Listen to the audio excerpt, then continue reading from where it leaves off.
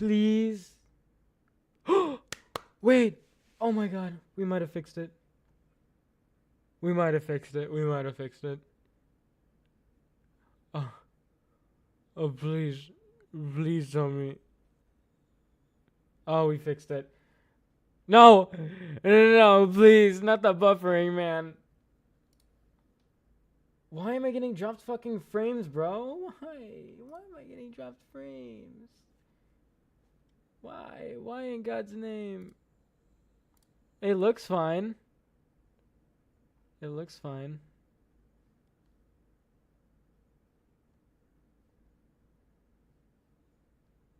The 1 minute video was insane. Thank you. Hello. Okay. This time, we're fine. I think. Hopefully. Is this the one? Probably. I think so. My preview isn't buffering, so we might be back. All right, let me upload the submission form so people can apply. To get a chance for a critique, please fill out this form. Pin. You haven't been sleeping, you've been waiting for this? Alright. Hopefully the viewers come back. Maybe they're like, this dude keeps fucking up the stream, I'm not joining it, but hopefully we're fine now. Okay. Should be fine. Okay. Oh, thank God we're fine. It's looking good to me right now, so. Yeah, just fill out that form. 26 hours away. Bro. Holy shit. Just submit your fucking thing and then go to bed.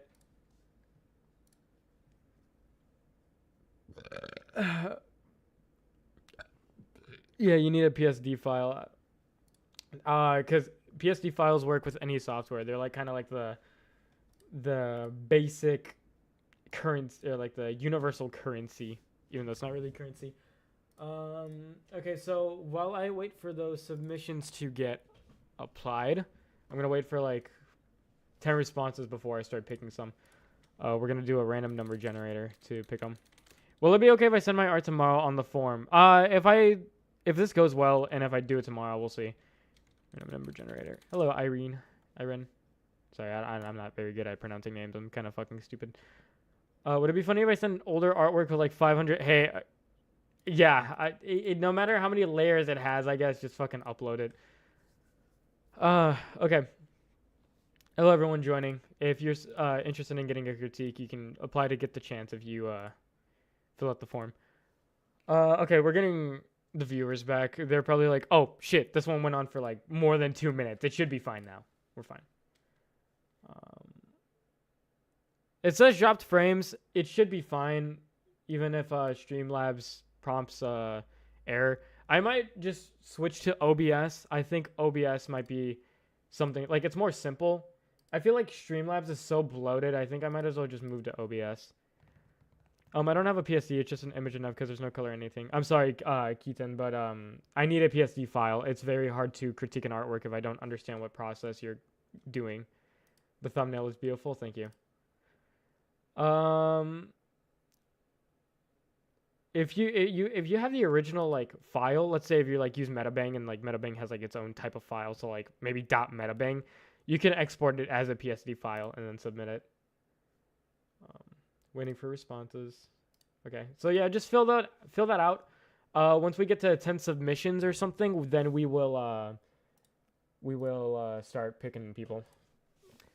Hello, Goldie. All right. So something I wanted to talk about real quick is I drew a hand yesterday. Hold up.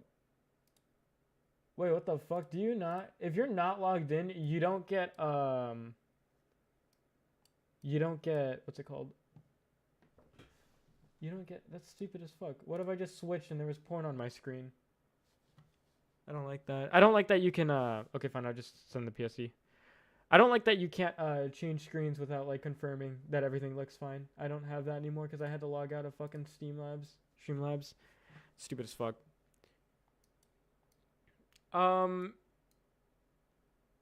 I'll convert mine into PSD. Yeah, you can do that with any software application.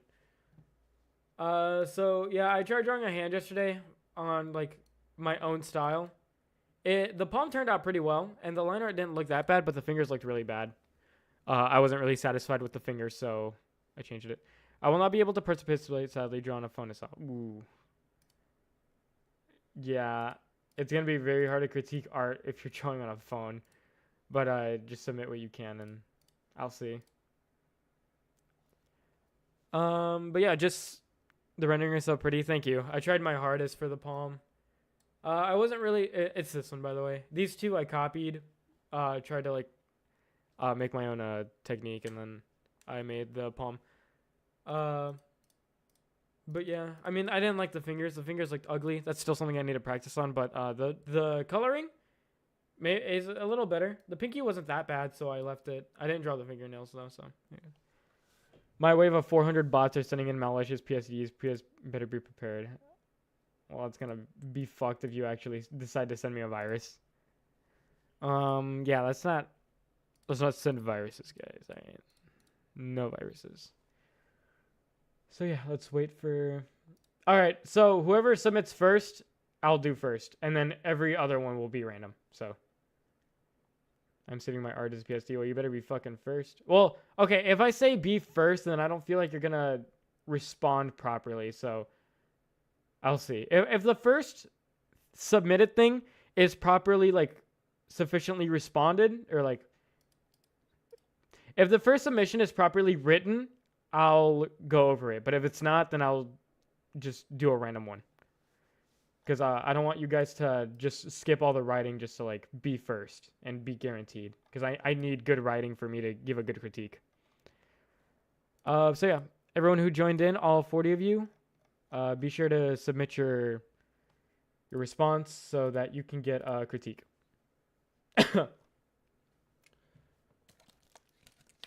How do I draw a boxer Santa Claus? All right, let me change back to face cam. I don't even know what you mean by that.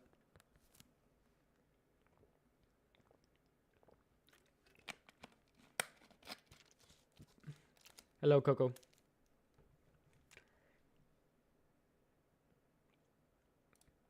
All right, everything's looking good so far, so we should be fine. Does CSP support KRA? What application are you using? You mean support, right? I don't know what supposed KRA mean. Hello, Yaku. Krita. If you mean the CSP support Krita, like their file, I don't like. No, it doesn't support their type of file. It only supports like CSP files and then PSD files. But every single software does export in Photoshop. Can I just send a CSP file because I didn't pirate Photoshop? No, please send a PSD file. You can export as a PSD in CSP. I will show you right. I can't show you, but you can export a PSD file in any software, like any drawing software. Sai, Krita, Metabang, CSP. You can export a PSD.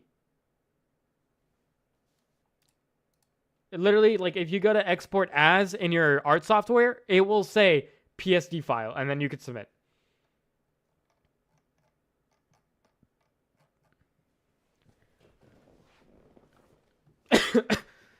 All right. Is drawing on a drawing tablet or phone harder? Phone, definitely. I don't know how the fuck people draw on their phones. You just... Because drawing on a phone, not only are you super zoomed in, you're also not as precise. Wait, I need to upload it to Google Drive and download them and then send it. You take your time. I mean, remember, every submission after this first one is going to be random.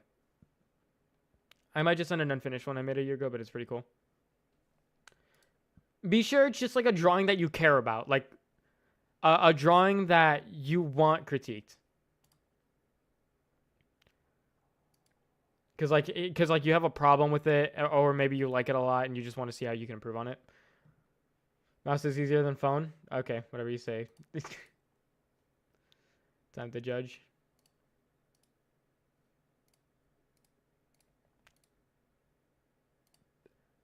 But yeah. No submissions so far. Everyone's getting prepared, I assume. Hold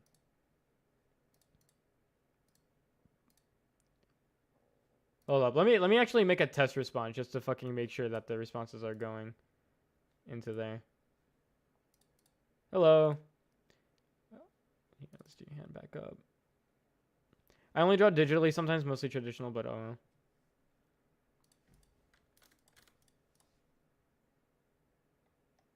Okay, I'm just submitting my own critique just to make sure that it gets in there. Okay, yeah, okay. It should be working. I got one response and it was me. Okay, so we'll see. How to send art? It's in the form. Just read the instructions and you'll see. I'm debating if I want to send a drawing. I mean, just like if you're submitting a drawing, be sure that you're fine with other people seeing your art, clowning on it. You know, because obviously I can't control how chat is. I can only tell them to act respectful towards people's drawings. Wait, do layers stay when you export as PSD and Clip Studio? Yes, they do. That's why I need them in PSD, because it keeps the layers intact and it's universally accepted within all drawing softwares. The one I currently access is like more of a study than an actual piece. Is that cool? Yes, I just want the piece that you're submitting to be something that you care about and something that you genuinely want feedback from. Oh, wait, oh, never mind. I'm looking at something else. Okay. So yeah. I'm assuming people are leaving the stream because they're submitting, or maybe that's just me coping. Can I upload Clip Studio Paint file? No, please. I keep saying it. Please upload Photoshop file. You can, in Clip Studio, you can export as a PSD, and it will be the same thing, but I need it to be a PSD.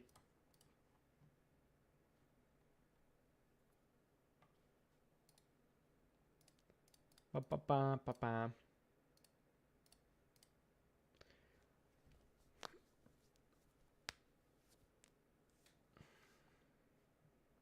And please submit actual well thought out responses. Is it okay to send a sketch? No, how the fuck does your file exceed 1,000 megabytes? Okay, if it does that, just shorten the resolution. Just compress the resolution. It should be still fine if you just compress like the resolution.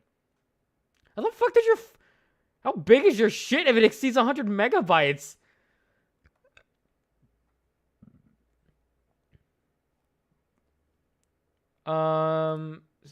I would prefer that you send something finished.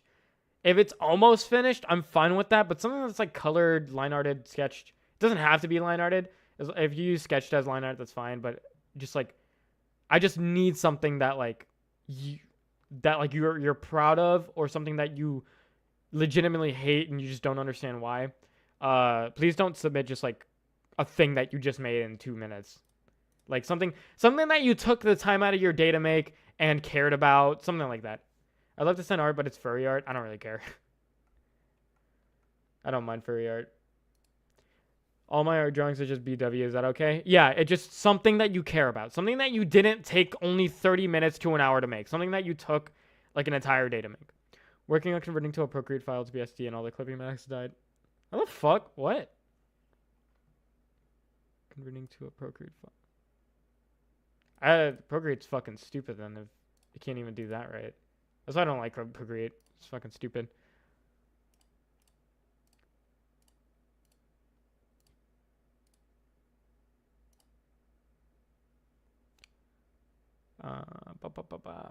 I think... Oh, we got 2 responses. So, why the fuck is it like this? I want to see individual people's responses. Okay, first one. Alright. We got our first thingy, so I'm going to open it. Let me download it. We have Untitled Artwork by Kimberly H. So let's download this, and then I will read what they say. So since this was the first submission, everything after this will be random. Okay, open it. Should be fine to look at. Yes, okay. Let us switch cameras. Dude, that's safe. Okay. So yeah, please just PSD files. And yeah. All right, so here is artwork by, I didn't ask people for their names, but I could see who submitted it. Katsmiku. Oh, they have their signature on it. Okay, so this is what they said. Talk about your thoughts. Okay, so this was the question. Talk about your thoughts on the drawing you made. I do like it. It was for an art history project inspired by the iconic painting Pearl with an earring. Yeah, I could see that actually. I replaced the model with my own OC, which is nice. Please list the artist who inspired you. What do you like about their art? And they said Johannes Vermeer. So let's look up who that person is. And you said you like the shading. Oh, that's the fucking guy who made it. Okay. Okay, so we're actually gonna download the thing that you made. The thing that you replicated. Okay. You can also list multiple artists, by the way. It doesn't have to just be one. Dude, how the fuck is your shit 700 megabytes? Okay, so let's get some drawings from them downloaded. See what they got.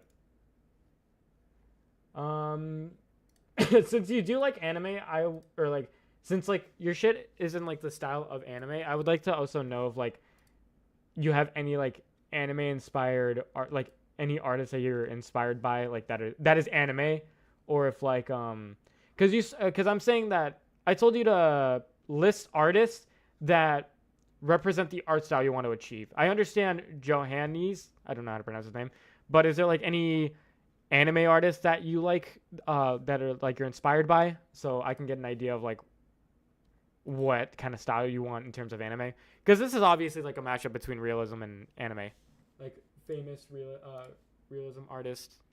You did say it was inspired by an iconic painting too, so all right.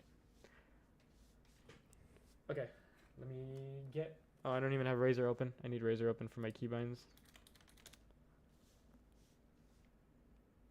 All right, so let's see.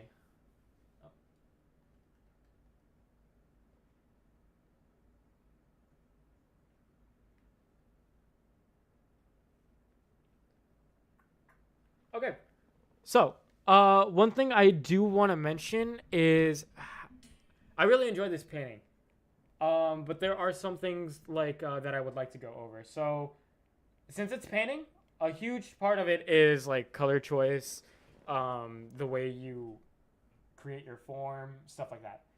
So two big things that I do want to talk about is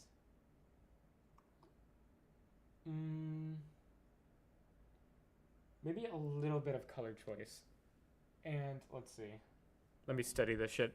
I send my art over to you. Please give me good feedback. I will, don't worry. Okay, so there are two major things that I want to talk about. One is something that I always talk about, is like the lack of hard shadows. And the second thing might be like the harmony between colors. So, okay. So, first thing we're going to go over is hard shadows. So, since this is a painting, of course, like the painting part is very important. So, my keybind's fine? Ah, shit, I have to reset my Wacom. So, I'll talk about it while I'm doing this. I gotta reset my fucking Wacom driver. This is gonna be a little annoying. I'm sorry, guys, for having so many technical difficulties before the stream. So, okay, so I'll say it while I'm restarting the driver. You seem to have overblurred a lot of the shadows that you've created. And it does happen. Like, when you look at the tablet, yeah, I know. It's like, I'll be sure to put it really like close to my mouth. You seem to overblend some of your shadows so that they become a little too blurry. If you look at the painting, you can see that Johan has a lot of hard shadows, and that's because like in real life, I feel like it's kind of hard to overblur some of your paint and some of your like, I don't know what he used. I assume he used paint. Sometimes paint dries in a way where it creates like hard shadows, but in digital art, it's really easy to kind of overblur it sometimes, and it happens with realism a lot.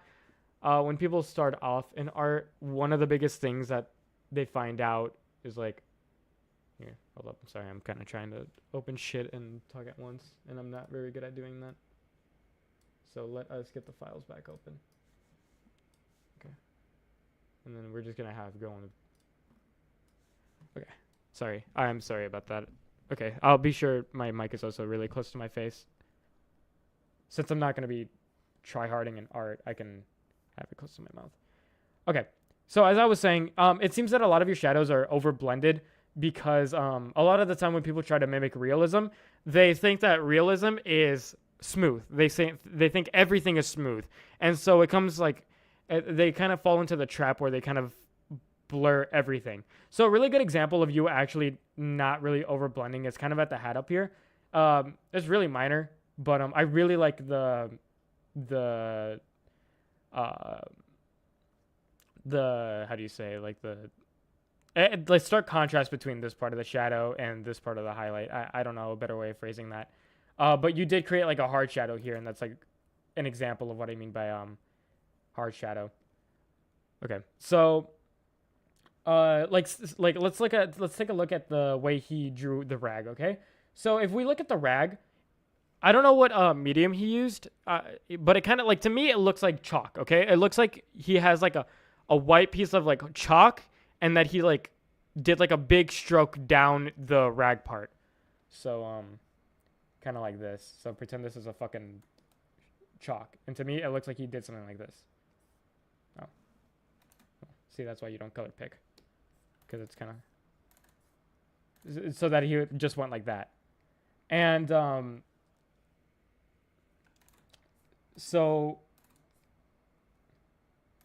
yeah, so really just my big critique for you is like hard shadows are very important, even in realism. Even though we look smooth, like having a lot of hard shadows can help the form a shit ton. And the way that Johan paints is like, it looks smooth, but if you really think about it, not a lot of it is smooth. So like, let's look at the face. So the face is going to be inherently smooth because yes, we're like kind of like round and stuff. So like our cheeks are round, our forehead is smooth and stuff like that. So stuff like that is fine to be, like it's fine to have like soft shadows. So as you can see, like a lot of his cheek is smoothed out. So like he's going to have the cheek and then smooth it out and stuff like that is fine. But on his nose and stuff, like right here, you can tell that it is a hard shadow. So he doesn't blend it all too much. In his eyelids, he creates a hard shadow, stuff like that. So let's go. I think the sleeve is the biggest example of overblending. Well, mostly the cloth. So here. So yeah. So what you did here is, can I open it twice? I kind of want to make like a duplicate so that I can make like my own version of it.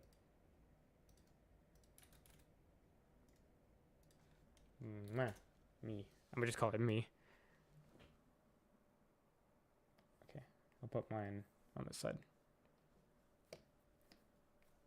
Okay, so here, now I'm gonna paint over it.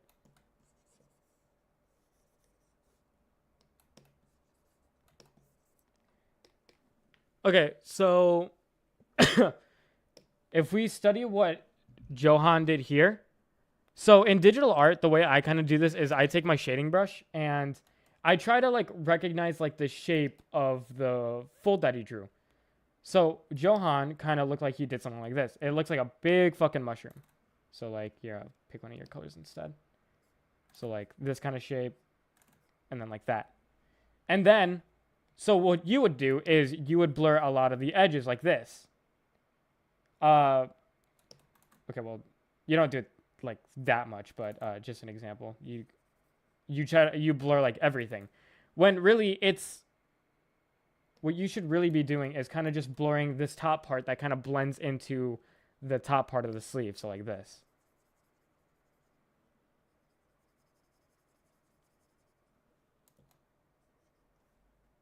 And then what I also like to do is sometimes I like to add a little gradient. So like adding a little bit of a gradient doesn't get rid of those hard shadows. It just makes it just adds more variety in the color between the shading and the the base color.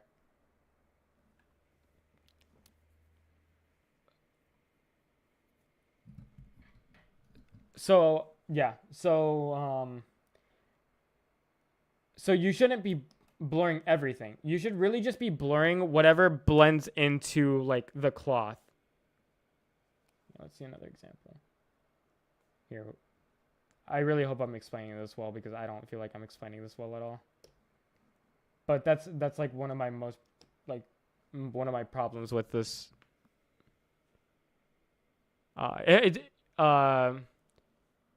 Kat, if you're here, you can ask me to clarify like something because I know that I'm very bad at explaining stuff. So if you ever have like a question, don't be afraid to, ask. So okay, so here's a good example. So let's talk about the form of this rag. Okay, this is gonna be more clear than everything I've said so far. Let's talk about the form of this rag. Okay, so I want to talk about these two folds right here. Okay, so one, we have this fold right here. And then two, we have a fold over here that's kind of synced into, or like it's sinking in so it's dark.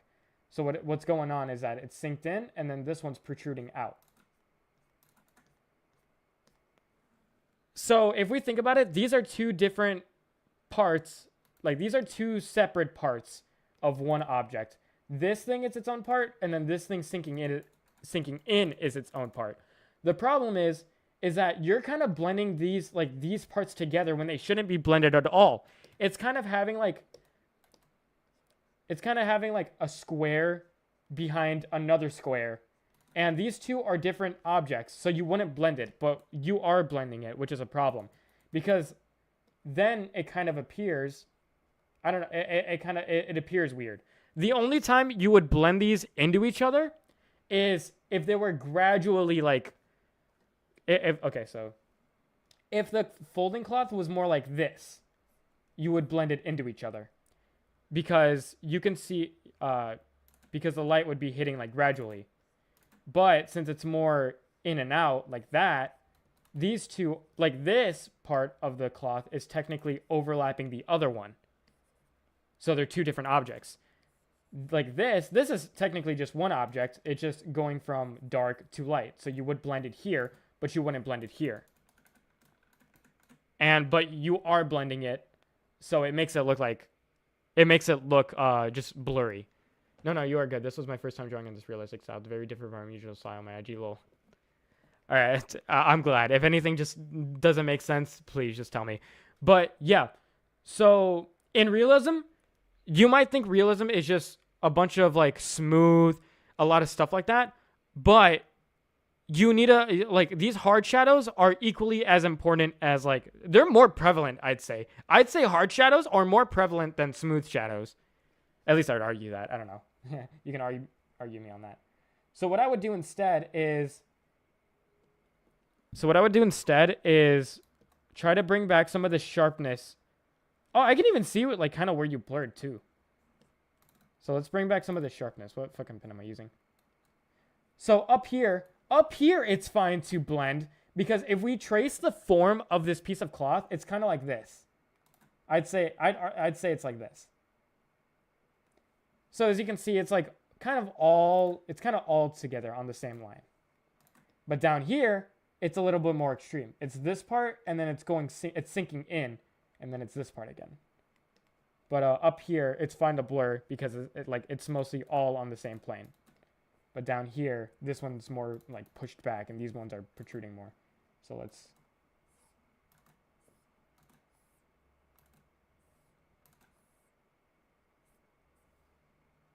I don't really have the tools that you use to color this, so I'm gonna just try my best into. Oh, that's a fucking marker tool. Yeah, my fixed example probably isn't gonna look the best just because I'm using my tools. I'm not using what you used. Here, I'll try to maybe I'll use my shading brush.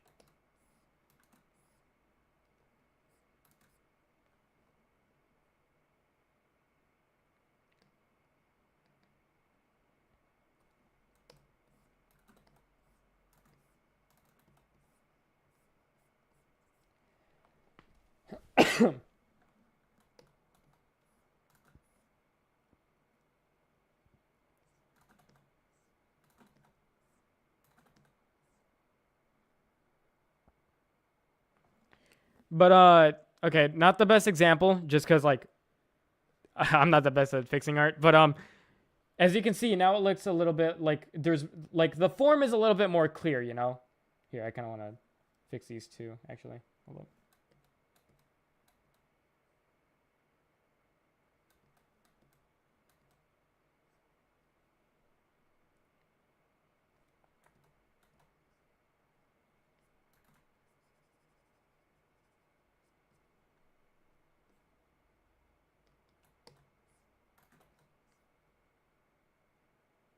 See, the form is a little more clear now, since you can now see that it's like the same rag, but one of the parts are like more pushed in. I just kind of want the idea to like come across, all right? I'm not really the best at like, I can't really fix this that easily, but because obviously different tools. But I hope kind of like the idea of like, the hard shadows are important. Hold on, let me see. How do I get a critique? The link is pinned in chat. What if it's in the files of page? It has to be PSD, please, guys. PSD. I need to see your process in case like a problem stems from the process. But yeah, having these hard shadows is helps you like define the form a lot more. So here, I'll add a little bit more.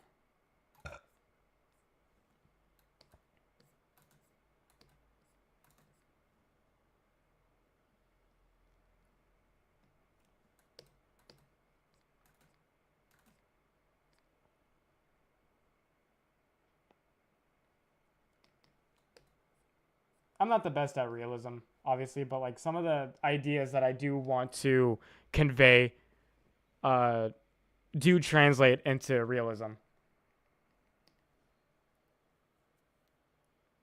So, okay, I'm just reading. Here, maybe I'll be able to do this example a little bit better. But another really good example of how this artist uses his hard shadows is up here on the headband. So, yeah, here's a very, very good example. So let's kind of study about how he shows his form through his painting on the headband. And this is why like hard shadows are very important. So, so he kind of uses hard shadows to kind of like separate the two sides of a sphere, because our head is a sphere. Because you know how a sphere is like this, it has one side and then the other side is like dark like that. He kind of uses that same idea for this headband right here. So over here, this entire part is like kind of like the same color, and then this entire part is kind of the same color. So he doesn't really blur it like you did here. Most of it is actually like very like, it's like clearly separated. So here.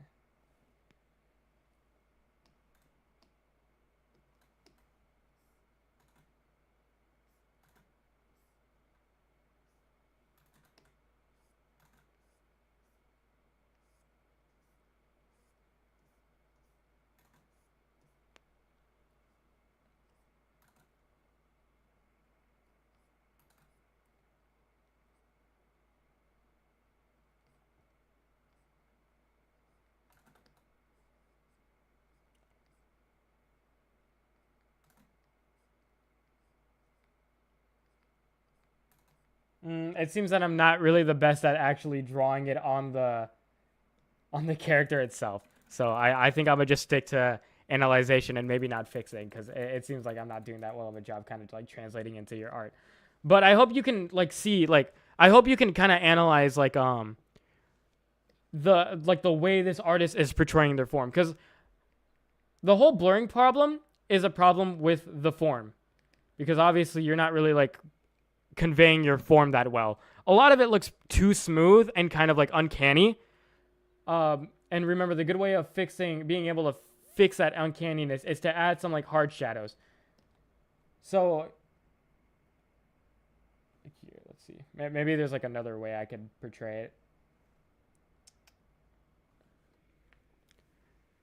I feel kind of bad because like I'm not really the best at like realism, because I never practiced it, but I can still kind of like see where the problems lie at. Oh, here, wait, let's try. Hey, let me try to do the nose. Okay, maybe I can fix the nose. So as you can see, this character has like a bit of a hard shadow on this nose part. Don't feel bad, lol. Okay, as long as you get like the general ideas of what I'm trying to convey, I'm happy with that. So this character has like, or on this side, this person has a shadow on this side of the nose to kind of like convey the form and the shape of the nose. So like it kind of shows you where like the nose ends. And then, yeah, it is blurred a little bit, but it's not blurred like in everywhere. So like I like to keep the edges hard. And then they have like another stroke like right here of like the nose.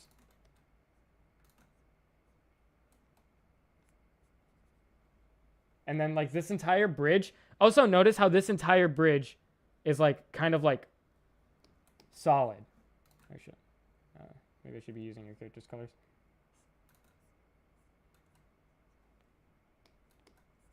So it's fine to be blending inside of the shadow itself, but it's the edges of the shadow is like what is important. But yeah, I'm doing a very shit job at fixing it, because obviously your character is anime, so the nose isn't going to translate well. But that's kind of like, I kind of like want to show you like the importance of hard shadows. I'm doing a very shit job at translating into your art, so I feel really bad. But yeah, just remember, try not to over blur, because a lot of people fall into the trap of blurring too much in realism, and that's like a huge issue that a lot of people go into. I'd rather just fucking analyze this art instead of trying to fix it, because I'm doing a very shit job. But yeah, here, I think another good way of kind of like showing you the importance of it is to just fucking draw it on the character, just to like highlight it. So let's kind of like analyze where there's hard shadows in this piece of art, okay? Teach you how to edge better? Yeah, I definitely will. So the way this person constructs their nose is, so we have a hard shadow here, okay? Or we have like a segment of a shadow here. This entire part of the nose. So this entire part of the nose is shaded, and then this entire part is is light. And then so if you were to do this, you would keep like this part. Okay. Well, dude, I feel embarrassed right now. I ain't gonna lie. It's okay, Electric Christy. Thank you so much. Yeah, I just need like the general idea to come across. I feel like very embarrassed right now because I feel like I'm explaining so shitly. But I hope you can see where I'm coming from. I think the best example of like use of hard shadows or hard shading is just in the rag itself, because it looks like a lot of like the lines that this painter painted is like he's like stroking it up and down. I'm talking about edging and stroking it up and down. So like he's kind of like doing like up and down strokes. Like he doesn't really like blend anything. He kind of just like does strokes that go up and down.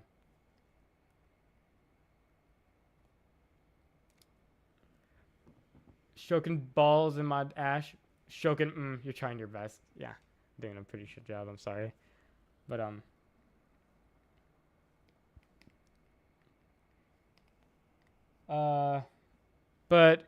yeah, that like who have stroking their edges. I should have sent a better one that's more cartoony and more my style.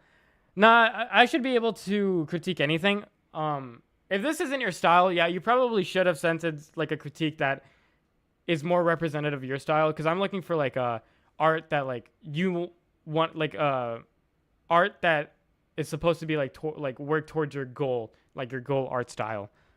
But yeah, I mean, these critiques also help in your actual art. Like, you know, like knowing the importance of hard shadows, understanding when you're blurring too much, stuff like that is very important to like also be self-aware of. The other thing that I wanted to talk about was color choice, but I feel like that really has to just do with the way you're shading. I really feel like that just has to do with the way you're shading, because I feel like the color choice is fine. But it's the way that the form is portrayed that makes it look a little off in some places.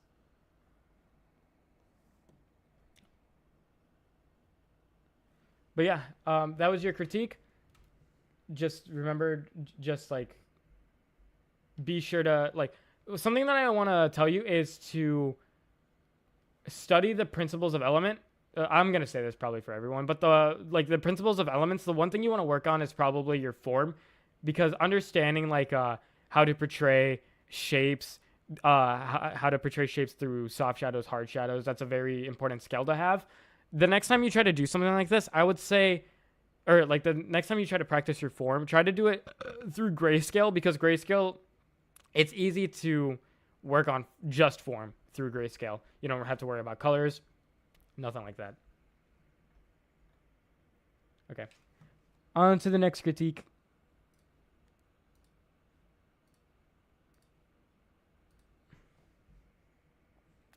All right. It seems that there is 20 responses, so I'm going to do a number generator.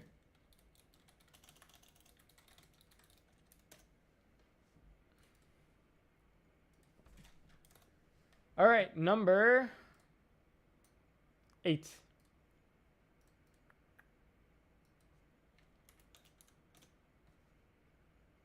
We have Sukuna. Is that what I think it's going to be? Oh, it is Sukuna. Let's see what he said.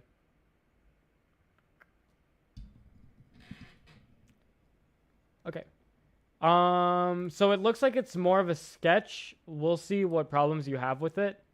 I usually draw in black and white, so this is one of my few attempts at color, and I'm quite pleased on how it turned out. I think I drew this without guidelines and just colored how I thought it made sense from some tutorials I saw about shading. This eyebrow seems whack, and I think everything above and below the face seems to have no thought behind it, no structure. This is part of a challenge where I draw every day. No structure. I don't know. I don't really see that. Okay.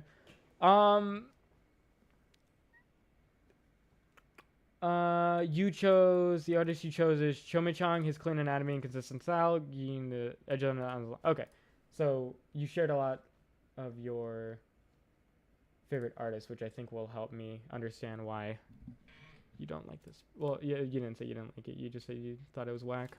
I don't know. I don't see it as whack. We'll see why. So let's see. What did you want to work on?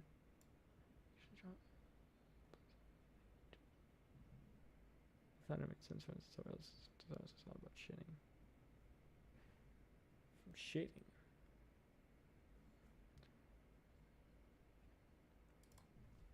I don't know. I like the having no thought behind it. I don't know. That's weird. To me, I think it looks fine, but we're gonna see. Okay, you like Kuno. He's an okay. I'm going to assess you based on the artist that you sent me. So we got.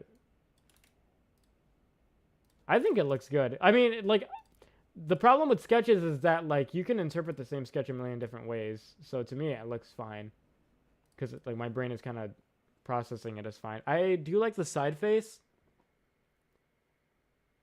We'll see. Like that's the problem with just sending in a sketch, is that I rather prefer you send in like something that's finished. Perspective is really cool.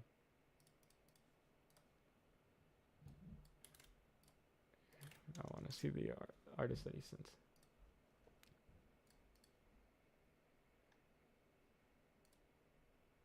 Okay, so here's a. Oh, this is a study of a person. I sent mine in, so I'll be like, okay. GG. We're gonna do Tibin. He's a mangaka, apparently. I want to see a side face that he made. I'm assuming he's the guy who made Jujutsu Kaisen. So we're gonna save this. Okay. That is a good reference to see. I think this is the guy who made Blue Lock too, right? Oh yeah, he is. Okay, let's see. Manga work. Manga work. He's the guy who made Blue Lock.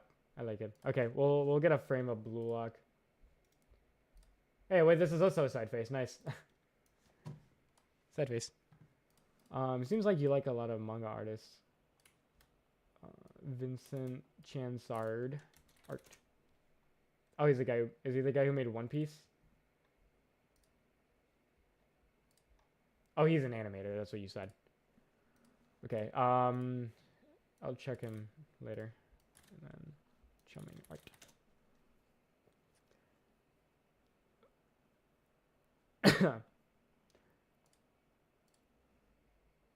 This person's a little bit more realistic, which is a very stark contrast from what you showed me. It's clean anatomy and consistent style. Okay. I think having a lot of side faces would help, so I'm going to save this too, even if it's the shittiest image that I've ever seen, because it's fucking compressed as shit. Okay. So I think what we really need to work on is probably the dynamic feeling of your art. So it seems that a lot of the manga like artists that you really enjoy how dynamic it feels, is what I'm seeing.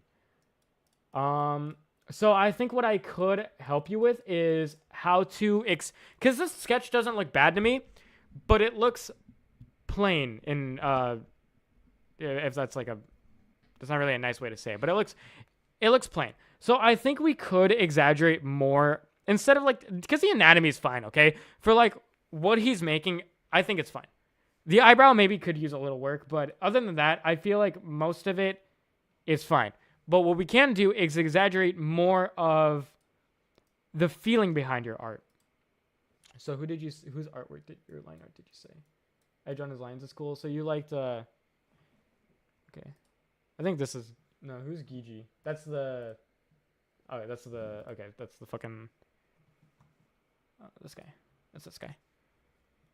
And then perspective is really cool. That's just Blue Lock. I also didn't see who Kuno was. You liked Kuno's rendering. Artist. Oh, that is. I don't know if I'm looking at the right artist. I think it's this person. Oh, yeah, it's definitely this person. Okay, so you like this person's rendering. But since this is like not a colored video, or like, I mean, we could probably try to copy about how he does his form. So let's see. I'll open up a randomized. Fuck off. Okay. I'll save. Can I see the photo? Okay, I'll just do something. I'll just do snipping tool. Oh shit. Okay. Save as spam letters because I don't really care about typing in something meaningful. Okay. So I think what we can do is kind of just exaggerate more of the art that you have, because to me it seems like a simple sketch, and there's nothing wrong with that, but like I think a lot of the thick lines that you have are kind of too smooth and just kind of not that expressive, because they're like basic smooth lines. So I think what we can really do is kind of like figure out a style that would really help your line art pop more. So here, I want to get one more Blue Lock, because I actually do really like Blue Lock's manga panels. So let's get one more Blue Lock panel. Here, we'll do this one of fucking.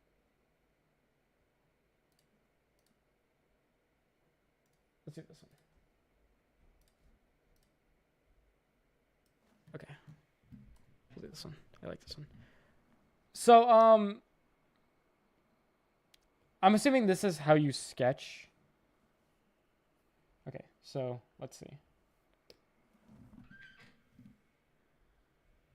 Make sure. Okay. So I think the style that you kind of picked for this drawing is good. It's simplistic, but it seems like you kind of just want to get better.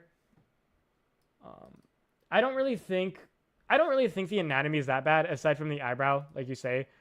But you say things seem to have no thought behind it, because there's no structure.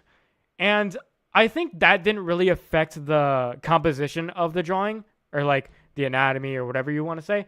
But I do think that affected a lot of the expression behind it. No thought behind it means like the art is kind of just like has no meaning behind it. Like there's no tone in this art, you know? There's no tone. It's kind of Sukuna and he looks angry. And that's kind of all there is. And the color choices don't really help either because it's a cyan blue and then very light red. And so he looks serious, but like the color choice is kind of goofy because it's like two kind of like I think of them like kid-friendly colors because when I was a kid, when I always made my Minecraft carpets like blue, like this kind of blue and this kind of red. I would always make my Minecraft carpets that. So like to me these colors kind of seem a little goofy. I think what oh yeah, and you also oh shit, I also forgot that I asked for the fucking yeah, so I think the thought behind it didn't really affect the composition or the character itself. I think it just really affected the tone that you're trying to set. So let's give this drawing a tone. And it's very important that if you want to invoke like a feeling into the viewer of your art, you have to be setting a tone for yourself. So I want to set like a very expressive like grrr tone, you know, like kind of like Blue Lock. I feel like that kind of tone would fit this art a lot because like Sukuna is like this badass, scary ass fucking dude, and so I think setting the tone for that would be, you know, easy. So one thing that I do want to say is like probably reference those like frames of manga where like this creator or this guy is like trying to draw something that's like super fucking intense. Here, what's a Jujutsu Kaisen serious face manga panel. Here, what's like a... Ooh, this is a good one. Actually, no, it's a side face. It's not going to work that well. Frakuna. That's not very nice.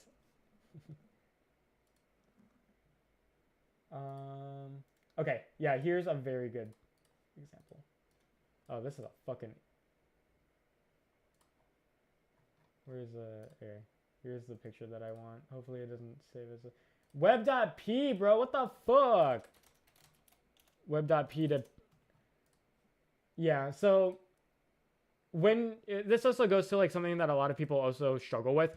Before you draw, like, a piece... Like, if the piece is for practice, then it doesn't fucking matter. But if you're trying to... if you're trying to create a good piece... Kind of like, you have to think about what you want from the piece. You got to think about what tone you want to invoke. You got to think about the composition. Like, this is all stuff you can do through thumbnailing. Like, you know, like thumbnailing, if you saw like my Why Your Drawings Don't Look Good video. It's good to have like just like quick plans of what you want your drawing to look like before you do it. So, I think a lot of what we can improve is the line work. Like picking a different brush to line with, because this brush that you're using is big and circle. So when I think of big and circle, I think of safe. I think of, you know, like not like safe in terms of like you didn't want to try anything, like safe in terms of like if I saw like a guy who looked like this with this brush, I think he's like a safe person. He's like someone I can trust. But if I use something a little bit more serious, like let's say something with a little bit more dynamic to it. I don't know. I'll give him fucking hair. You know, he's a little bit more intense, you know? So, one thing that we can do is use a obviously different brush. So.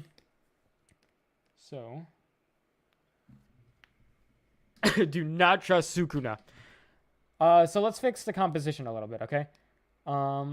So instead of these two colors... How the fuck what did I do? Okay, I'm gonna undo everything because I actually don't know what I did to change. Okay, so instead of blue and red, I feel like you should change the blue to something darker, okay? It doesn't matter if it's like a purple, like a dark purple. Maybe even a dark blue would work. Dark desaturated blue. Like even a dark desaturated blue would work. It has to be something that kind of invokes like, oh, the beast inside of me is coming out. and then fucking 3-Day Grace plays. Something like that. And then I also feel like this red is a little too, like, happy. So I also want to change this red to... Another good thing to actually do is, like, if you're doing, like, a one-color challenge, something, like, kind of, like, saturated also kind of works to invoke, like, a serious feeling. Well, then I would have to change this blue to something more desaturated. But then that also looks cliche, so you can really just do anything that you want. As long as it's not, like, too bright colors. Do something like... Make one of the colors dark or something. Like a light and then dark. I don't know. Anything that's light and dark. Not both light, because then that makes it feel happy. So... I'll go with this. Because I like this color, so I want to do something like that. Another thing we can do is make the line art a little bit more, like, serious. So, like, a very, like, to me, line art that invokes seriousness is line art that's, like, has a lot of line weight and that is sharp. Because sharp line art looks dangerous, you know? Like, the same way this blue lock person has, like, sharp line art. Angular shapes, so it's kind of opposite to my art style, where I like to do smooth, soft-shaded line art, so, like, smooth, soft-shaded line art like that. That doesn't work for this type of drawing. We need something that is completely opposite, something that looks dangerous, like a sharp, a lot of line variety, and very angular. Not to mention the amount of emotional damage connected to him. Oh, you guys are talking about yeah. So I'm gonna try to copy what this blue lock artist did, because it seems like a lot. Some of the anatomy does kind of match up with, like, what you're trying to achieve. So yeah, let's turn this into blue. Also, I'm not very good at line art. I'm still practicing on that, but we can try our hardest. So.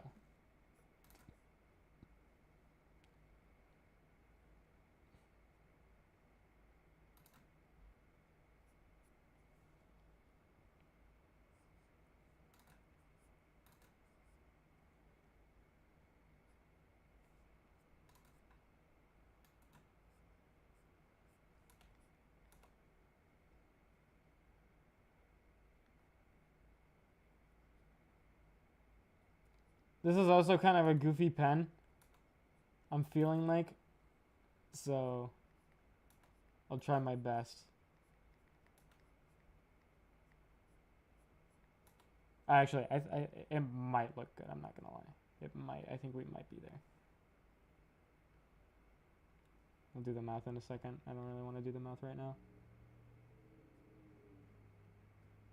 I'm having a lot of, like, rounded corners for some reason with this pen, which is something that I don't want. I kind of want more sharp corners. I don't know why I keep getting rounded corners with this pen. I'm trying to avoid, like, more roundedness.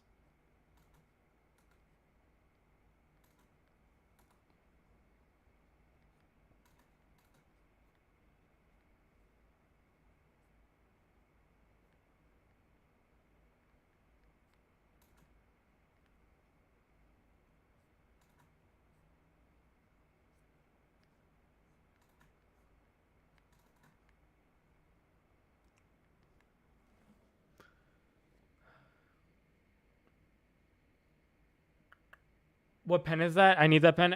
All the pens I use is on my Patreon. It's free, so you don't have to worry about paying.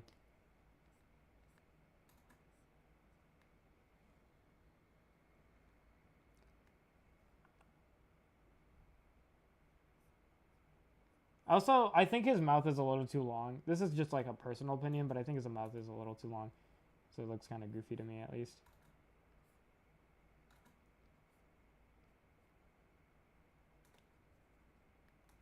Here. How does he... Oh. He's using a different brush that I use. Do something like that.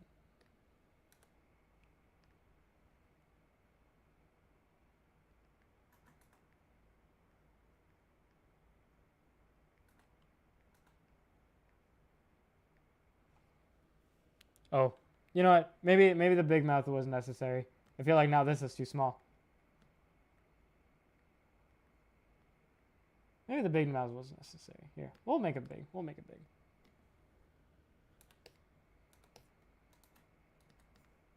I also want something like his serious eye. I did have, like, kind of like a, yeah.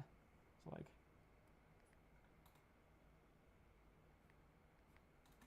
Wait, hold up. How did this guy draw his eye first? Okay.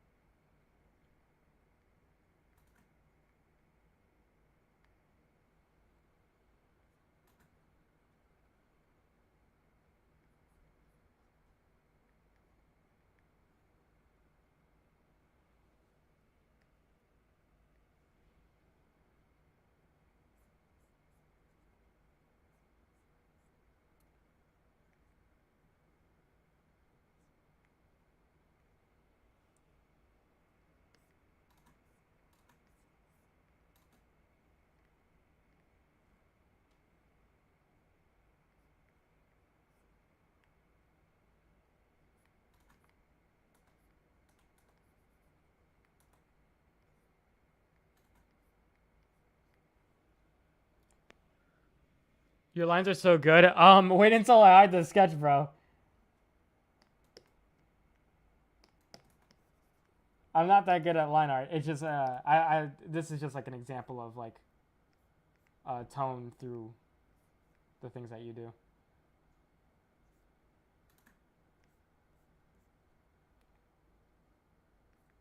Yeah, no. Let's do that.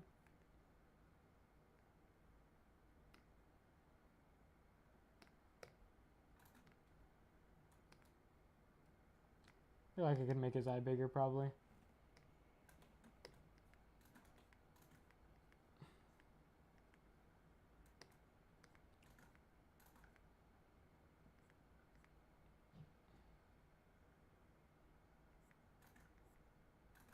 What kind of eyebrows does this guy have even? Not him. Oh, they're pretty thin.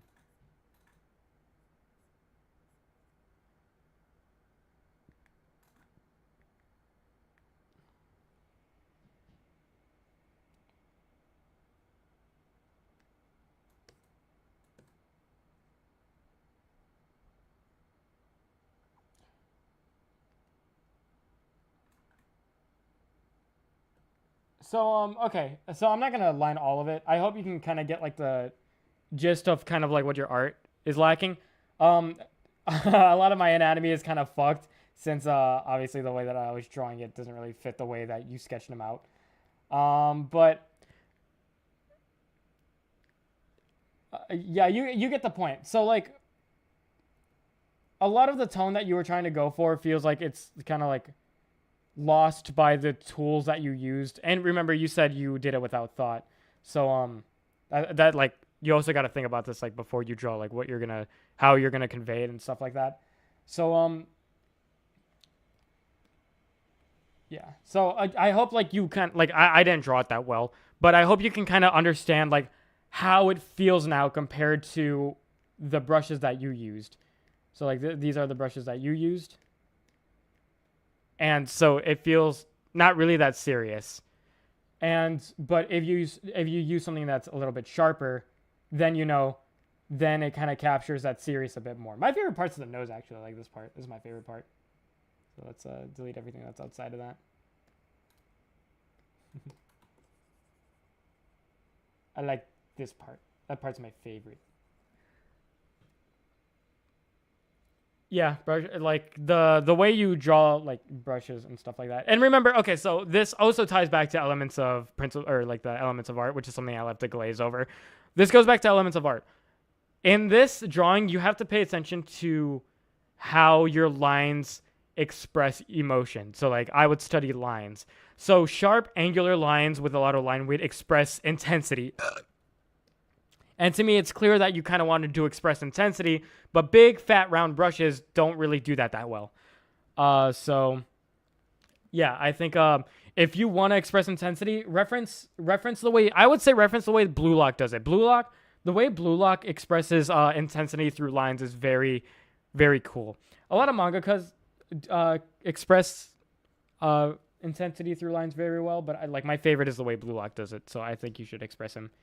You can also use there's also like a lot of things that they do, like if you're like pretending to throw a punch. So like if you're gonna punch someone, a lot of them also like to add like this thingy, like the lines of action. So that also can help you express a lot of your tone correctly. So yeah, the only problem I had with this drawing was how you expressed the tone of your art.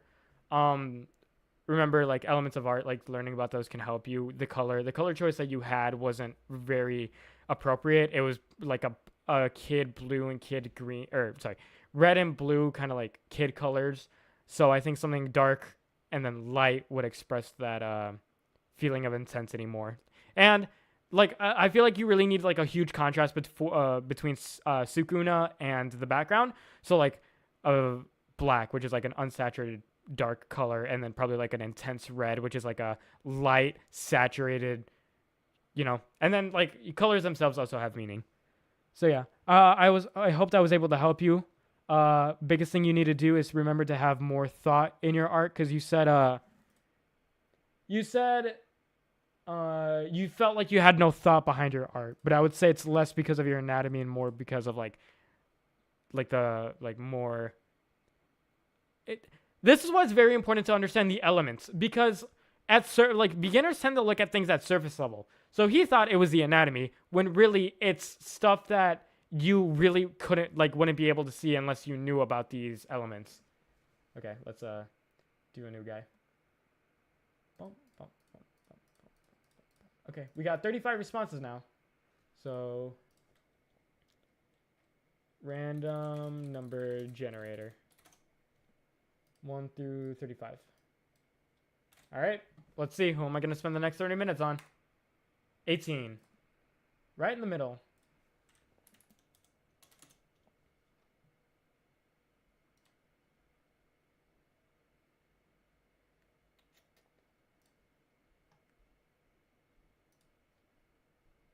Couldn't preview the file. Okay, hold up. I'm going to hide it real quick just in case, like, somebody decides to fucking upload porn or some shit. 95 mega? Dude, how big are these files? I've never had a file that's 95 megabytes. That's crazy. Maybe I should have upped the capacity. I don't know. I have never seen these big of files before. Okay.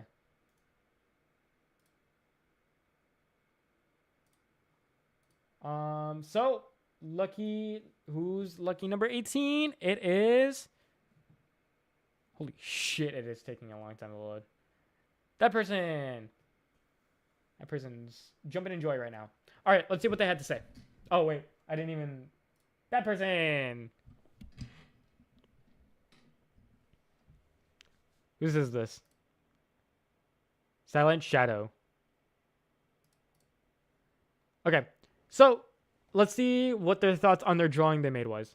This is a drawing that I loved, but it never ended up finishing. I was planning on doing a background and everything. My main problem was the shadows for the girl interacting with the car, as well as the overall lighting for the car looking a bit weird and smooth in some areas. The girl also was originally just a sketch, but I ended up coloring it instead of doing line art, so some of the mistakes... Okay. The girl was also originally just a sketch, but I ended up coloring it instead of doing line art, so some of the mistakes I would have made from that still remain. Yeah. The girl can be removed by turning off the 2 purple multiply layers on Megami layer and the multiply layer below it. The card can be removed by disabling the GTR layer. At the very bottom of the layers, you can see a backgrounds folder containing the background that I didn't end up finishing. Since I had to cut the original fire source from 7, there might be less detail in the image. Yeah, stuff like that doesn't really matter. Like, it's never about the details. It's always about the entire picture in general. Let's see the artist that they chose. Nagi Shiro Mito. You love his colors and his line art. Let's see what he art. Oh, he has a Dambaru. Oh, everyone's naked. Okay, we'll do something like this. The original file. So, yeah, I can see the inspiration behind this one. Ask, who is... I don't think I'll be able to search up who Ask is. Ask Art. No, that's a... Ask Artist. Oh, draw like Ask. Oh, wait. Oh, I see. Wow, I'm kind of surprised that people... Is this the Persona artist? Okay, I'm done with this one. It's fucking web.p. Yeah, web.p suck my shit. I'm gonna try to... Okay, so I'm not gonna go in... Like, so I can cover a lot of critiques. I'm gonna try not to go so much in detail, but kind of tell you the overall problem and try to, like, expand your understanding. But I'm not gonna try to critique everything that I have a problem with. Maybe just, like, the major plot points. Because also, if I tell you a lot of stuff that I have a problem with, it's gonna be kind of overloaded for you. So I'm probably just gonna do, like, the main problem, and then, yeah. Okay, this guy's cool. Ooh, I like this guy. I like this colors. I want to draw, like, Ori Days. He has a lot of tutorials. Let's do this piece of art, because this piece of art looks cool. And then, okay. So the first person you love is coloring and line art. Second person you love the lighting and style, and the third person you love the backgrounds and composition, and the lighting and shading is incredible. FYI, this artwork was mostly doing my own thing rather than intentionally going for the style of these artists. Okay, but it gives me an idea of like what you want to go for, which is also always helpful. I don't have anything else open, do I? No, I don't. Okay. So let's see what my overall problem was. I gotta go, so if mine ever comes up, please be as harsh as possible with my critique. Yeah, I'll call it shit, don't worry. I'm just joking, I would never do that. So yeah, let's see. So, love this person's style, colors, and line art. You like this person, colors, and line art. And then you love the backgrounds and composition of this one. Alright, let's see the background that you tried making. Ooh, I like that, that's pretty cool. I think we might need a better example of this person's then. Let's do something a little bit more detailed.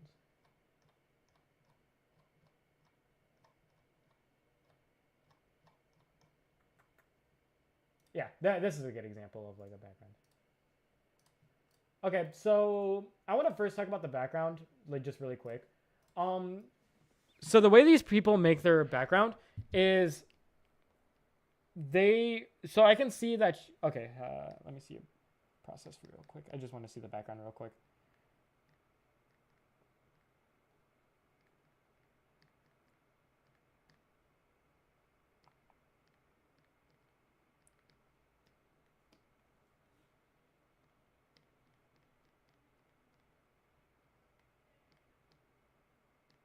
Okay. So a lot of backgrounds are made from simple shapes. I think the one thing that you probably only need work on is the coloring choice of the backgrounds. I think I might have fucked up the background, I ain't gonna lie. I hit some layers.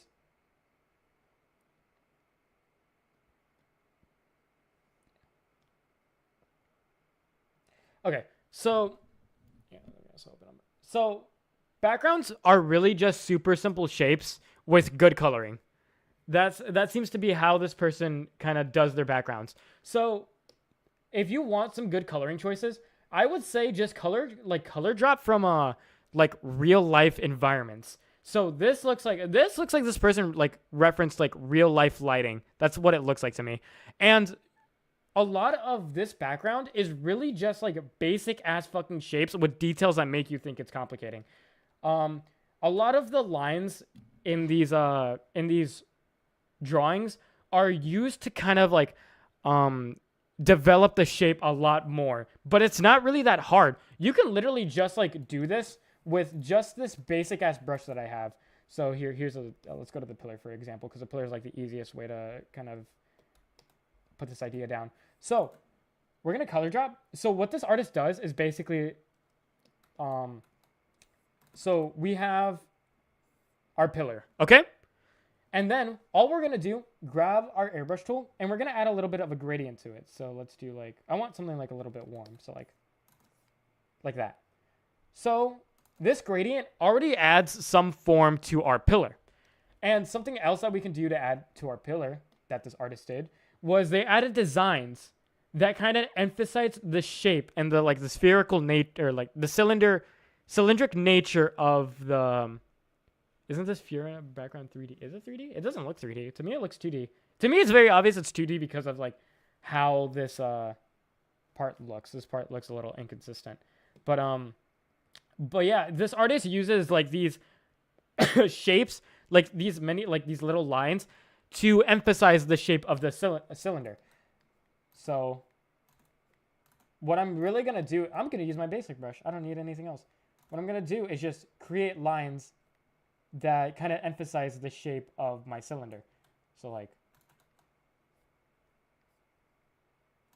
okay, I'm doing it. Okay. It's kind of hard to do this one. When you do cylinders, you gotta like make sure that like it like the circle perfectly encapsulates the entire area. That's the difficult part with cylinders like this.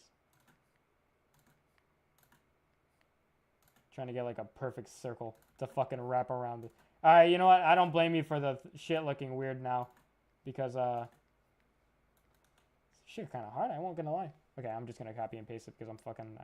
I want to get through this quickly. Copy and paste. Put it down.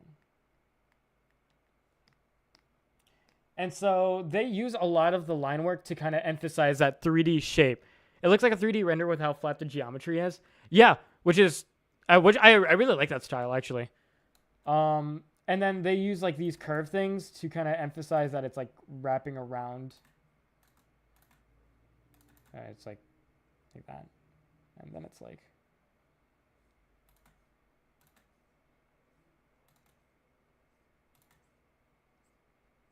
And then here, I'll cut off the bottom so it doesn't look as jarring. Let's do the same to the top. But since the background is far away, a lot of these details you don't notice. I don't feel like you should really focus on the details of the background. Just focus on their I'm fucking up on these thingies right here. I just do this. It feels easier. But it's better to just focus on like just doing more generic shapes for these parts. Because if you zoom out, then you don't notice it that much. Yeah, I don't know. Maybe I'll add a little bit more pizzazz by blurring out the middle of these. Make it look a little bit soft shaded. It may make the viewer think that it's soft shaded by adding a little bit of blur. You know, you get me? Blur it a little bit. And I'm gonna straighten it out. It's kind of fucking wobbly right now. But you get the gist. A lot of these backgrounds are they're very simple. These houses, if we look at the shape, this fucking house is just a bunch of cubes together. It's just a bunch of cubes together. This is the shape of the house. But it's colored very nicely. And there's small little details that kind of like emphasize the shape a little bit more. That's really just like the structure of that house. One side of it is blue, and then the other side is a more warm color. So it kind of like emphasizes that. The coloring emphasizes its shape a lot. And then there's like little like windows here and there, and then the bricks. Oh shit! What the fuck? And then see like the brick lines kind of also emphasize the shape a little bit more. Like this is a curved part of the wall, and the lines from the brick also help emphasize its shape a little bit more, because like the bricks are like going like this, like that. So a lot of these backgrounds are actually super simple to make. You just have to break it down into shapes instead of instead of trying to, I don't know. Instead of looking at it, I don't really know how beginners look at it. It's kind of complicated because like the way that you did this background reminds me of how I used to do my background. There is like a clear difference between this background and like the technique used between this background and the way the technique used between this background. But how do I explain it even? Like, I don't know what beginners do that makes them... I really just want to say that a lot of these issues stem from focusing too much on details instead of the overall picture. Because a lot of these details, like, tend to, like, blur together when you zoom out. And sometimes even sometimes they look a little bad. So I think really what you should have just done is, if you want to like draw backgrounds like this person, I think find like a real life picture of like a background that you want and just kind of block out everything. Block out everything. Yeah, these are just example colors.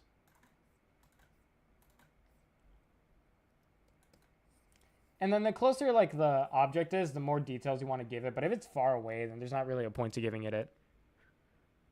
Okay, so done with the background. Hopefully that makes sense. Let's look at the character itself. I'm not a car person, so I might not critique the car. I mean, the car also is like the way you draw the car is also like the way you draw the background too. So I find like shading glass very satisfying because a lot of the way glass is shaded is it's like it has a dark color And then people shade it with like a big ass glare. Yeah, let me actually see like the way car anime. How do people? I need like a very. Oh yeah.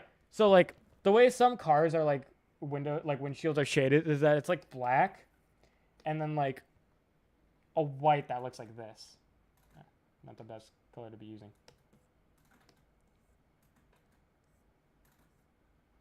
And then a gradient. Very, very light gradient. And like, see, like, if this was like very far away, maybe I'll blur it out. I'll blur it a little bit more, a little bit. And if like that was very far away, it would like look very realistic. Like to me, it looks pretty. Like to me, it looks pretty. Like if this was far away on a car windshield. So like, imagine that was far away. Like to me, that would look cool. So yeah, so like the way you do cars is the same way you do backgrounds. Block, yeah, like this person says, block out then add detail. You just want to get like, you want to block out the shape of what you're creating and then go back and add the details, because the details don't matter as much as the overall shape. When I was showing you guys the hands, I told you that the line art doesn't work. Like the way I line art things, line art looks bad when the shape of what I'm drawing isn't correct. And the shape is very important. So block out the shape and then add the details that, and make sure like, these details are kind of contributing to the form by emphasizing it more, like I did with the pillar. It feels like you're focusing too much on the details too soon. Okay. Off with the car. Let's do the person now. So you're very inspired by these two. This guy I was using as an example for the background, so well, I like that one. I'll keep this one because this one's a good example for putting a character in the background.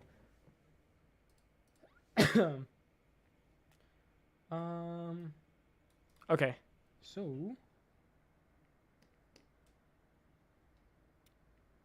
I'm gonna take off her purple filters. I'm gonna delete them just because I feel like everything's clogging. I just want to see this. Okay, see this person.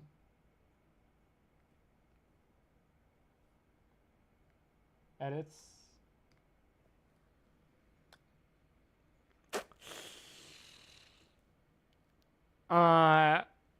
Okay, well, I'm not gonna take out the folder anymore. YouTube, artistic nudity. It is artistic nudity, please. She did not have anything either, okay? She had nothing. Alright, so, I'm not take off any of the layers. Okay, so, let's see the way. Here, let me get another ask. Alright. I want to get something that shows like a girl's stomach or something.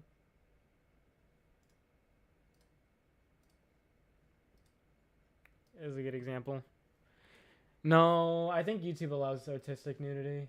Yeah, I'll fight them on it because that's what it is. It's not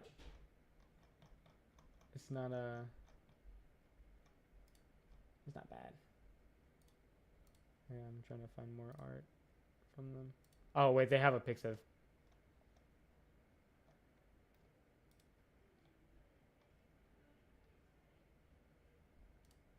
Show me a girl with her tummy out.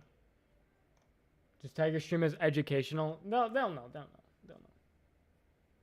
know.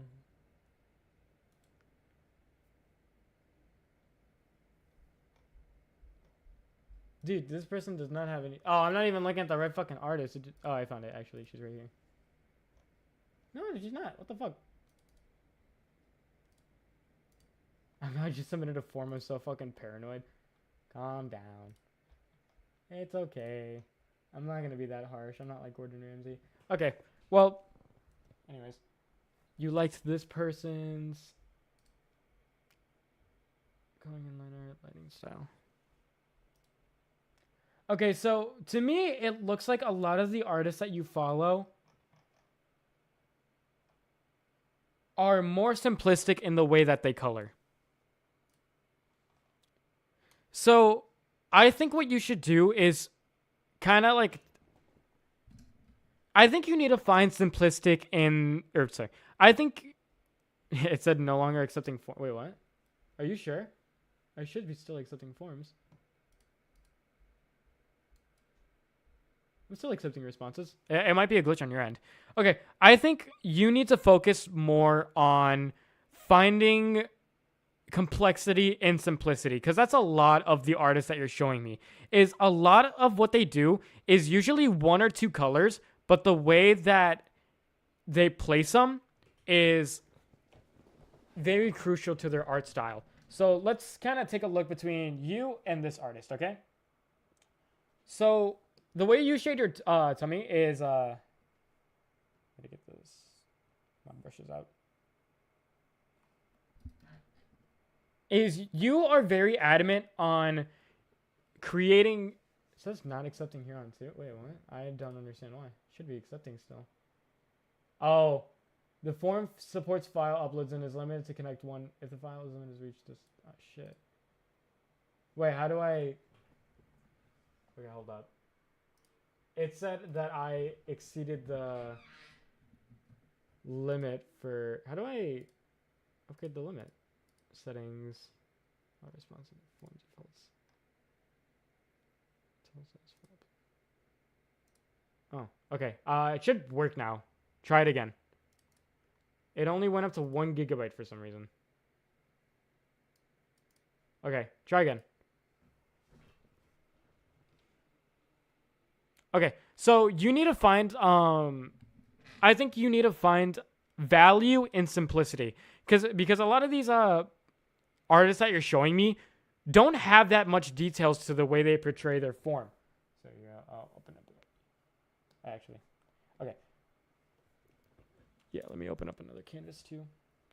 So so the way that your tummy is, you seem like you care a lot about like each individual part of the tummy. So like you care about this part of the abdomen and this part and then the hips too.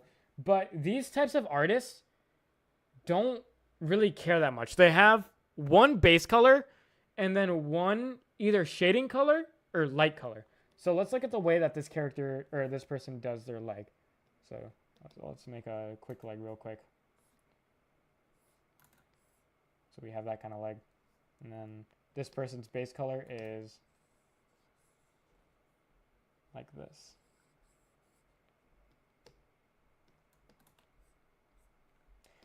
So what you would do is, I can see that you are adding a gradient to a lot of it to like make it look smooth. So like what you're doing is this. You're like, actually, here as an example, I'll use this color because it's, oh my god, that is just white. That's not even like skin color white. That's just white. All right, fuck it, I guess. So what you would do is that you would add like a gradient around the entire thing to make it look smooth. But what this artist would do is have a base color and then have like a little minor detail that kind of shows the form of the thing that they're drawing. So like the form here is that it's a lighting that kind of curves around the thigh of the foot. So yeah, let's use this color and then this color. So they have like a form that goes like around the thigh of the foot, or a piece of lighting that goes around the curvature of the thigh. I don't know what the fuck I was whispering. So they have something like this. This is blurred, and this is lightly blurred. So that already shows like the form of the leg that I have. You can tell that this thigh is curved because this thing is kind of warping around the thigh.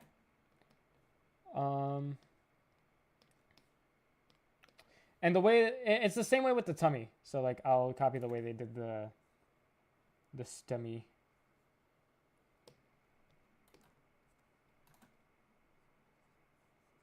The tummy.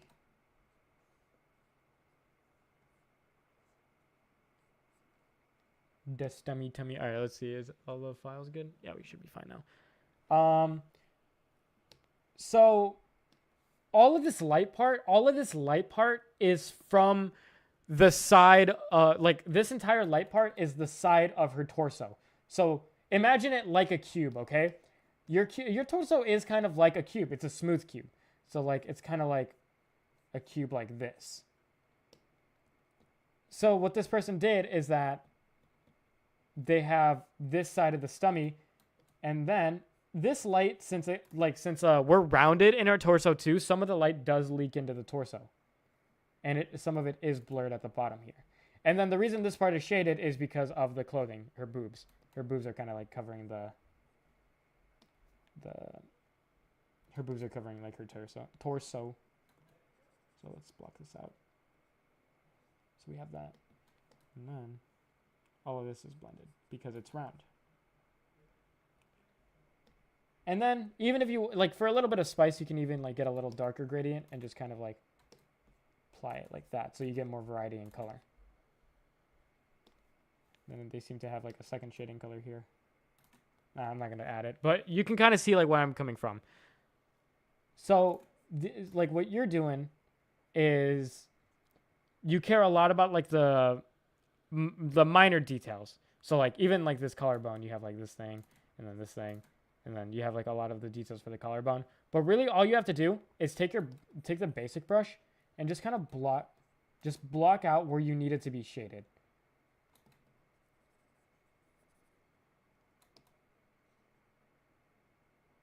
And then you can like lightly blur wherever the color mixes in with other parts of the body.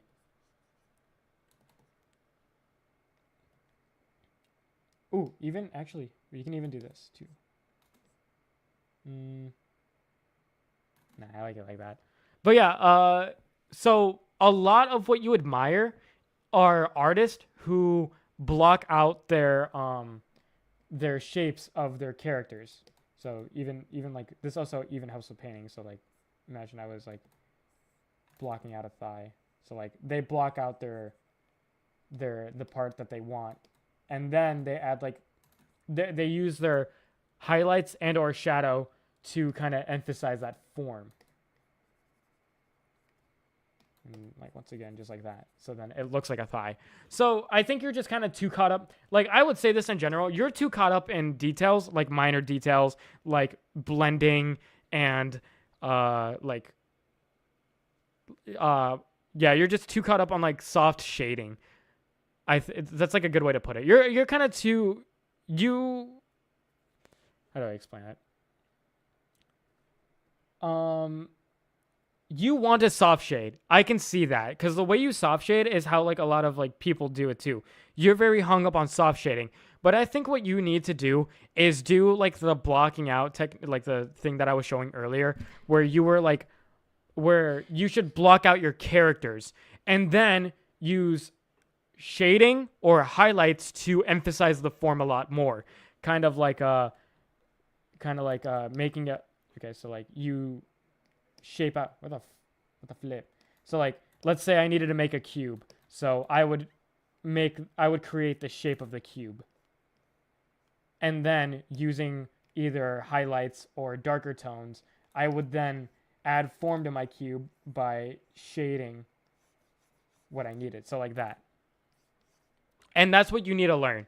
I think that will help you a lot. And it's also, you might think it's like going to make your art look super simple, but when you're doing this at when you're doing this like everywhere, it makes it look more complicated than it really is. Because let's also look at her shirt.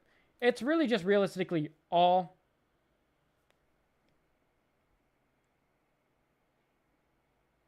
Sorry, I thought this was AI for a second. Sometimes you just gotta check.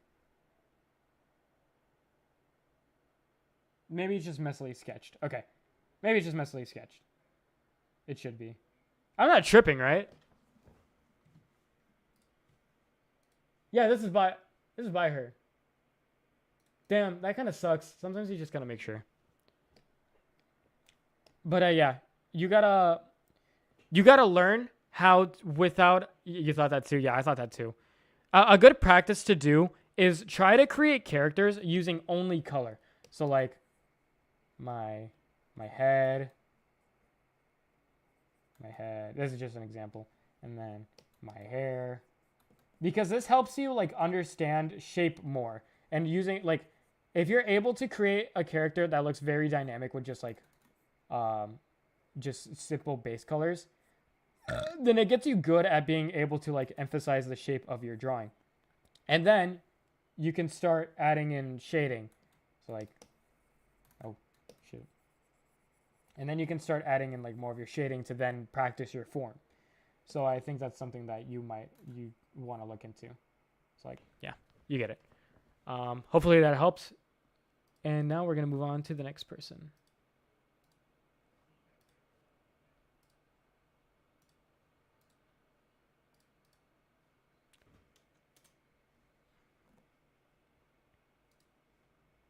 Oh, so if you ever do want to go back to soft shading, this will help you also lead into soft shading. I feel like beginners get into soft shading too soon because it is like learning how to properly soft shade is really hard. So I feel like this complexity and simplicity technique is also like very helpful because it also helps you understand the fundamentals better. And then you can kind of like lead that into soft shading because you'll have more experience. So if you ever want to go back into soft shading, you could do this and then go back to like, then try to learn soft shading again. Okay, 1, 2, 3, 7. Thank you for my critique on my Sukuna sketch. No problem. I really hope you found value in it. 37. 29. 29.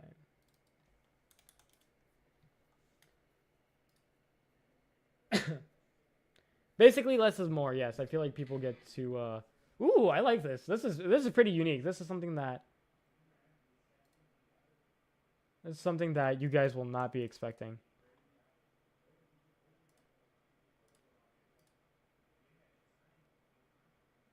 Yeah, let me just make sure everything's fine. I don't think adding PSD to the end of the file will make it open. I'm not sure though. You guys are about to be so surprised when you see what this drawing looks like. Okay. I don't know who the artist is. The artist is... Well, the name just said Gabe. So whoever made this, you can speak up. Let's see. What other thoughts? I'll start with the only thing I didn't like. Her right arm looks too thin in comparison to the other drawings I've done. I couldn't find a good amount of her forearm to show and still do perspective correctly. About a quarter of the time-lapse video is just resketching the arm. My favorite part of the drawing is the background. It's the first background I've drawn with this style I feel like the character actually fits in with. The words are a code that I came up with. I use it when I want to use words as decoration but not have them draw attention. Something I need help with is drawing body parts, not necessarily hands, but at different perspectives. Also, I've been trying to find a new way to incorporate soft shading into my style, but I don't know how to include it in my workflow. Is there an easier way to keep the airbrush from spilling over into different body parts without having to select each body part I'm trying to shade? And then you said artists that you like is 00 Dang. Hopefully they're not a DeviantArt. Oh, okay. Let's try to get a safer work drawing here that they have. It's all safer work. Let's get a good one. Let's do...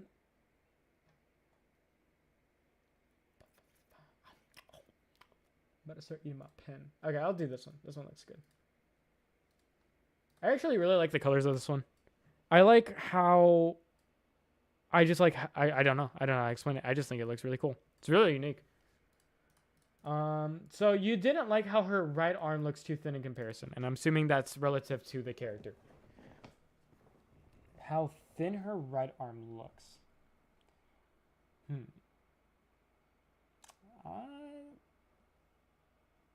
mean, to me, it looks fine. If you think her right arm looks too thin, what you could have done is just made the hand bigger. Because, I mean, it is for shortening, okay? So the hand is going to be bigger because it's more in front. So if you had a problem with the right arm being too thin, why didn't you just make the hand too big? Whose art is this? Is the person still here who made the art? I don't know what the at is. I really hope the artist speaks up. Speak up or forever hold your peace.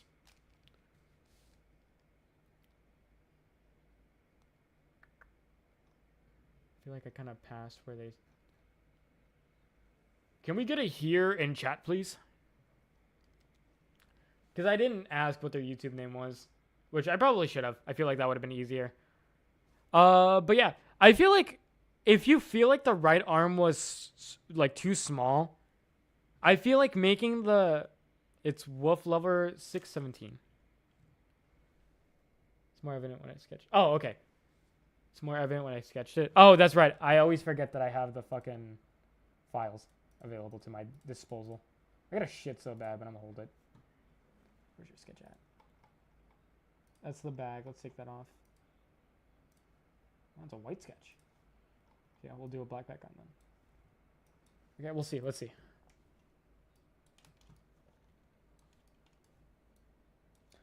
I mean, it still feels the same to me. I'm here. Okay, my bad, Wolf Lover. So I gotta poop so fucking bad. I'm gonna hold it and then go after this this critique. So I feel like it is. I don't know. The arm to me looks fine. If you really do think that the arm looks thin, what I do suggest is what you could either do is kind of fix the silhouette of the arm, or just make the hand bigger. Because if we make the hand bigger, it's foreshortening. So the character's sticking their hand out. Oh shit. So I feel like if you stick the hand out, you could have made the arm a little bit bigger. Yeah, I'm just throwing a little bit of... So I don't really know what'll make you satisfied into thinking... Like, to me, I think it's good already. But if you do have a problem with it, here's some advice that I could give. The construction of it is no longer there. Oh. Okay, so what you can do is... Let's change the color of the sketch and the background real quick.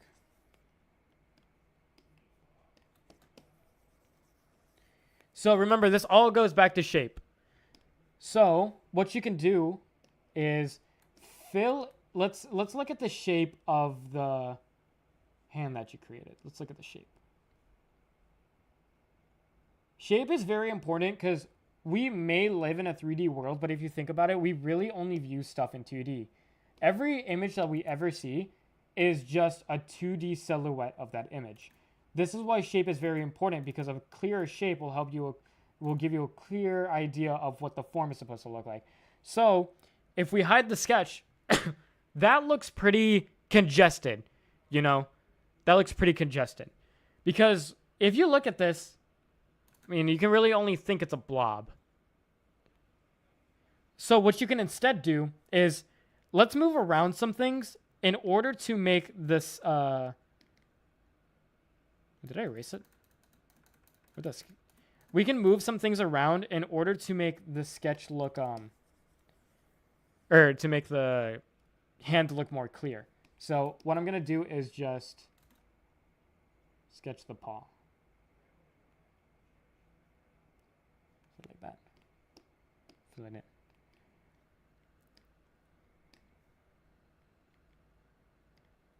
Need a white background.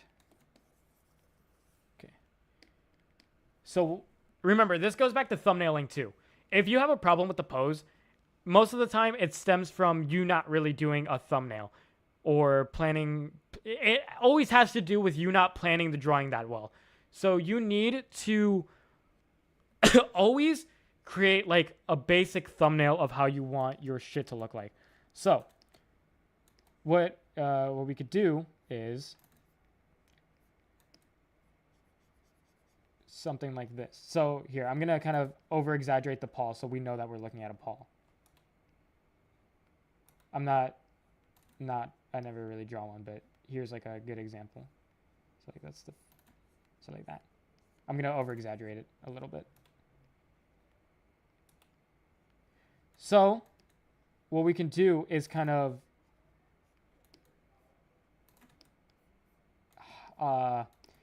make their hand stick out a little bit more. I know this doesn't probably fit in with the pose that you created. But which one is it on?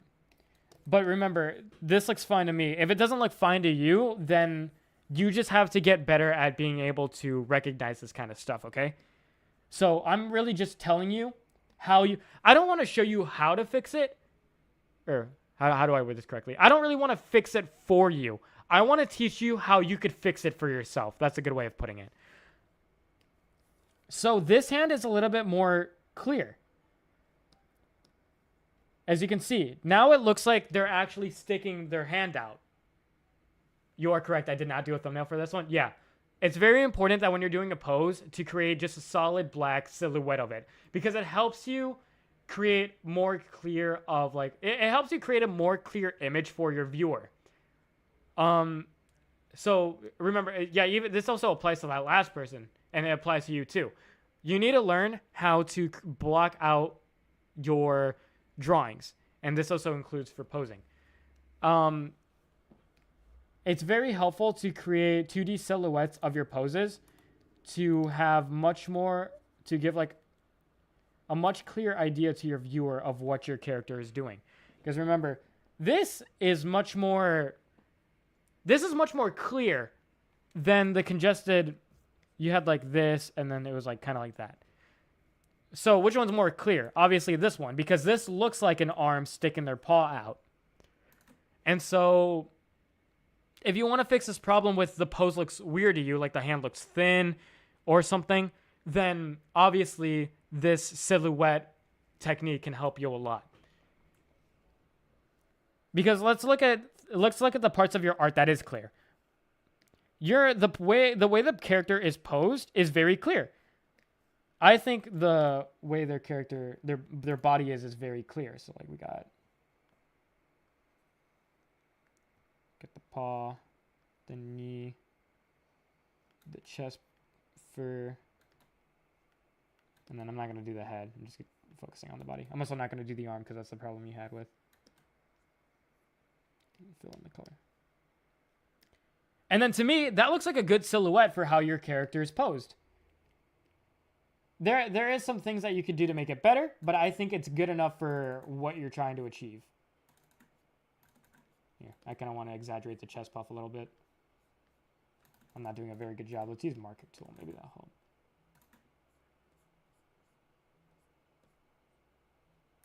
Yeah.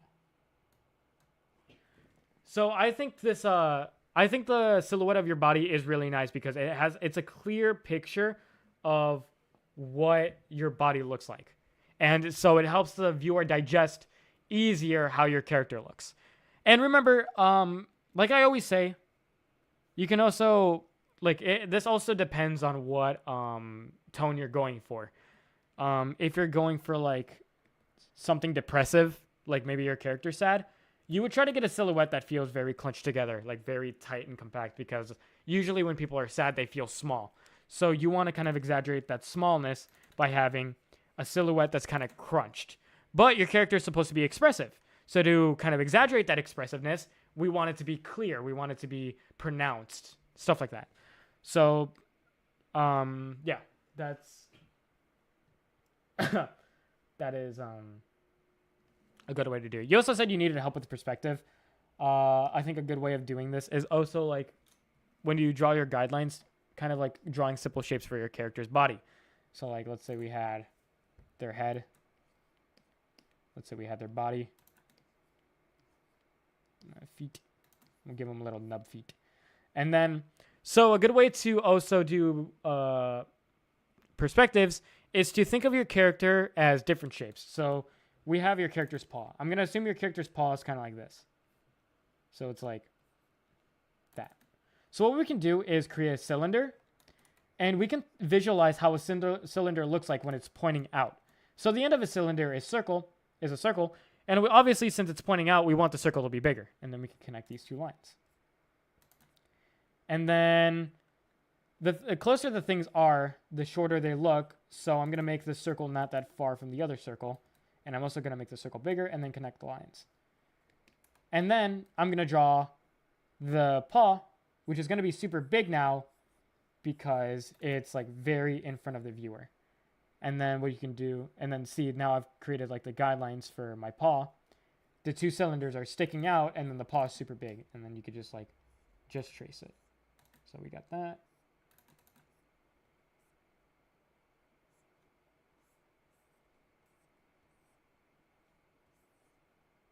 And then that's just like an example of how you could do perspective. This is a very crude example, but it's one that gets the idea across. So yeah, I want to make sure that I'm helping you learn how to fix it for yourself and not necessarily fixing it for you. Because if something doesn't look right to you, or if something doesn't look right to you but it looks right to me, then I can't really fix it. I can only show you how to fix it. So yeah. Next person.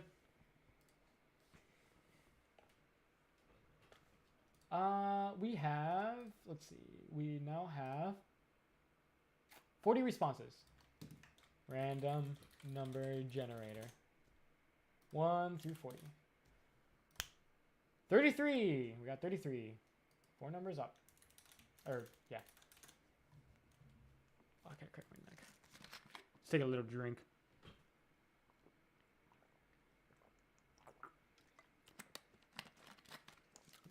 The poop went away. I got no more poop in my belly. Alright, let's see. Okay, crack my fucking neck. Don't you got a poop, bro? Yeah, somebody just said that, but I lost it. Okay.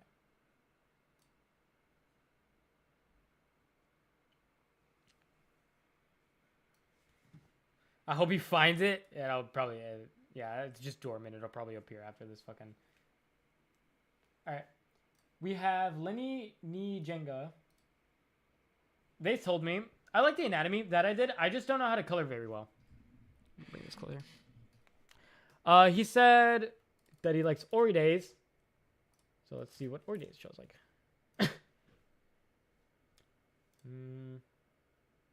We use this one. This is a good example. Please don't be a web.p. Are you going to close the form or are you going to leave it to the end? I'm going to leave it to the end. I'm picking all of these through random numbers, so you have an equal chance as anyone. Okay. You said you did not like the coloring. Or you didn't know how to color very well. Okay. So let's see. So one thing that's very obvious is that when you color, you need to think about the material you're coloring. So the way you color skin is fine. But the way, we'll get into how to color it better later, but the way you currently shade the skin is fine, but the way you color the metal, so let's look at how metal's colored, okay? We're going to type in metal. Let's type in metal armor to get even a better example.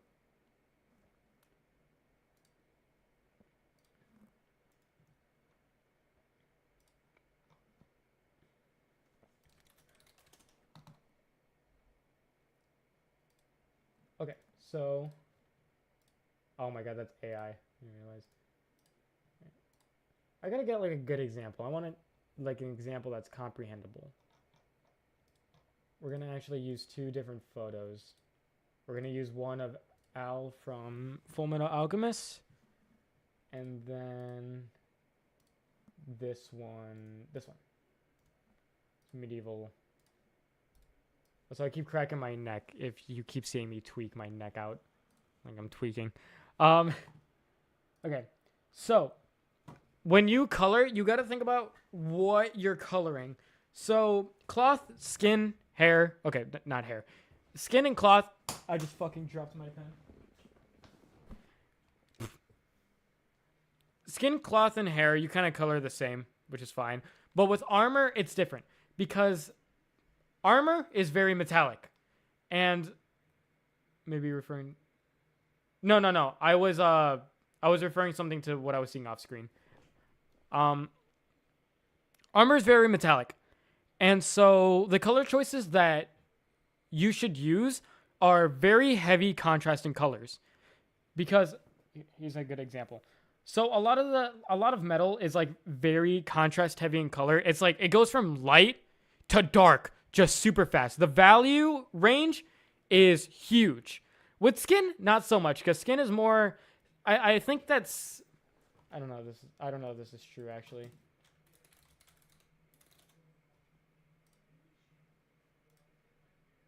Okay, I'm not gonna actually say that. I don't think that's correct. Well, everything that I've said so far is correct. It was something that I was just thinking of, but armor is more reflective, and it has a much more variety in value. Skin, on the other hand, is much more, normal. So, not that much value between like two different points of it. And in armor, the light points usually are always touching like the super, like dark points too. So like. Here, let's open up a new canvas. No, I already had one open. So let's I don't know, let's block out this let's do this part.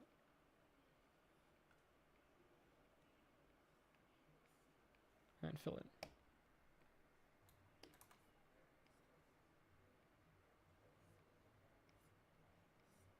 Okay. So here's my base color. And so a lot of in metal, it's very reflective. So a lot of these colors that you're going to be like drawing on are going to be touching each other, and they're going to be like very different in value. So like, bah. And I'm going to do like something like this. No, give me a good color, bro.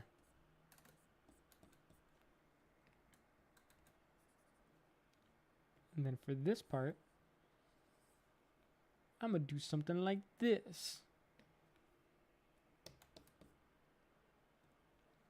And then for this part, I'm going to do something like this.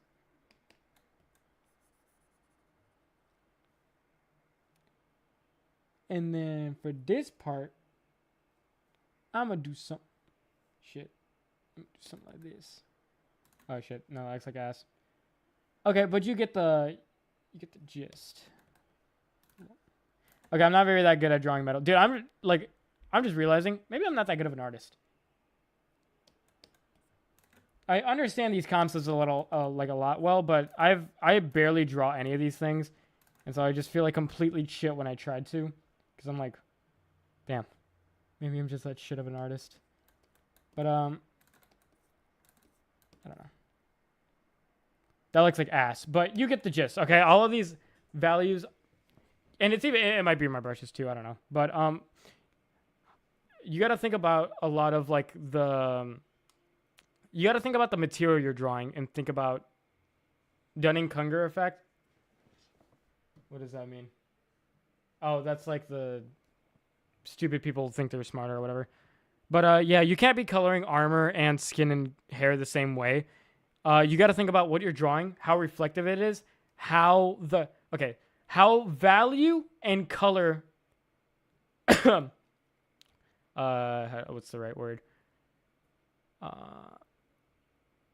Dude, I had the word just right on my tongue and then it just fucking disappeared. Oh my god, I had it in my head.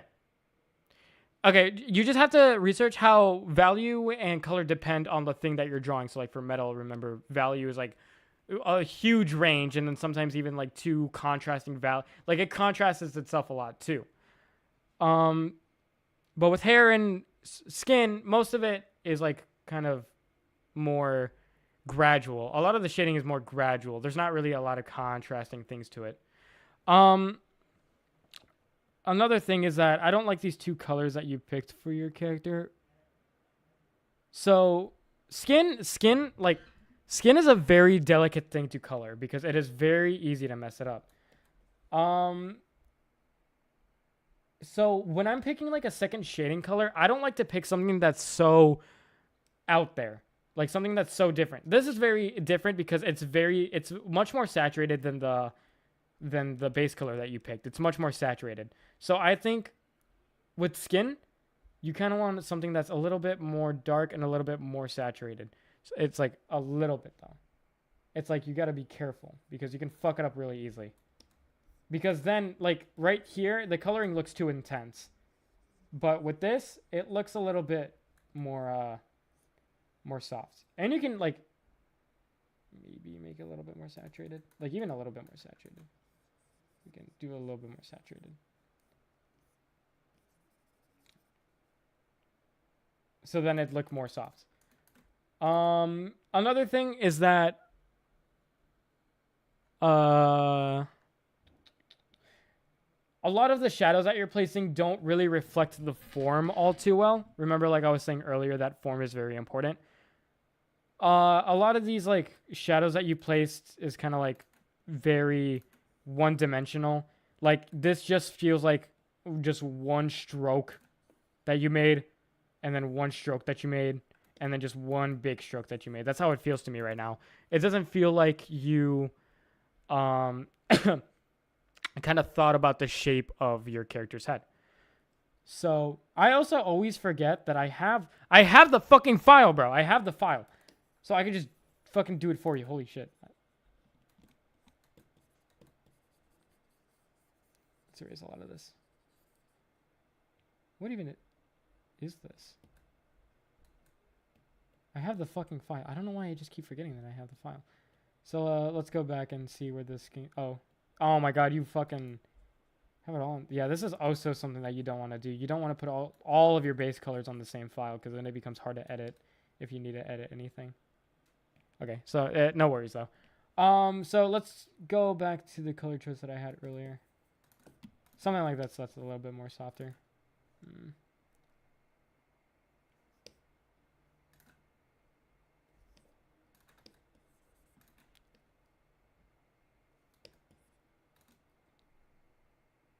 Takes a lot of tries to get some. I mean, like instead of maybe color picking, maybe sometimes you can even like just copy like color palette that you might like or something. That's the best I'm getting. Fuck it.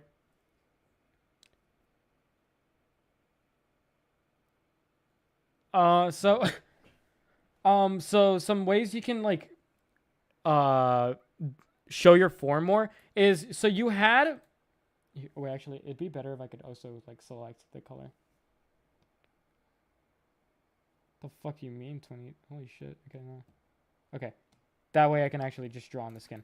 Okay, so what you can do is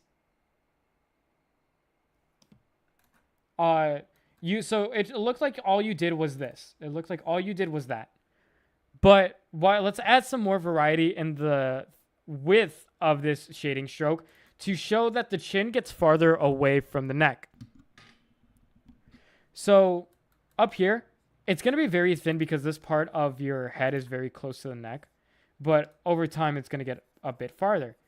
And then as it gets a bit farther, it also gets a little bit more blurry. And then it also reflects light. So we can add a little tool brush like that. And then we can add more form by, instead of just adding one stroke like this to the hair. Oh, I got rid of this section. Instead of just adding like a plain stroke to the hair like this, we can show that this hair follicle or this hair strand is getting further away from his face. So we can do this. We can sketch out the shadow, the 2D projection that this strand would hit onto our face. We can blur as it gets farther away from it. And then we can also lighten it the further it gets away from it. So then that way, now it looks like the shadow of the hair strand is farther away from his face. This hair strand looks like it's right on top of his head. So I think the hair strand that you had earlier was fine, where it was kind of like this. You're not going to see the shadow if the hair is literally touching the head. So it's good that you don't have like any shadow below this part of it. But it should kind of just be like that. And then this hair strand looks like it's getting farther away from it. So we're going to do something like this. It looks like this part's touching it, and then this one's getting farther away from it. So that kind of shows our form a little bit better. Another thing you can do is, let's think. Let me see. You were trying to do highlights. I didn't like the way that the highlights were drawn on. I personally don't like doing highlights in my art, but if you do, I can try to think of something. I personally don't think you need highlights in this one. I just don't think it fit that well. I lost my train of thought. I was thinking. Uh, the shape kind of feels like a little bit simple, so I don't feel like you need that much shading. You can also add like a little gradient underneath. But yeah, let's see what else could we do.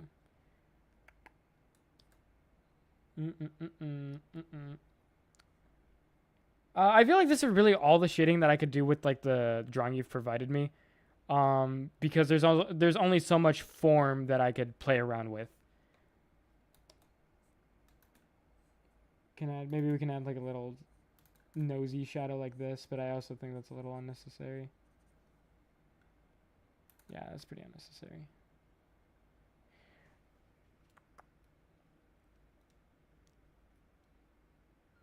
I don't know what CSI. You guys are talking about CSI lines. I don't know what that is. I'm not part of the conversation. It's anyway, so it's fine. Don't worry about it. I'm not part of the conversation. It's fine. I'm not salty or anything. I'm just joking. But maybe add shadow to the eyes. Yeah, I was mostly doing the skin first. Yeah, you could also add shadows to the eyes, which will also make it look good.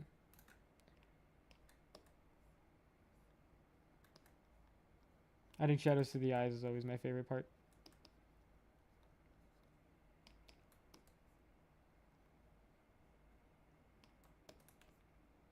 I just want to use a darker, less saturated blue.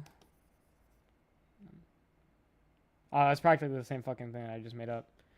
But yeah, so some ideas that you want when you shade is a lot of shadows are when you think about shadows are caused by objects, okay? And so what you need to think about is how a certain object is projecting a shadow onto another shape. So, yeah, I'll come up with an example. I already have a fucking, whatever. So, to kind of be able to like train the way you visualize shadows, think about how certain shapes project their shadows onto other 3D shapes. So let's say I had a cylinder. This is an example I came up with a long time ago. But let's say I had a cylinder. And let's say the cylinder had a sphere on top of it. And the light was coming straight down.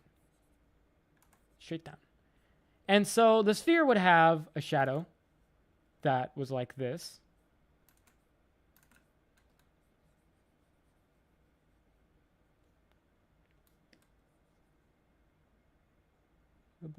Airbrush. And so how would that sphere cast a shadow on the cylinder? Well, so a 2D projection of the circle would look like this, but obviously that doesn't all fit on the cylinder. It's going to warp around the form of the cylinder. And the cylinder's form looks like this. It's like that. Yeah, maybe I'll do it in real life. So we need this shadow to kind of wrap around the form of this cylinder. So how it's going to do that is this. It's going to end up looking like this. And another thing is that, now let's fill this in actually. Fill this in. And another thing is that as shadows as shadows are farther from the object, the shadow's going to get blurrier and lighter. So what we can do is add like a base blur value to this. So that's how blurry it's going to be. And then the farther parts are going to be more blurry. And then we're going to adjust the opacity to, here, I kind of want to make the inside like that. And then we can adjust the opacity to how dark you feel like the shadow would be. So shadows are always caused by objects. And so you need to think about how these objects are projecting their 2D shadows onto other objects. So that's something that works for the chin to the neck.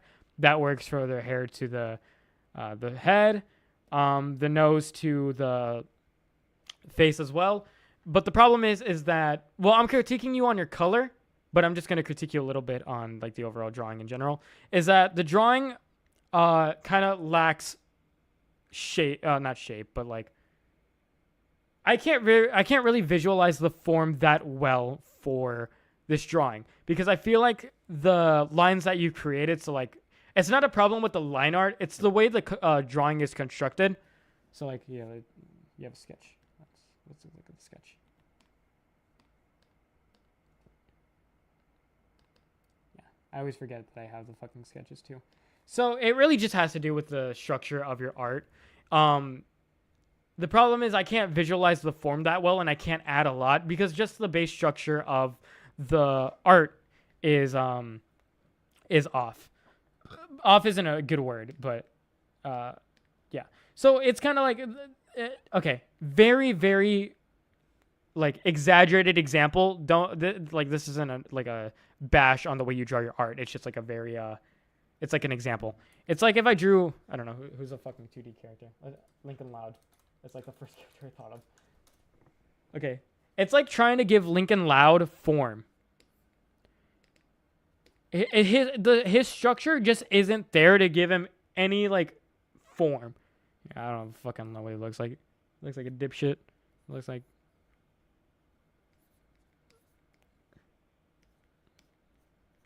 It's like... I know it's a crazy example, okay? But this is like an exaggerated example just so I can tell you, like, the problem. So, sometimes like the problems that you have come from something else. So you say you struggle with coloring, and something that affects your coloring is also how you structured your character. Like there's some places where I just can't add form because I can't visualize it that well because the character is structured poorly. So an example, remember Lincoln Loud. It's like asking me to add shading to Lincoln Loud. But I can't really do anything other than just add a simple gradient to him because he's built like a piece of fucking paper. That's all I could really do to him. I could just give him that cartoon movie shading style. Because there's just like the structure of Lincoln Loud just doesn't support that kind of form. Can't really do much with him. And so sometimes the problem with coloring is like that the structure of the character just isn't there. So like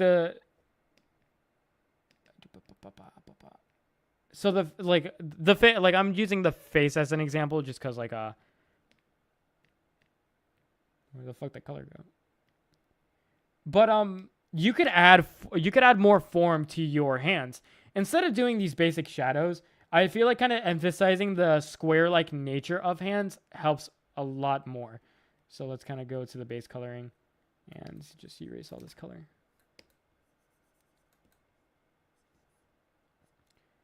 So these hands have a little bit more structure to them so maybe I can show an example of form a little bit better.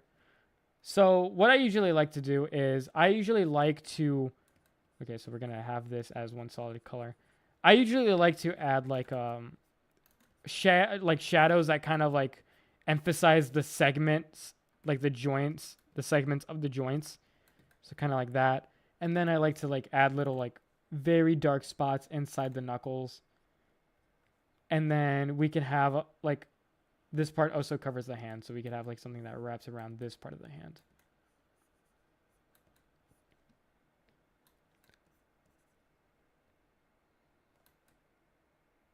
But yeah, sometimes the structure just isn't there. But so yeah. So the way you think about coloring should be thinking about how you can emphasize the structure of your character. Like it was easier for me to add a little bit more form to these hands because the hands have a little bit more complexity than the face. The face is a little bit simplistic in its form, so it's kind of hard for me to add anything other than just like shadows that are being casted by other objects. But yeah. I hope that critique kind of helped you a little bit. Maybe practice a little bit like structuring your characters properly, which is like a very like easy thing to say. It's harder to learn that. But you asked about your coloring.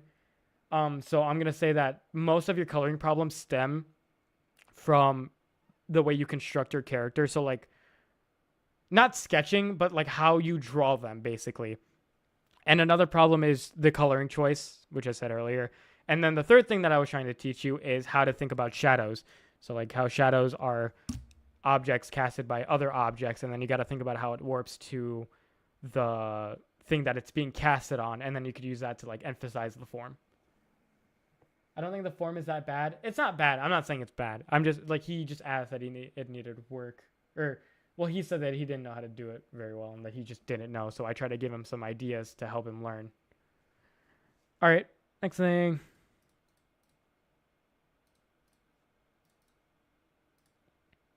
Now we have. Don't you think the neck is a little too over? Well, I was only critiquing what he asked me to. That's why I told you to tell me about your thoughts on the drawing, because there's no point in critiquing something if it's not your main concern at the moment. Will there be more future streams like this? Depending on how this goes, yes, there will be.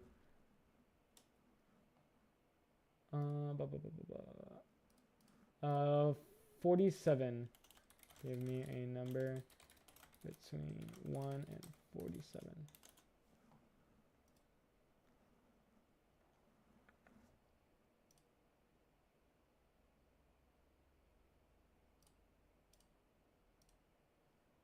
All right, we got 9.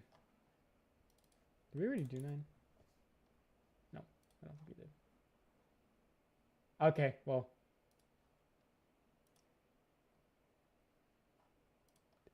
I mean, I'll just show it anyways. I'm going to do one above this one, but I'm just going to show you what this fucker submitted.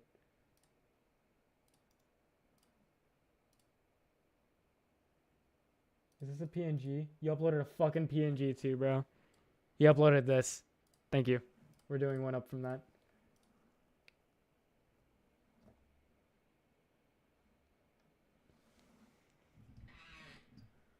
Oh my, oh shit. Okay, I'm gonna have to show my face cam. This shit is more than 100 megabytes, I think. This drawing is about to be fucking huge. You're gonna be huge. Okay. Squidward. Alright, let's see. Please don't be naked.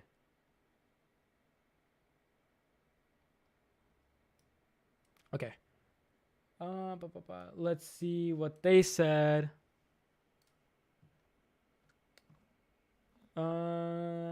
Yeah, it is stream friendly. Okay, they said, I made this because I like the character. There's something I don't like about it, but I can't seem to figure out what. Also, yeah, the anatomy's not right, so appreciate some corrections. Okay, we'll talk about anatomy first. You like Hungry Clicker. See who that is. Oh. Oh, this is the... Oh, never mind. I thought this was the person who drew the jury feet art.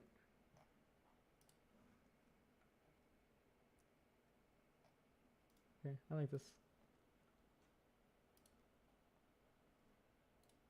No problem, money. The what? The jury feet art. You heard me correctly. The jury feet art. Okay. So this is the artist that they like. Okay, so let's go over the anatomy first, because it's pretty evident that the torso is a little too small, and there might be some problems with... Okay, so the thing that I'm getting right now. So obviously anatomy is flexible, but it really has to do with the presentation that you're giving. To me, this presentation is giving average woman. So, like, average built woman. So I'm going to base this off of just average, like the most average proportions. So the problem is that the lower, like the lower torso is too small, and it's also okay. So I don't think this would be right. I feel like it should be. It should be. Okay. So my problem is the lower torso is too short. I'm going to duplicate all this just to kind of give an example. Duplicate. And then merge. So we can liquefy it. So the upper torso is fine. But the lower torso should at least be the same length as the upper torso. It could be either a little bit longer, a little bit smaller, but it should be around that. So we're going to elongate her a little bit. Where the fuck did my liquefy tool go? Okay. Undo it, fucker. Undo the line. Oh. Okay, well, I'm going to have to do it again. My bitch ass of an art program. No. Duplicate everything and then merge it. and then merge it. Okay. Extendo. I fucked it. Okay. You get the idea. I'm not going to fucking liquefy. That's going to fuck it up more than it should be. Okay, so yeah. So the only problem is that the lower torso should be as equal as the upper torso. It could be either a little bit smaller, a little bit bigger, but it should be around the same thing. Another problem is that, so this character has so this is what I see in her form right now, okay? She has her armor, and then this part goes down. So I actually did kind of fuck this up once. So when somebody is shown at this angle, you can kind of see their butt. And I don't think the colors are a little too blended in with each other, but yeah, you can't really see her butt. So it kind of looks like she has no butt. So what you should have done is here. Let's see. We got the torso. Here's I have also done this before, so don't be embarrassed.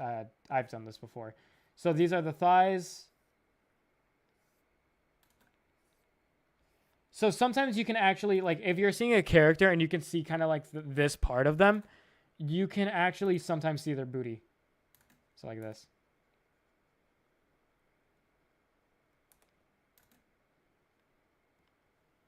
And that's kind of something that's missing. Because if you don't have that, it just looks like the character has no butt.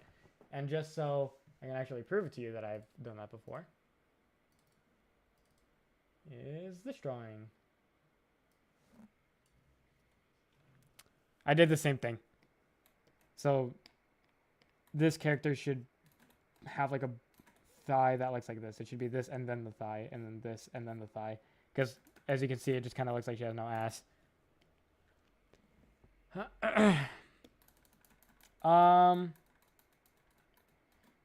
Somebody said there should be hips. So kind of just like this. Because it also looks like the character doesn't have hips either. It doesn't have to be like something super sexualized, but just like a little bump would be suffice, because it's kind of just smooth too. So that's mostly the only problem. I think everything else, the anatomy looks good. Everything above here looks perfect. You just need to add hips, add the booty cheeks, and then extend the lower torso, and then it'd be perfect. What else did you have a problem with? There's something I don't like about it, but I can't seem to figure out what. I know you say you can't seem to figure out what. If the person is still here, I would like to know if it's like the structure, the color choice is if the person's here, I would like to like know like if they have like an idea of what they think is bad, like the coloring, the color choice, the structure. We already went over anatomy, and I think the anatomy, other than the lower torso, is fine. Do you have like an idea of what's bad? Because really, the only thing that's like noticeable is the anatomy. Looking at the lines, like eyes like very pink. Yeah, that is also, maybe it's part of the character design. I'm not sure. If the person was here, I could ask why they made the eyes pink. It could be either because they, hold up. It could be part of the character. That's why I don't know. Oh, okay. It's just all on one fucking layer. That scares me. I feel like the jacket could be exaggerated to the right a bit. When the Zaza hit? Okay, bro. Yeah, the eyes aren't supposed to be pink. Okay. Oh, are you the person who made it, Naveri Gouda? Sorry, I read your message without even thinking if you were the person who drew it. Oh, yeah, it is you. Okay, because I saw your fucking name on the file. I'm stupid. Yeah, the eyes aren't supposed to be pink. Okay, so I'm assuming that the reason why the eyes look pink, I assume that you added a filter over her entire face, because her face looks pink too, which is fine. But I assume you also added the filter over the eyes on accident, which could have caused the eyes to be pink, which is, a super easy fix. Just change the coloring to white, which is super easy. Also, let's be a little bit more respectful for like the art. Like, unless the artist doesn't mind it. I usually don't like it when people make jokes about like something that's wrong in the other person's art. It makes me feel bad. So I would like it if we just kind of were a little bit more respectful. Even okay, I was kind of encouraging it, so that's also on me. I'm sorry. Also, yeah, the post isn't very dynamic. Okay, we can also see. I'm good with the jokes. Okay, then it's fine. Maybe the lighting / shading.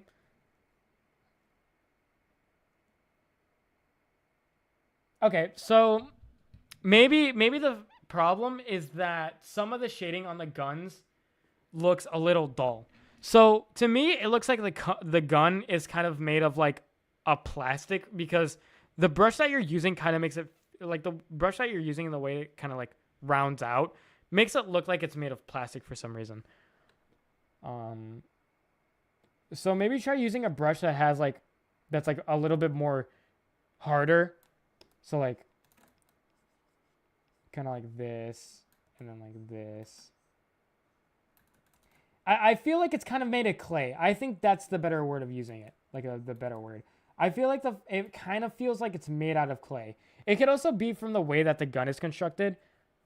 What does a gun look like? To be fair, a lot of guns are made of plastic. How the fuck are guns made of plastic? If you shot, wouldn't it like melt it? But I meant more. I mean less plasticky and more clay. It looks more like clay. That was more the proper thing than I was. What does a gun look like? Are guns really made of plastic? MP5K if you want to know. Okay. There's 3D printed guns. How the fuck does that even work? Okay, so in guns, it's kind of the same deal with armor as we said earlier. There's a lot of value and a lot of contrast between a lot of like how a gun looks. So yeah, let's kind of fix this a little bit.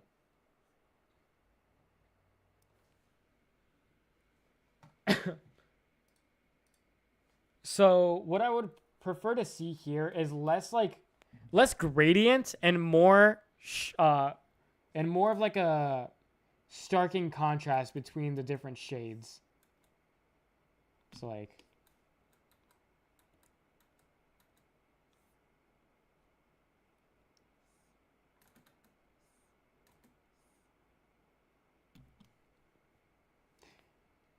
I feel like okay, so it's a cylinder.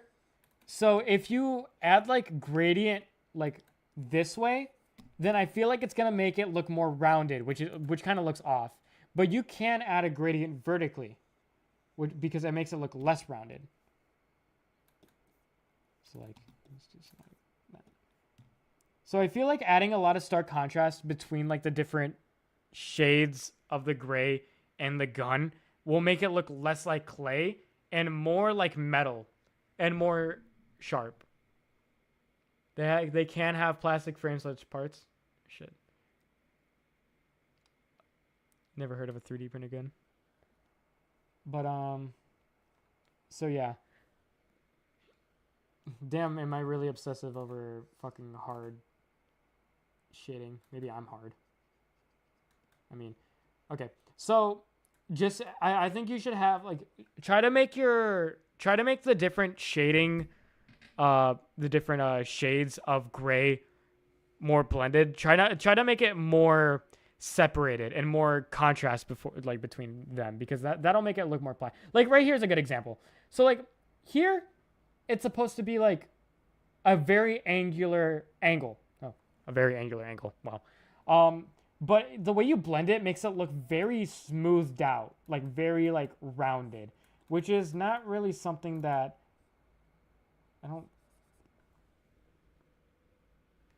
I don't know. It makes it look like clay to me. So I feel like adding more of like a stark contrast between, like adding less of like a mix between these colors would make it look a lot more sharp. You can have a little bit of blend. You can blend it a little bit just to make sure these. So like now it kind of looks okay. So the way I kind of shaded it, it looks a little bit more plastic, but I think plastic looks more. I think it looks better than clay.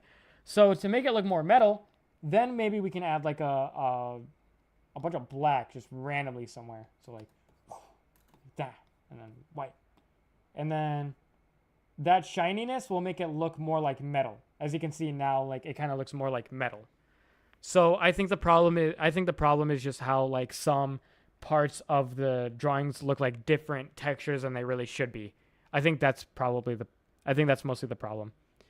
So like things that look metal look more like clay. And it might just be because of the brush that you're using, but try not to blend the colors so much within each other. Try to make it look more like try to add more contrast between like the colors and not so much of a gradient.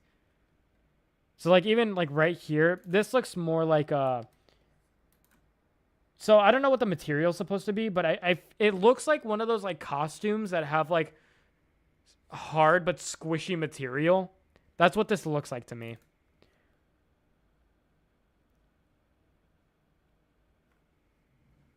So it might just be the way that you're like the shade. Like I fully believe that you can shade perfectly well, but I think it's just the way you're conveying the texture in your shading that makes it look off-putting. But I perfectly believe you are capable right now of fixing that. Because, like, I don't know. Like, the blotchiness, it's kind of weird, but, like, the blotchiness of, like, your brush makes it look clay-like. I don't know why. I think even if you just smooth... Here, let me blur a lot of it, actually. Let me just blur all of this to see what it looks like. Oh, that's fuck.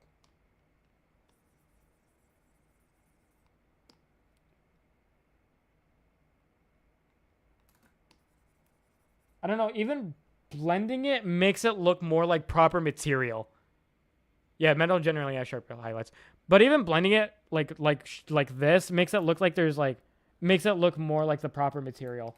I don't know. I think the problem that you might be seeing is that some of the objects just don't look like the proper material than you're presenting them to be. A lot of them looks clay, and I fully believe that it might have to do with your brush, because of the way your brush is. It's like kind of like it's kind of not inconsistent, but like you can see like I don't know if blotchiness is the right word. I hope you can see it too. It just the colors. How do I don't know. I hope you can see it though. It looks more blotchy. That's the word I'm gonna use. But I just feel like it's kind of fucking up the texture that you're trying to show. Okay, that's the end of that critique. But overall, really good drawing. I fully believe you are capable of fixing that. I think the material of the suit is like Batman. Yeah, I definitely got lazy with that. Oh. Well, you see, don't be lazy with your art, because then you don't like it. So. Well, you did say you liked the... Oh, never mind. Okay. Not sharp enough to look shiny, but not smooth enough to look matte. Exactly. Yeah. Kind of get like a clay-like feeling from it then. 49. Let's see. Who's it gonna be? Who's it gonna be? Ooh, start. Oh, I'm gonna close my eyes. Oh shit, I didn't. 35.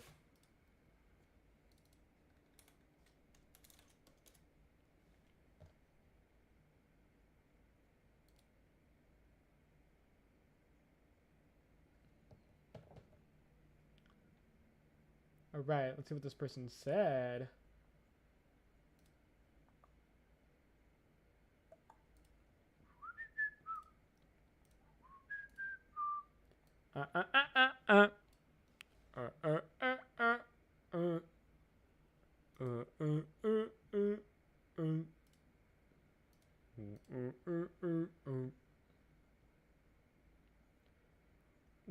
No, if you edit your response, I think that just goes to your same response. Let's see what this person said. I really want to improve my choice of colors. I can never seem to implement what I see in color theory videos / tutorials. I would also like to improve my shading in general. But mainly hair shading. Okay. There's a lot of artist styles that I really like, but I never try to imitate their styles. The only one I can think of right now is the Toilet. Artist of Toilet Bound. Crazy ass manga name, but we're gonna see. Toilet Bound.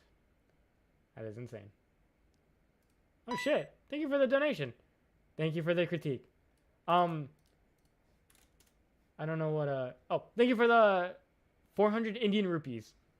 I didn't know what the currency was, but thank you a lot. I appreciate it. I super appreciate it.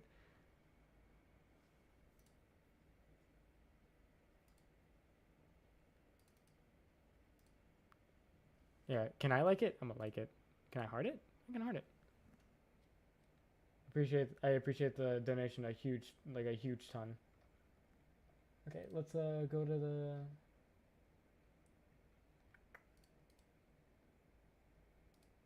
that was a good image, whatever.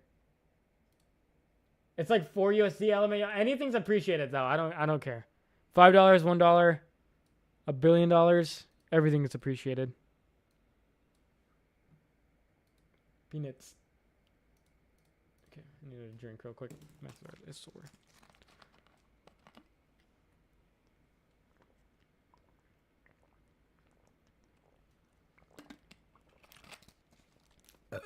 Okay. You say that you want to improve your coloring choice, but you never seem to implement what you've seen color theory videos. I also want to improve your shading, mostly hair shading. All right, let's talk about the hair shading. So, maybe a better drawing would be a better example. I don't know, because you say Totally Bound Mangaka is like one of your inspirations, but the way they shade is differently from the way that you're showing me right now, so I don't really think it's like a good example.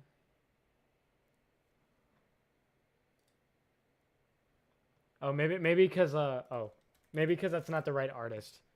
Maybe because this is the. Maybe that's just fan art. I don't know. That might not be the right artist. Okay, whatever. It's gonna be kind of hard, so I probably won't pay attention to them as much. Okay, so the biggest thing that you probably have. The fuck is on my hand? Okay, so the biggest thing I'd say is that I think you're using probably too textured of brushes. So a big thing that artists have is that they sometimes it's hard to understand what brushes you should be using, what brushes there are, how to use your brushes. I think what you need is some simple ass brushes. So next time you draw, try to use my brushes, because my brushes are some of the most basic of basic fucking brushes. And I think using them would help you comprehend how to draw better. So let's go to the hair. So one thing that you have a problem with. Okay, so this is unnecessary. So with hair, you don't want to really do this because it makes your drawing look a little messy, okay? So you never really want to. I don't know. I just think lines in the middle of the hair, it's really hard to make that look good, so I really think this is unnecessary. This, I feel like, is a consequence of the brush you're using. So it feels like the coloring that you have, or like the color that you're trying to shade with, isn't really being applied that well because of your brush. And I can even see that the pen pressure of your brush is also really weird. As you can see, it's like this kind of shape. Okay, so like let's say you're placing hard, and then it's like a weird shape like that. It looks like a fucking like one of those worms that you pretend like is moving by itself. I just feel like this has a lot to do with the brush that you're using. I also don't like, yeah, because like when you have like a brush that like kind of varies a lot in opacity, a lot of this happens where like some parts are more of that color than other parts, and then it just ends up looking very awkward and very muddy. I don't think it's necessarily the brush, just the technique, doing one clean stroke. Well, okay, so it's both. Yeah, you're right. It's technically the technique, not the brush, because any brush, if you use it well, can look good. But I think the brush is just too advanced for the skill level that they're at. So I think using a simple brush, just like probably the one that I have right now, is probably a lot better than what you're trying to do. So I feel like the reason you can't apply color theory videos that well is because the colors that you're picking are not being portrayed that well because of the brush. The brush isn't applying that full color, so it's kind of throwing it off. Okay, so let's, because like one of the big problems I have with the original hair shading was how much like lack of contrast that there looks to be. Can I download this?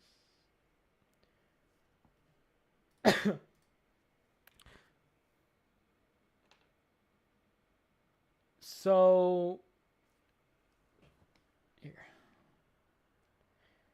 So I picked a color that's darker and not really that much uh not really that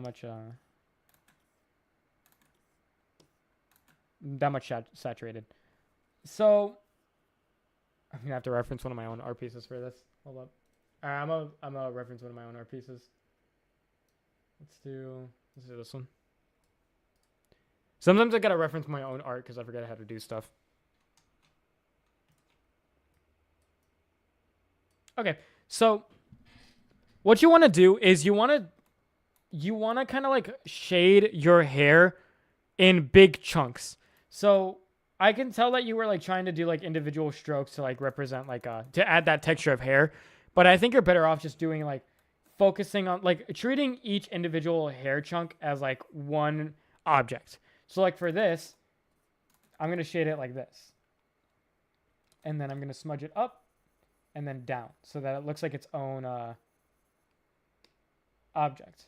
And I'm going to cut it off over here. Oh shit. Okay, maybe I should apply the gradient after because that's kind of fucking me up. Let's do that again. So like smudge it in between. And then I don't know, I'm gonna add like a big ass triangle. I don't ever really have like a thought process to this. I just shade what looks right. Big ass triangle. And then maybe I'll try to make it a little bit more sharper. And then maybe I'll blur it like this. And then I'll add little strokes to kind of give off that hair feeling a little bit more.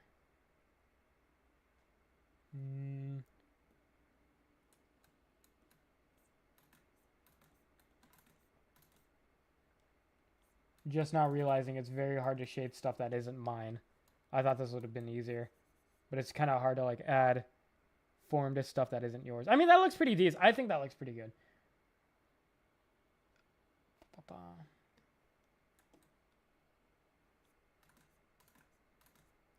But it is very hard to color stuff that isn't yours. And then here, I'll add like a little highlight.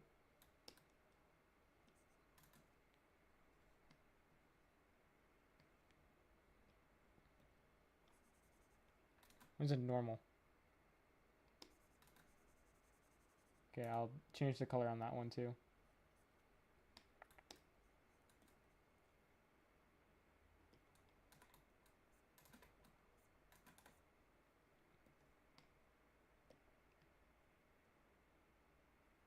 Let's make it a little bit more yellow. And then I still feel like that lacks contrast, but that's probably just because I'm doing my style, but with only one shading color. I sent the wrong one. I meant to send the file. You can still change your response. Yeah, yeah. The main problem is that you should be kind of coloring your hair in chunks like this. So like the way I do it, where you kind of treat each strand of hair as its own object. Kind of do this too, so maybe it'll. Yeah, it's very hard to like color stuff that isn't mine, so I apologize if this kind of looks bad, but yeah, so don't you what you're doing is kind of like you're trying to like shade every hair like strand. You're trying to like emphasize the texture of the hair by creating a lot of strokes to make it look like a bunch of hair strands, but sometimes you gotta like treat it like you gotta shade it as if it's like its own object. So if you can see like in my hair, like I don't do a lot of strokes. I add some kind of like sharp elements. Like if you look at the highlights kind of look like Wolverine fangs or like fangs and shit, because the fangs kind of like show the direction of the hair. And then I really just shade each strand of hair. I like just add like a gradient, and then I add like 1 or 3 like sharp things to it to make it look like hair. But yeah, it's not really that complicating. Look. I just add like an overall gradient to the hair. And then I had like sharp strands that kind of go into the direction of the hair. And then that's pretty much it. Like the problem that you have is you're kind of overcomplicating it by adding a bunch of like strokes. And the also other problem is that you're using a bunch of you're using a brush that doesn't really work that well too. My color choice here sucks though, because of fucking my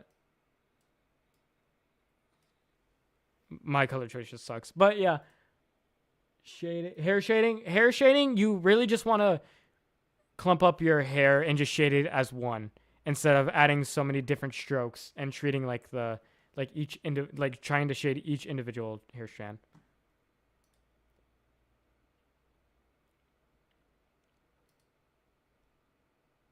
Okay.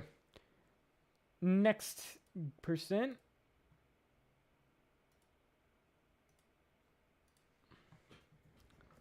We have... Oh my god, we have 52 responses now. Random number gen. Thank you for the 5, I think those are pounds. Thank you, Lenny. Thanks for the critique. It was my first time working with digital art, and you've motivated me to keep trying, man. Thank you so much, dude. I appreciate it. I am very happy to hear that. All right, we got 48. We got one of the 40, almost 50 numbers. We got 48.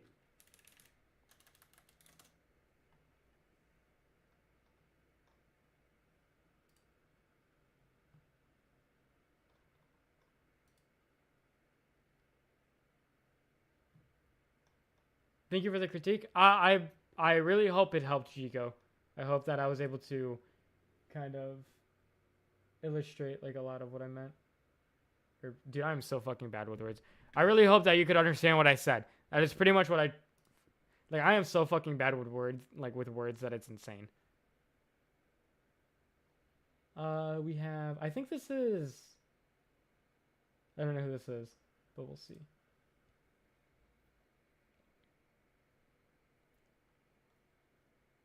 Oh shit, you uploaded a PNG. I think this might have been the person who accidentally uploaded a PNG. So, I'm not going to show who it is because I don't want them to regret like, oh fuck, I fucked it up. So we're just going to go to the next one.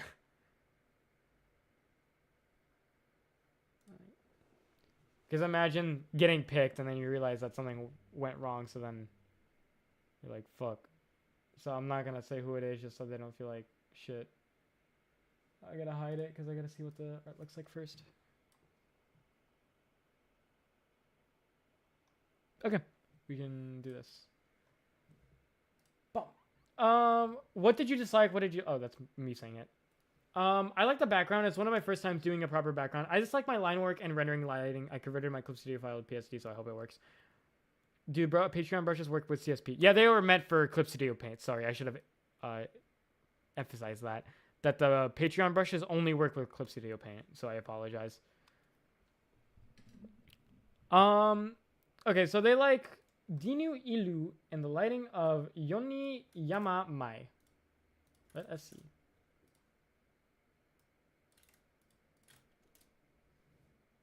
Oh shit, this person's kind of cracked that art. What the fuck? Alright, bet. We're downloading this shit. Goat. And then ooh, I also like this. I actually also want to see this. That's goated. Then you said Dino Ilu.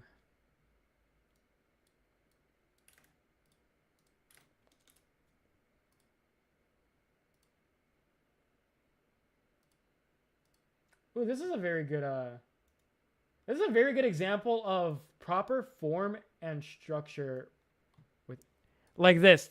Everything that I've been saying earlier, like it's really hard for me to add form because it lacks proper structure. This is a very good example of like coloring form done right. With only 2 colors too, by the way. It's only 2 colors. Well, nah, it's like 3 because of this warm thing down here. It's like warm down here. It's really only 2. Really only 2 colors. So I like that. Okay, so you like Dinu, the paintery style of Dinu, and you like the lighting of Yoniyama. So let's see your original artwork. Okay, you also said you didn't like your line art. A lot of the times, the problem with line art is what I'm realizing so far. You could do shit line art and still... Oh wait, what the fuck? I just realized my fucking pen broke. Something. Oh yeah, this thing fell off. Look at this shit.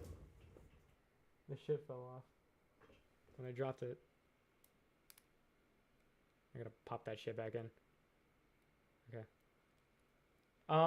Anyways, a lot of the problem with line art work is that it's like I always say, the structure of the art matters a lot. That's why the sketch is always super important. Okay. So one thing I do want to let me see the other person's art. Okay, so if you like the painting style of this person, something easy that I can recommend you is to never draw the wrinkles on your clothing. Always just draw like the overall, like the outer shape of it. So like these ruffles, don't like line art these parts. And for like this part, don't line art this part. Just line art the outer shape of it. Because if you want like a painting style, then that's like, doing that makes it a whole lot easier to color.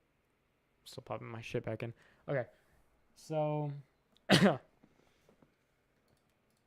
let's see an example of the person lighting outside, because I can see what you're going for, but it's the color that is the problem.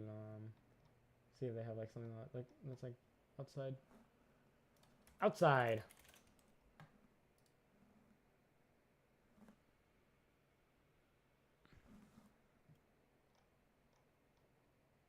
Oh, okay. So one big thing is that you are adding a lot of detail right here for the straw hat, but realistically, like something that far away is going to be more blurry than it actually is, so you don't really need that much detail. But this person, okay, so this person does their shadows hard though, so we'll see. Oh, they do it a little blurry. But that's like from things that are really close. We'll see. Let's see. I just need like a good example from them first. I need something that looks like it's outside. Oh. Let me remember my art.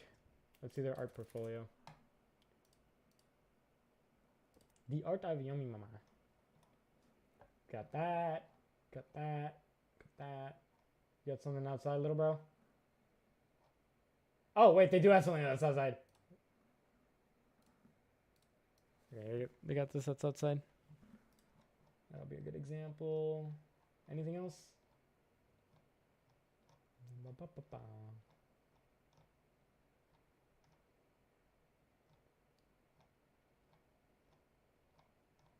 Nope. Okay, so let us zoom in.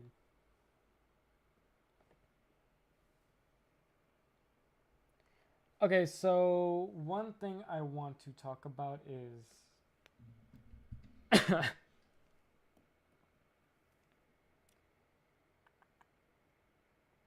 is there nothing better? I don't really like this one. Is there not a better outside example? You have so many fucking drawings. You cannot tell me you do not have one that is at least outside.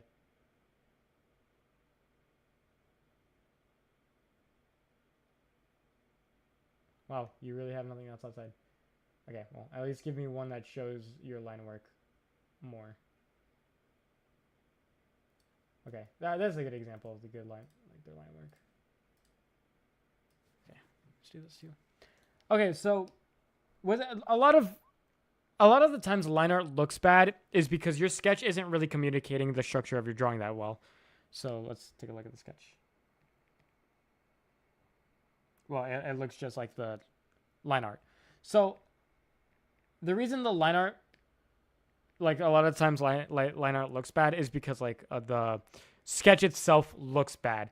And I don't mean that in like a hurtful way. Like, I mean like, cause I've found out that a lot of times the reason why my sketch looks bad is because I'm just lacking that form, that shape, that clarity, like just my sketch's composition. It just, there's a lot of problems with the structure of my art. And by structure, I mean like the idea of it. So like what it's posing, it's the position of some elements, the form, the shape, all that stuff. It's just not there in my sketch. It's lacking. So a lot of the time the line where it looks bad is because there's a fundamental issue with something like that. And so sketch dookie equals line art's going to be bad, basically. Yeah, it's like building a house with no fucking walls.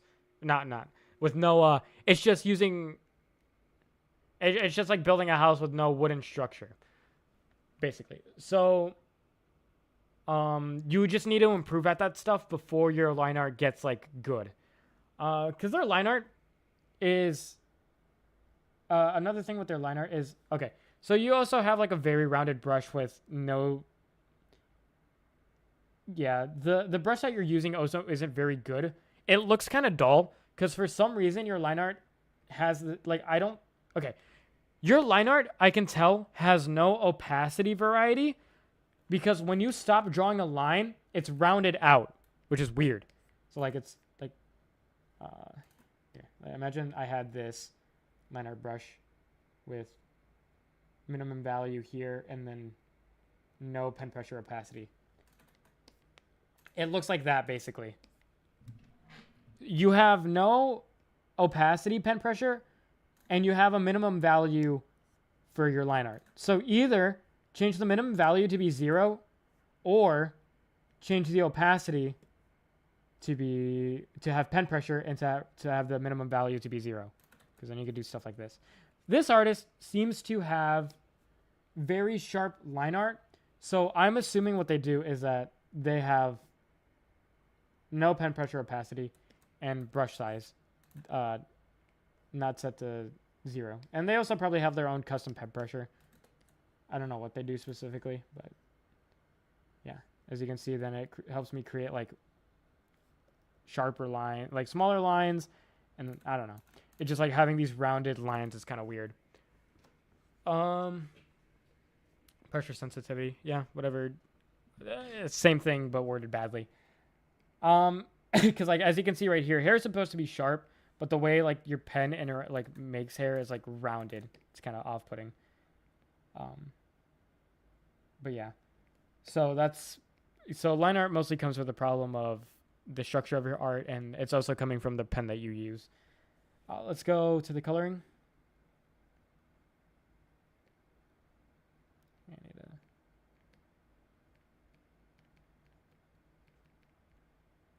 What the fuck? Wait, when I take this off, it gets darker.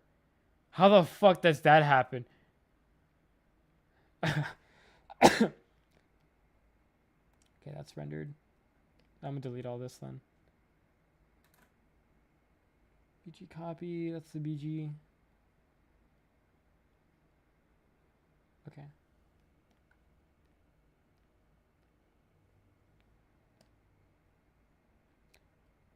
I want an example from this artist that has like cool shadows, like cool as in like bluer shadows, because I can see that you're going for more of a blue shadow, but the artist that you like uses a lot of warm shadows. Even when it's fucking blue outside, they use cool shadows, or warm shadows, sorry. So I'm trying to find an example where they use cool shadows, but it seems like they just use warm everywhere.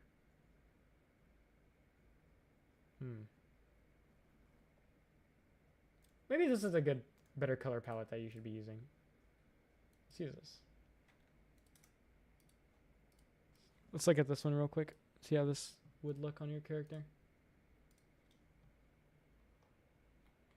See if there's anything else that's cool, maybe. This is cool. That's not what I'm looking for, though.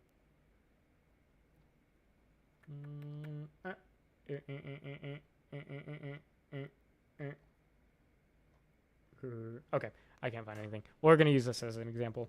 So, I can see that you want to use cool colors because, hold up.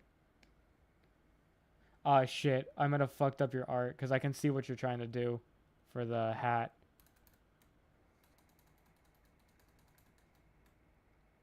Ah, shit. What do I do? That's the line art. Okay. I don't know what the fuck I did, but it's fine now. Okay. So, I can see that you're trying to use like a multiply layer with blue to kind of be your shadow. The problem with this, though, is that it looks very gray. So, instead of using a multiply... So, usually what you use multiply layers for is like more major shadows that covers a whole part, like a lot of your character. So like you were right to use a multiply layer from shadows that came from the hat, but you shouldn't be using multiply layers to shade like individual like. So here, where's your skin? Flats. So you should be using like manual colors to pick your like to actually shade your skin and stuff like that. So you should like manually be picking these colors. Because when you use a multiply layer for everything, it makes everything look kind of gray. So here, I'll add some shading. Oh, I'm using the wrong. Okay. Because when you manually pick each of your colors, then like it looks more vibrant than if you were just to just use the multiply layer for everything. And yeah, it's like it's very hard to use the multiply layer when you don't know how.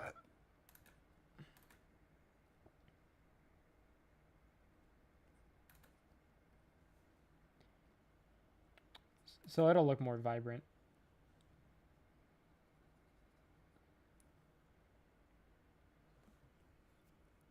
Yes, I figured. Haha.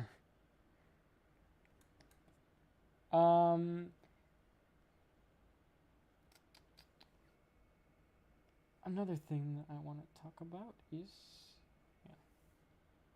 Hey, maybe we can copy the form of this. We can try.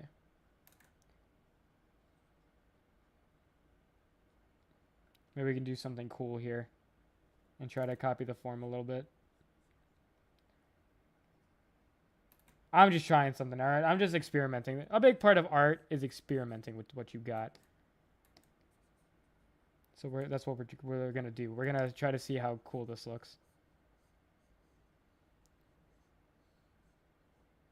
I'm kind of fucking up the flat, but it's fine.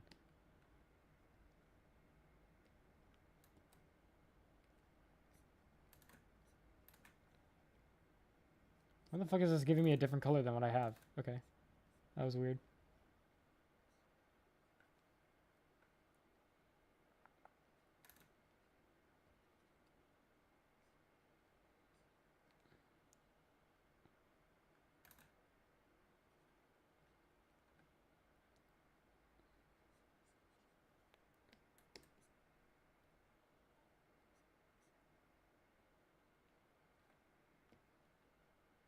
Ba-ba-ba-ba.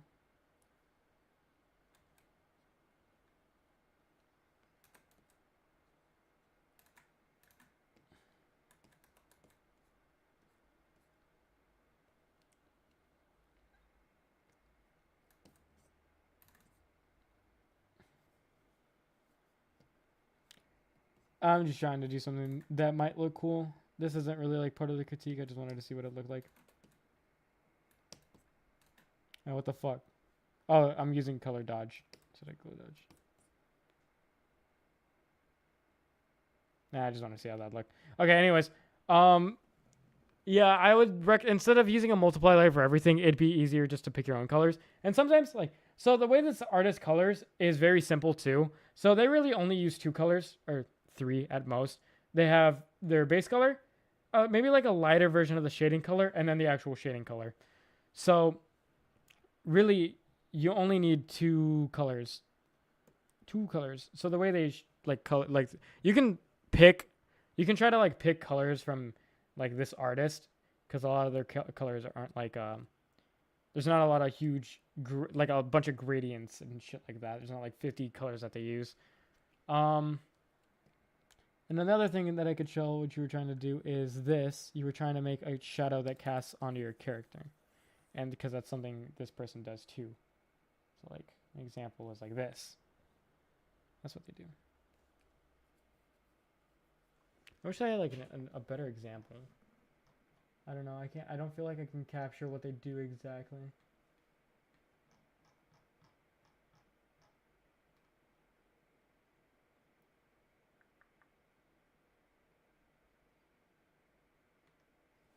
Okay, I'll try my best. It's kind of hard because they don't have like a perfect. Because I know what you're going for. You're going like for a cooler color, but they only do warm. and there's not really like a good example I could do. But something that I can mention is that, like I was saying earlier, you have to think about how these 3D objects cast shadows on different forms. So I can see that you copied basically this part. You basically copied this part and then did it here and then filled everything here with shadow. But you need to realistically think about how these shadows are being casted on different forms. So let's see. I assume that her arm is kind of like right here. So this part of her, yeah, I can see it. This part of her arm would be covered by this part. Yeah, let me actually just fucking do it. So this part's like, I like in my head, I could see this part being casted on this part. So how would like a circle like this be casted on like her body like this? So in my opinion, what I think it'd be like this. It's like that. And then down here, all of this would be covered in my, like, all of this would be covered. Oh, but it's also weird because then like if you thought about it, everything here would be shaded, which is also weird. And probably not what you're going for. So then it's times like this where you sacrifice realism for a stylistic choice. So we're going to do this.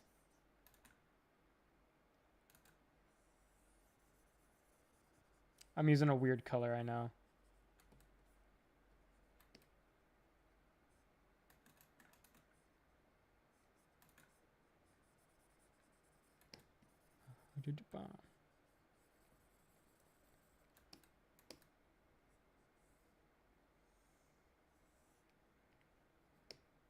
Ah, shit.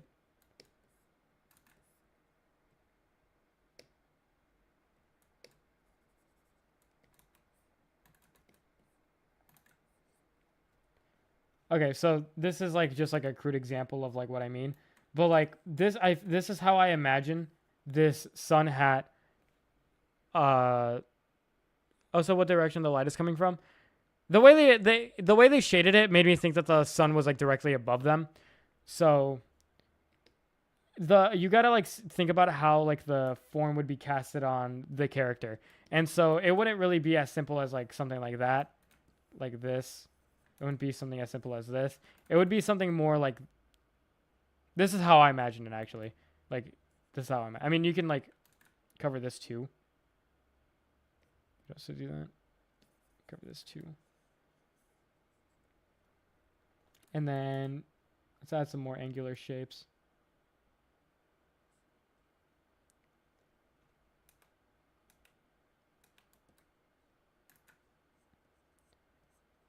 But that's how I would imagine it being casted.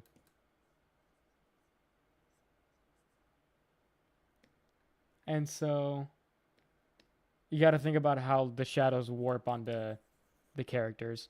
And then, you know, what's like a good color?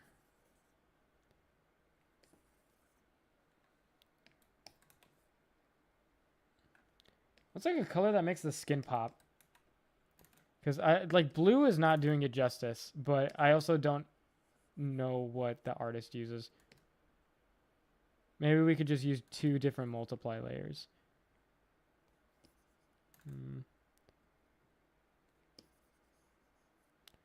So I'm not a huge expert on like this kind of shading.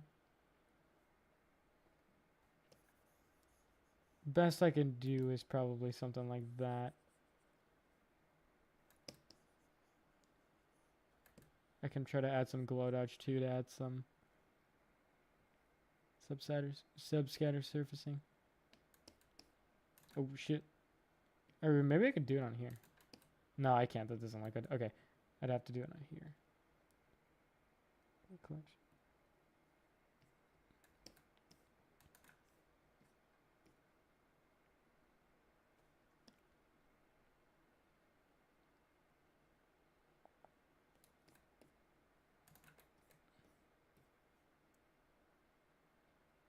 But yeah, so the main problem that you should like think about is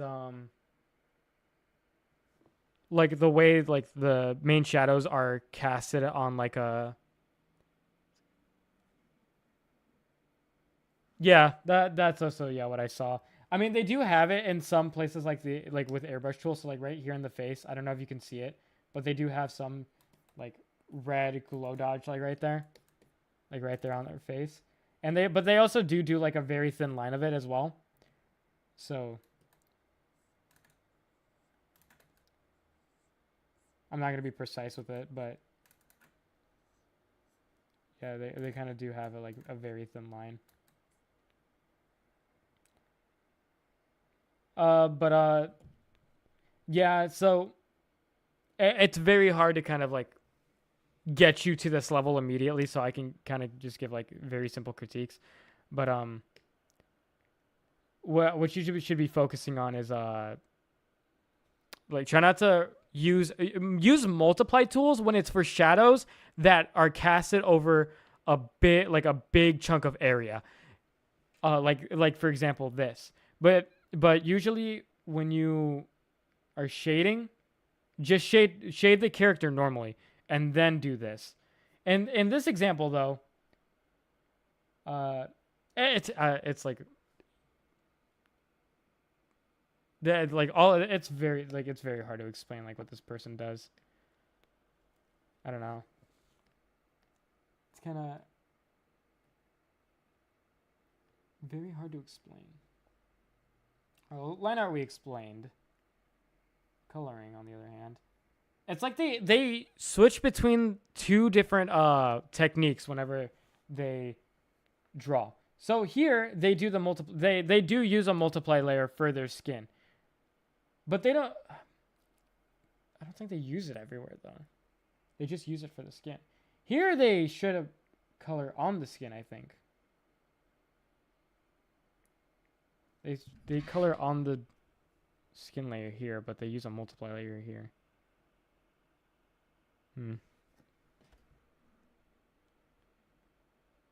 Yeah, but they didn't they were mostly concerned about their coloring.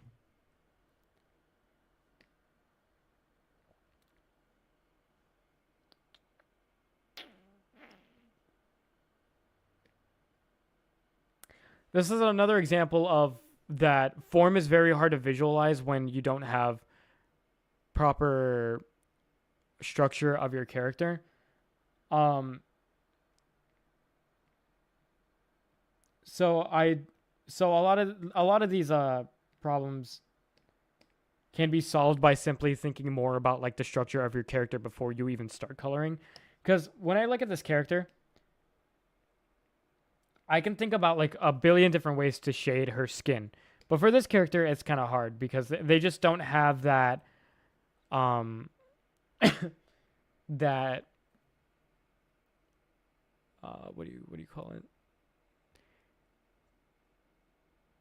They just don't have that structure that you can play around with a lot.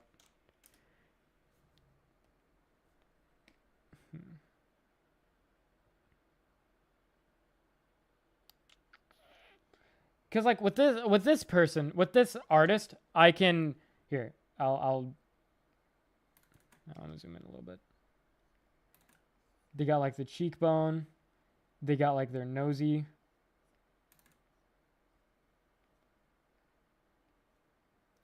Their mouth lines up like right here. They got their chin. They got their eye, which looks like this.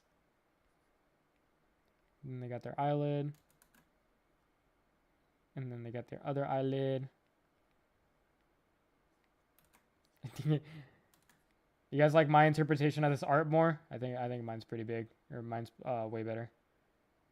But it's easier to play around with like the structure of this character because they're more like structured properly, I guess I should say. So like when I think of mapping this character, yeah, maybe I should just fucking actually do it on the actual art. When I think about how this character's face is structured, I can imagine her cheek. So this is her eyelid. I can legit see her eyelid bulging out of her eye socket like that. And then I can see her cheek puffing up like that. I can see like the way her cheek is. I can see the way her nose is. Like her nose is like this.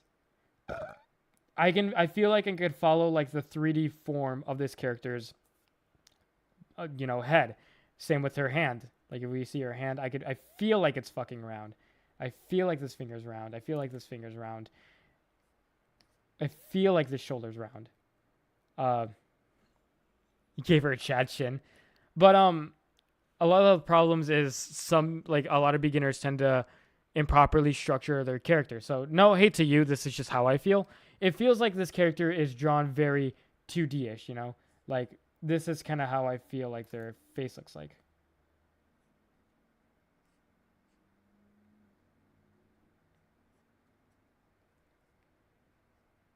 That's how I feel like their guidelines kind of wrap around their body. It feels less like it feels less pronounced. Everything feels less pronounced. And remember, this ties back to that hyperbole, like that exaggerated situation that I made, where it feels like trying to be asked to shade Lincoln Loud, but not being able to because he just lacks that structure. And I feel like I should make my next tutorial kind of based on that. I should be like why it's so hard to color, why it's so hard to do line art, and all of these problems just come back to the lack of shape and form you're expressing in your sketch. I feel like that's a very good video to talk about because I feel like a lot of these coloring problems that I'm getting, aside from one of them, is that it's just the problem with how you guys are expressing your form and shape through your sketches. It's very hard to apply this type of shading when your art just doesn't support it. It feels like trying to fit. Oh, my butt hurts. Holy shit, I just stood up. My ass fucking hurts. It feels like trying to fit, I don't know an analogy. You guys fucking know what I mean.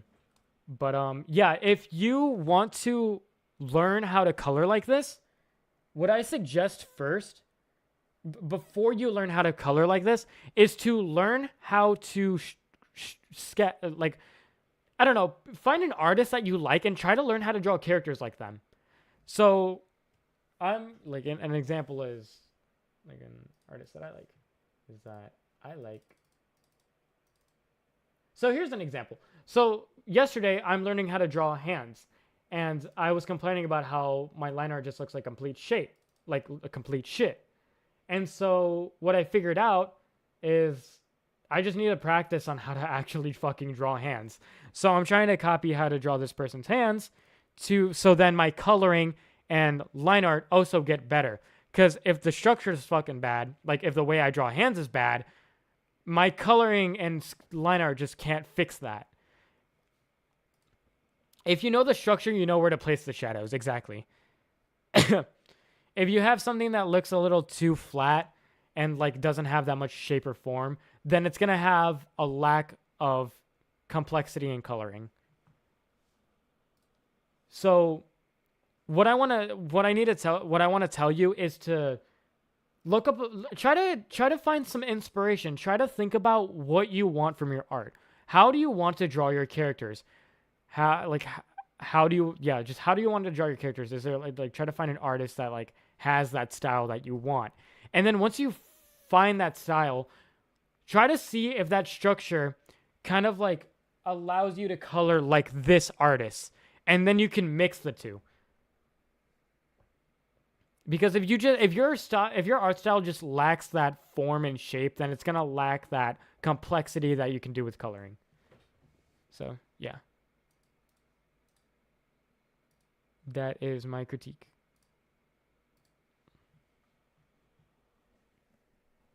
$64. All right, 1 through 64.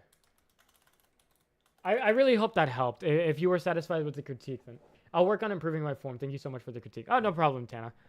Yeah, a form, like coloring. A lot of coloring is derived from the form that you want. I liked it. Okay, I'm super glad that I helped you. I hope you were able to take away something from it.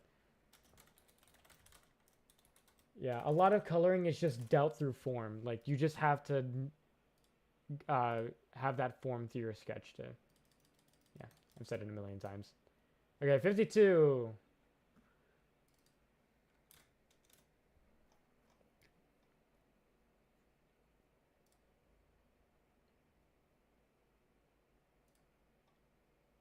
shit.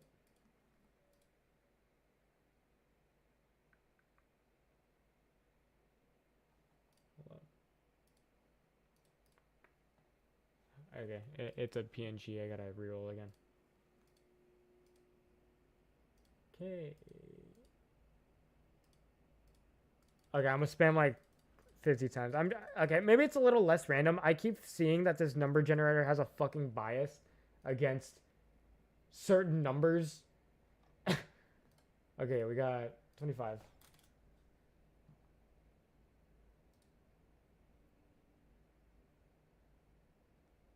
Another PNG. Okay, whatever.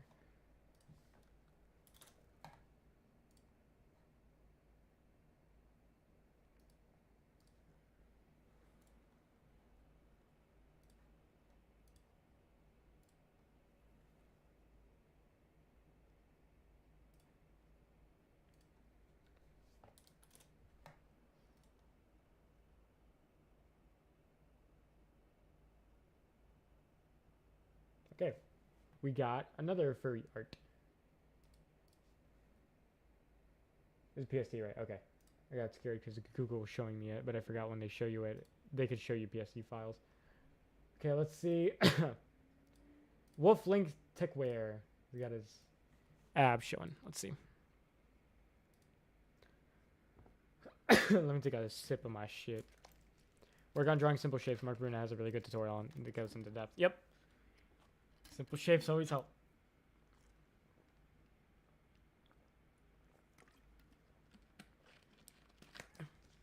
Yeah, I think after my next video on how important the fundamentals are, I think I might make a video about how your initial structure is very important, because like the Lincoln Loud example, just like some people lack the form to be able to do complex coloring.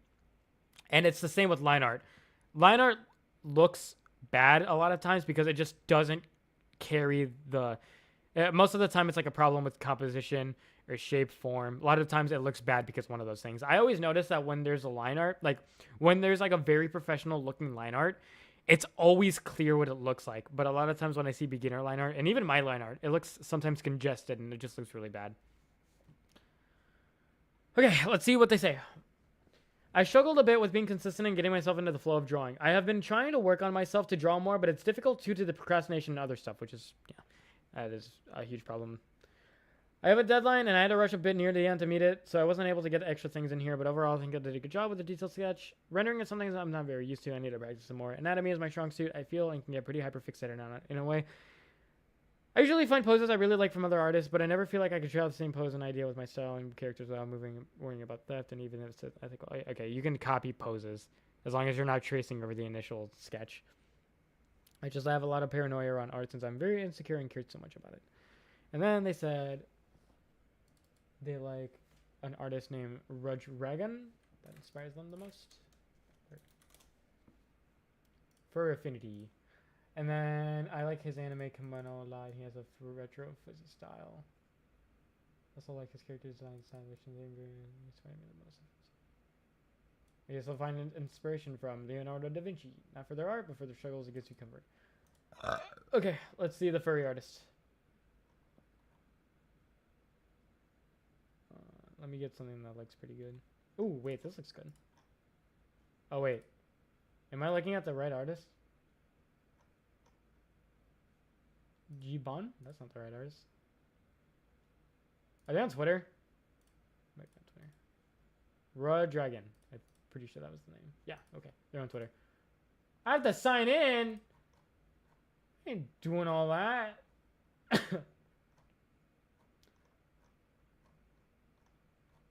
All their characters are naked. Even if they're furries, like, technically they're not naked, but, like, they're naked in a way. You got a character with clothes. They're all naked. That one's literally bondaged. I don't think I can show this on stream. Okay, they did have one clothes character, so. Alright. Only character that's not naked. Alright. Alright, just making sure. Okay. This character. Got this. Okay, you said again that. Okay, so let's answer the first thing. I struggle a bit with being consistent, getting myself into the flow of drawing. I've been trying to work on myself to draw more, but it's difficult due to procrastination. Others. Okay, so wait, is this a PNG? Oh, wait, never mind. Okay, no, never mind. Sorry. Okay, so procrastination is something very hard to beat, and this is gonna get very philosophical. But I don't believe people can change. Okay, that is like something that's like pretty nihilistic to say. But I don't believe people can change their core traits. All right, I'm also a very huge procrastinator, and I really don't think that I can fix that. But if you know how to kind of manipulate yourself, you can make it easier to get yourself to do stuff. So a problem that I had is that I procrastinate a lot with YouTube. With school, I don't. Why do I not procrastinate with school? Okay, I do in a way, but like I end up getting shit done. Why is that? So I'm very afraid of consequence, okay? I don't want to let people down, and when I do, I feel like I let myself down. I also get very embarrassed when I feel like I can't even do the bare minimum. So I will do the bare, well, I will do something because I feel embarrassed when I don't do it. So in school, I noticed that what motivates me is deadlines. Deadlines and that feeling of embarrassment and letting people down. So what I'm doing now is to fix my procrastination issue. I'm streaming more. So another thing that I had an idea was if I didn't do what I was supposed to, I was going to give $50 to my girlfriend because I just don't want to lose money. And I also feel like it's admitting defeat if I give $50 to my girlfriend, and that just feels embarrassing. So that was also an idea, but I thought it was a better idea to stream.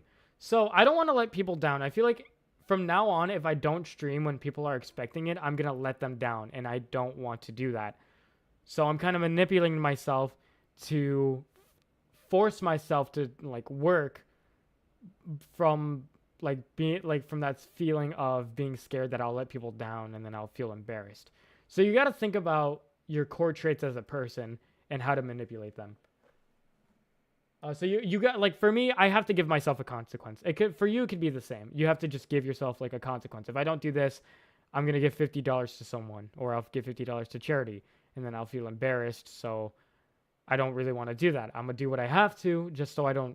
So I'm basically not admitting defeat. I had a deadline and I had to rush a bit near the end to meet it, so I wasn't able to get some extra things done in there.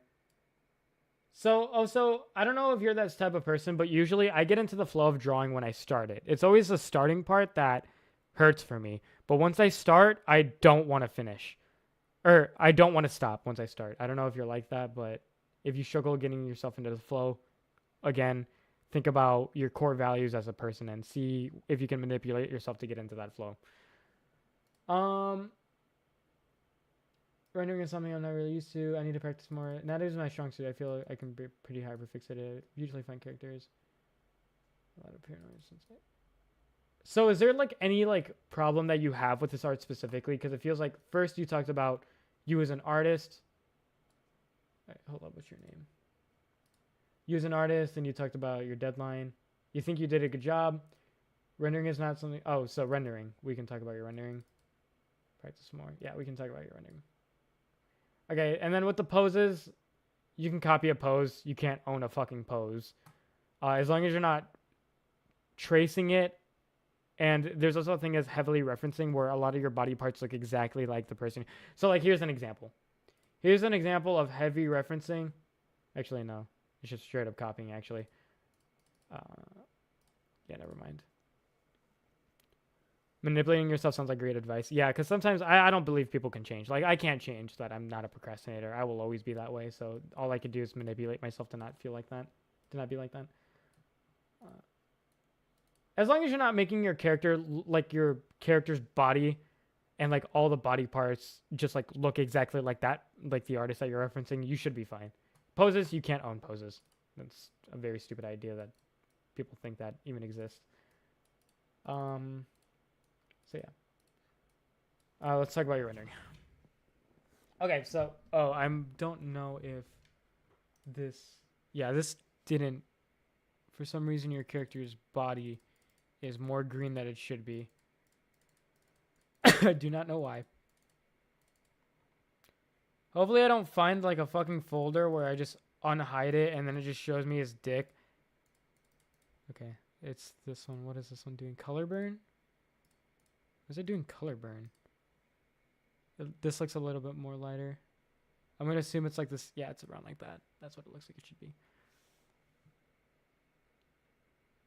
Also, looking back on past works, I always find the flaws after I upload it places. Okay, so then a good way is just to like take some time and then just like take a day and wait, and if you see anything bad with it before posting. So like something that I did with YouTube is that I purposely gave myself a week to do each step correctly, because I'll do one thing and then realize the next day, oh, no, that's not really that good. So then I'll change it. And then I'll think it's better than it was yesterday.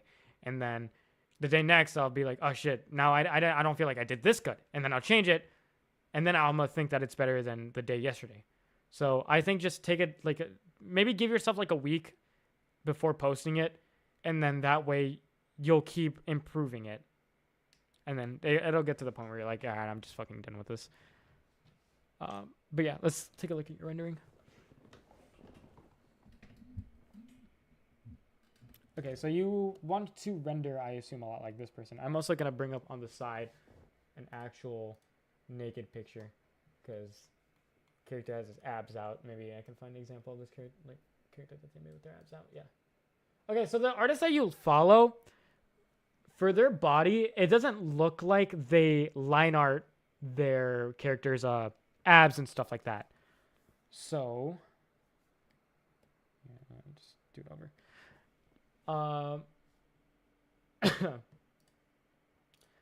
Yeah, so you say that you need to practice it more.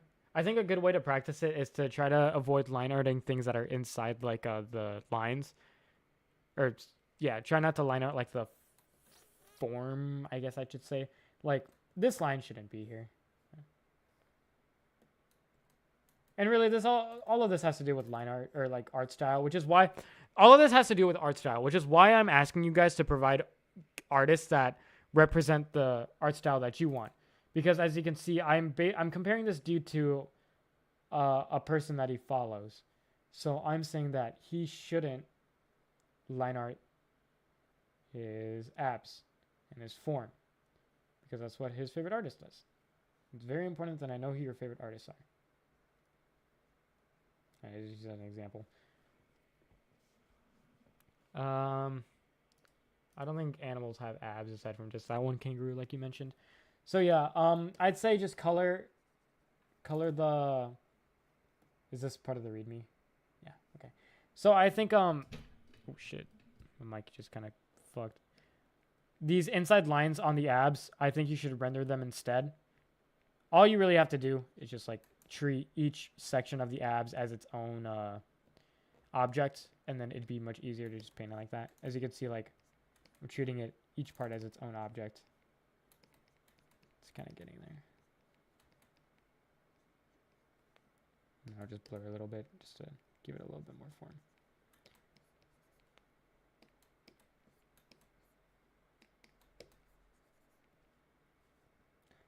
Very crude example, but remember, just look at the artist you're referencing. They're gonna have better examples than what I'm doing right now, because I'm giving myself a lot of excuses. But the reason like a lot of my like the drawn examples that I'm making look bad is because I need to study how an artist does stuff, and I'm studying like 15. I've studied like 15, like the way 15 different artists have done stuff, and it's kind of like hard. So like, if you need a better example, just reference the artist that you tagged instead of. But I'm just showing like very crude examples just to get the idea across. What else do they do? With their hair, I do kind of like the idea that you're going for with the hair, where one side of it is white. Here, wait, actually. Okay, thank God you have these on different layers. One side of it is white. Wait, what the fuck? Wait, how is it doing that? Oh. Okay. I think the brush that you use for these is kind of weird. I feel like instead of using an add layer, maybe use just an actual white layer. They don't really do this, but I think I kind of like the idea that you're going for. So what you can do is like, okay, let's highlight all of this white.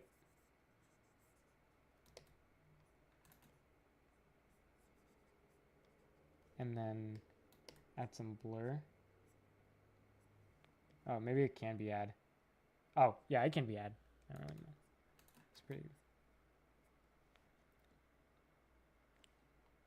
I kind of like that idea that you were going for. And then maybe we can like let the white little like bleed a little bit into the.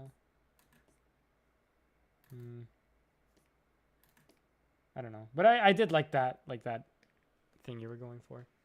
I also think that a lot of the clumps of hair that you're drawing is kind of unnecessary. When it comes to hair, you don't need to draw these inner lines, like stuff like this. You don't need to draw these. Well, this one's fine. You should also never do this where you draw a strand like this. That's okay. So you have your shape of the hair, and then you add like another piece of hair right here. Don't do this. You should combine these pieces of hair, or just erase this line like this. This piece is really weird. I don't know where this piece of hair is going. And then remember, just draw like the overall shape of your hair. You shouldn't complete the shape like that. I don't know. I feel like this is unnecessary here. Just have like the outer shape of the hair. And if you're gonna have inner shapes, be sure they're not like completing the shape. They still have like a gap to open for more shape.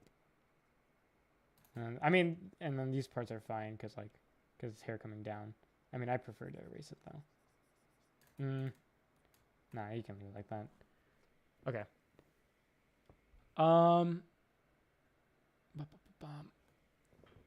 So the way your artist renders hair is not really that complicating.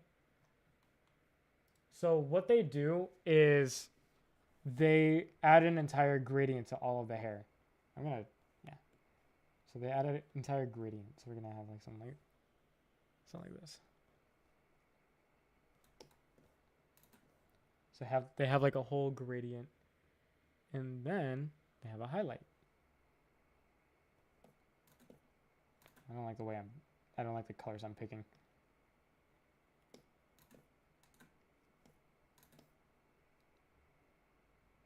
Kind of like that. And then what else do they do? They then add like their shading like this. I assume they use a multiply. No, they probably don't actually. Probably just use this. They kind of like shade the side. They kind of like treat each of their like hair segments as like a chunk, or like kind of like not a brick, but like one like a cube, kind of like where one side is shaded and then the other one's like light colored. Yeah. So kind of like that. Kind of like a cube where like one side is shaded and stuff. That's how they usually color it.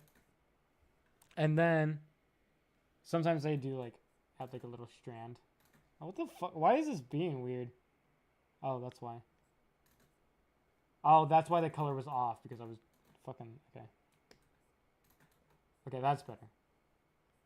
Like they shade each side as like a brick, and then sometimes they like erase the middle of it. Can you fucking erase, bro?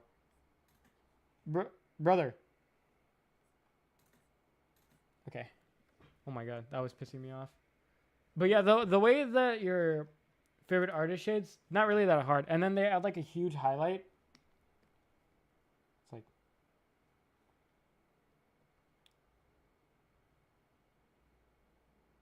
It's like this.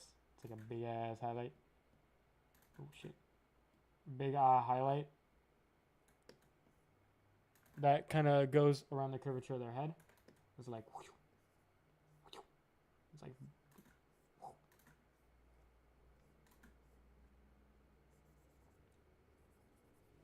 and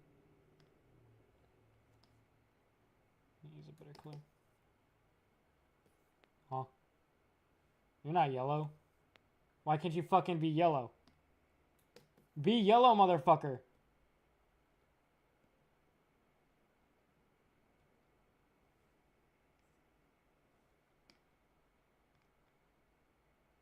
Okay, I'm gonna erase the shading real quick. But yeah, then they add like a thinky like that.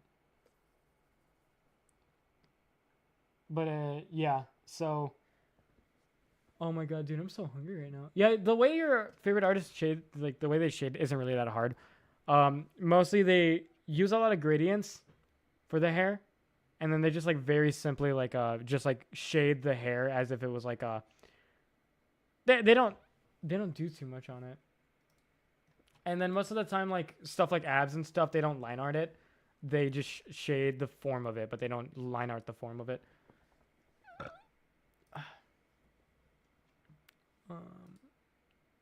Forcing people to be yellow is not okay. All right, thanks, bro. I didn't know. But yeah, I think that's really all I want to tell you. I feel like the structure of your art is there to support this coloring. You really just need to practice more on it. And I feel like you are very capable. You are very capable of being able to achieve it. Here, I want to do like another example of how they shade, actually. Here, so like here's like a leg that they have. It's like, oh shit, what the fuck?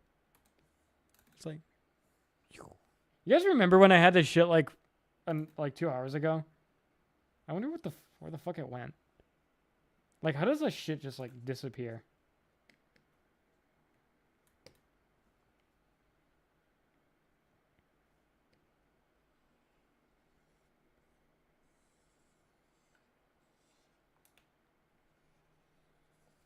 Okay, so the artist that you like is very reliant on like the marker tool.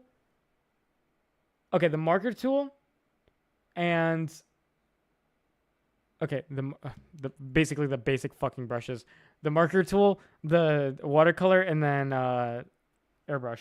So basically the holy trinity. So here's the way they shade the leg. So how they shade the leg is literally so simple. It looks like they have the oh shit, that's not a good color. They have the not a good color either. They have the form, and then they literally just do this. That's the shadow. And then what they do is that they blur it. They blur all of it. I don't like to do that, so I'm not gonna blur all of it. They blur all of this to make it show that it's smooth. Then they take the airbrush tool and they add a gradient all the way down here, and then they use the shading tool to like make the feet look like kind of like a block, like that. That's roughly what they do. So they value the marker tool, the water brush tool, and then the airbrush, water brush, and marker. And then they're really reliant on like gradients.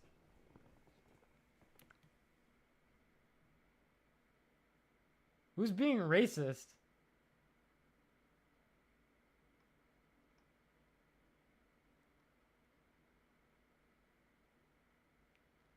All right, let's not get racist, all right?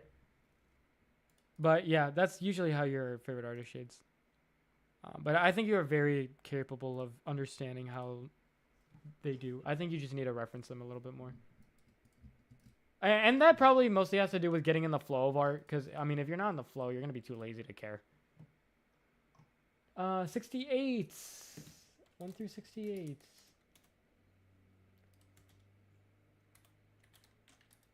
I hoped you enjoyed the critique. Hoping it was worth something. 62. Let's see.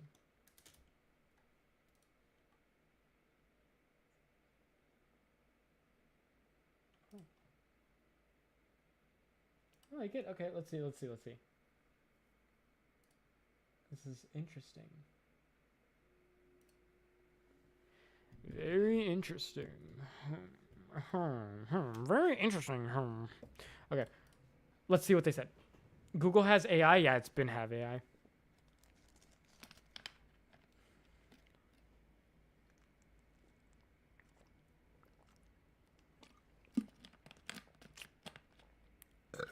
All right.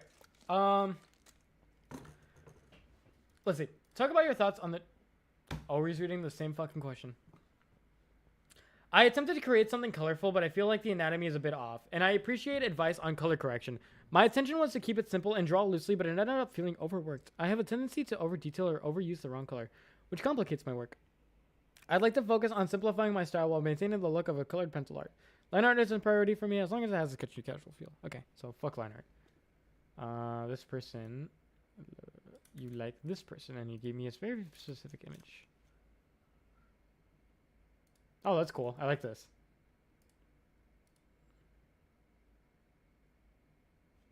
Where did the image go? Okay. Let us see.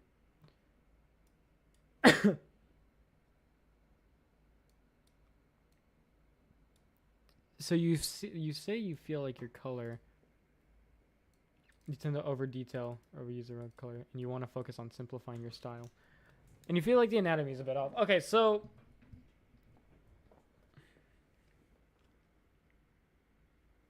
the reason why I feel like you think the anatomy is a bit off is probably because of, to me, everything looks fine except this part.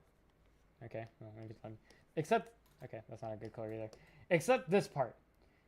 Because of the way his arm is sinking into his hand, it makes it, it's like, I don't know, it's like weird. Okay, if it doesn't look as clear as it should be, it's probably wrong. So I'm going to trust my instinct and say that it looks weird. Because let's think of the way that arms interact with each other, okay? And I know his arm is on a sleeve, but we have two cylinders. We got a cylinder going this way.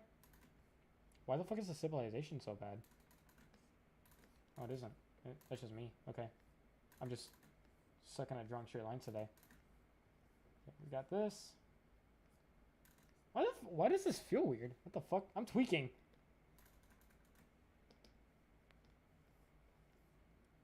Okay, that's better. We got that arm, or we got that. So if we think about how an arm is going to overlay over a cylinder like this. Oh, sorry, I'm getting a little quiet. Hopefully that's loud. So what this arm is gonna do is that it's gonna. It looks like this. Let's make them different colors so we can see. But the way it looks like it's doing is that it looks like, for some reason, it's kind of bending. Oh, well, that looks like an arm, but well, it's like it's getting cut in half just so it could hide behind the arm. And then your hand kind of looks like it's still trying to be connected to the entire arm, but yeah. It's like then like you have the arm, but it looks weird because it looks like this part's being pushed up, so then this part has like nowhere to connect to. So like let's say this is the hand. This part has nothing to connect to because it looks like the arm's being pushed up. So I feel like all you really had to do was maybe in the beginning, you have the sketch. So let's see what you did. Oh, you're a psychopath who draws on the same layer. Okay. That's fine. That's fine. Yeah, let's see his arm. He actually had a reference picture here. Okay, so I get that. Okay, let's see. So here's the reference image that you have. Let's look at the arms, okay? So you can see that he has his entire arm showing, except for when it's behind the collar, right? This, I don't know what to call that, but like this thing right here. I don't know what this part of a shirt is called. But that's why this arm gets cut off, is because it's hiding behind this thing. But if it wasn't there, you'd be able to notice that the entire hand was showing.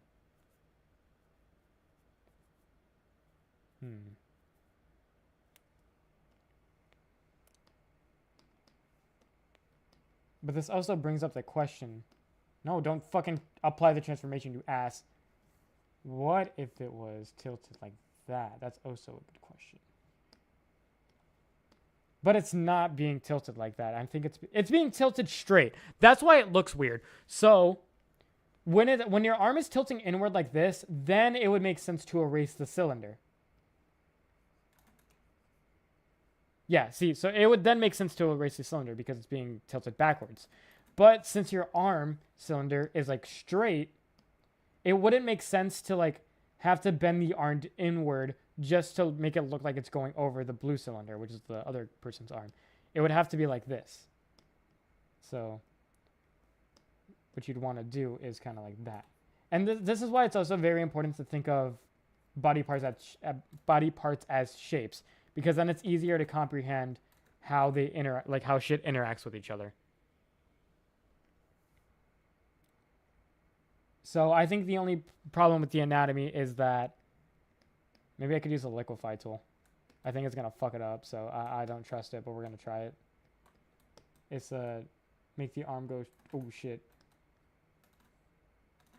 Well, I don't think they're gonna work.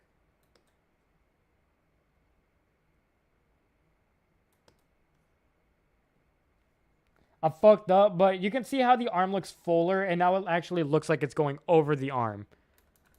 I fucked it up a little, but I think the idea is there. But yeah, that's probably like the only problem I have with anatomy is really just that interaction with the arms. So you also said your tendency to over detail. So let's see what you mean by over detail.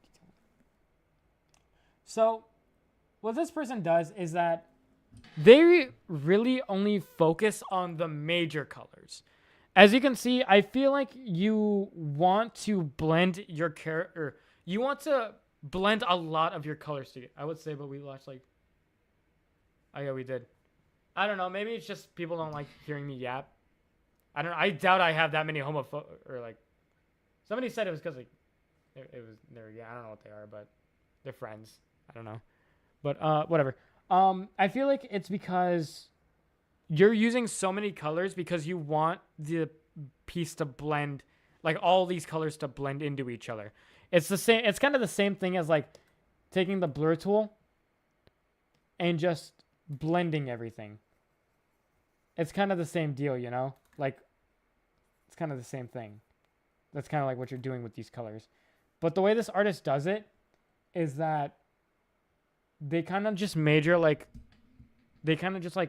focus on the major colors. So here. So let's so we have your character. We're gonna do your character's bottom color. Yeah, let's just okay. I'm just actually gonna copy the colors from the other kid. Sorry. I don't mean to change your skin color, but I have to for this example. Okay, we're gonna use this as an example. Okay. So the way this artist does it is that they tend to just like focus on like the major colors. So like, so you want your characters to look sad. We're going to do this.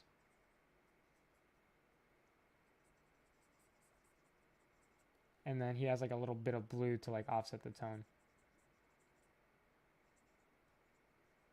And then, oh shit. I don't know, I'm copying from him. We have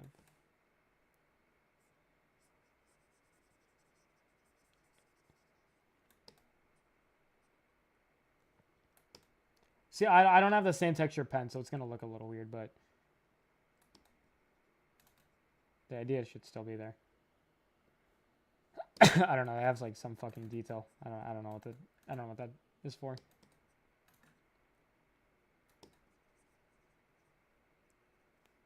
Oh, that's also me making the same mistake of blending colors too much.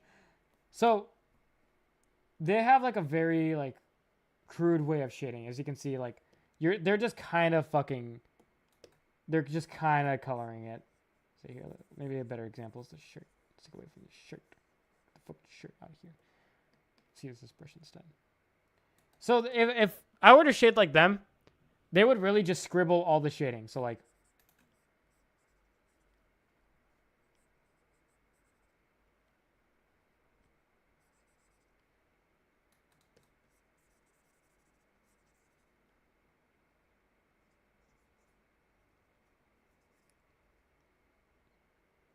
and then let's say you had like a cool color on the back. Kind of just they just scribble it on there. And then let's say he's got highlights. He's got highlights. He's being highlighted.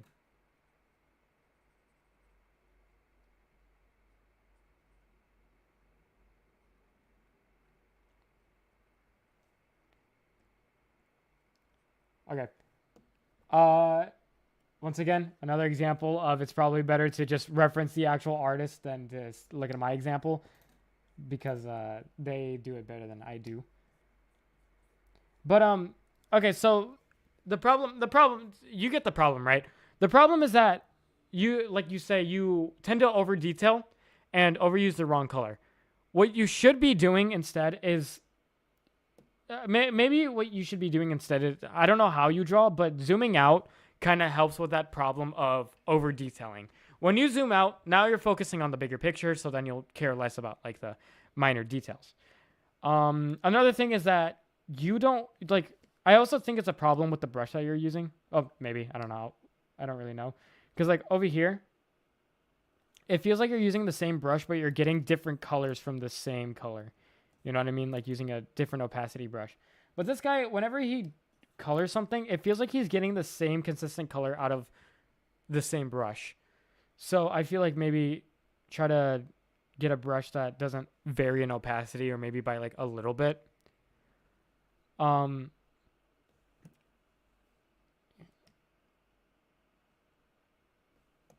So yeah, so okay. So once again, what I think you should do is zoom. Oh, okay. I also kind of want to fuck with the hair a little bit. So like this. So how he does the hair. I'm gonna take out that for a second. Okay.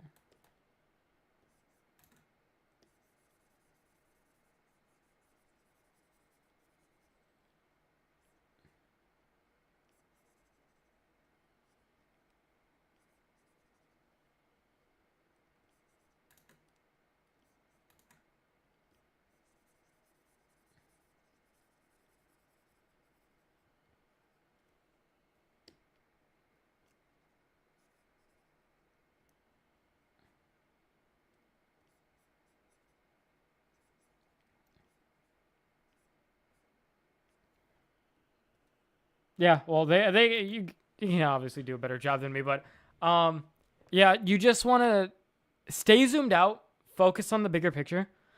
Try to find a brush that has a less variety in its opacity, so like this.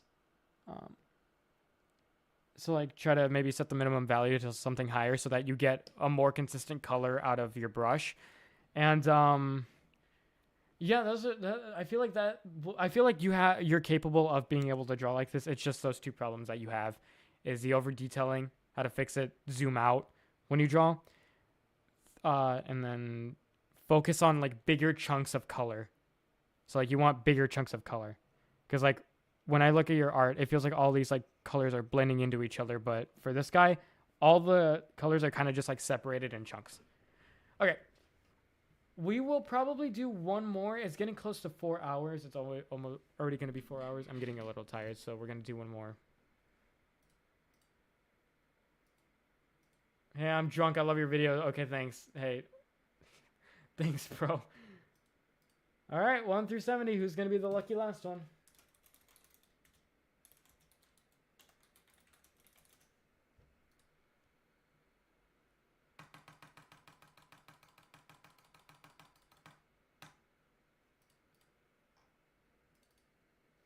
Hi, drunk. I'm Shay.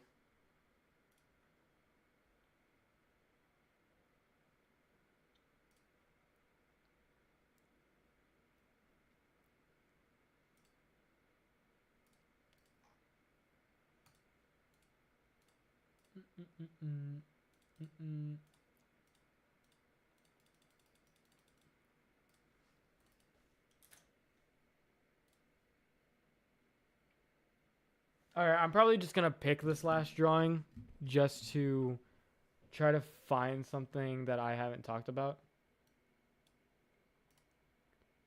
At this point, this last one I'm just gonna manually pick just to try to find something that we haven't talked about yet, because I feel like we've talked like a lot about like the same issues. So let's see.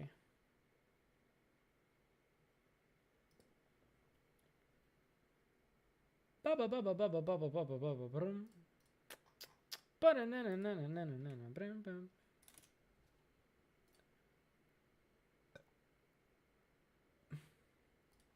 change the face cam.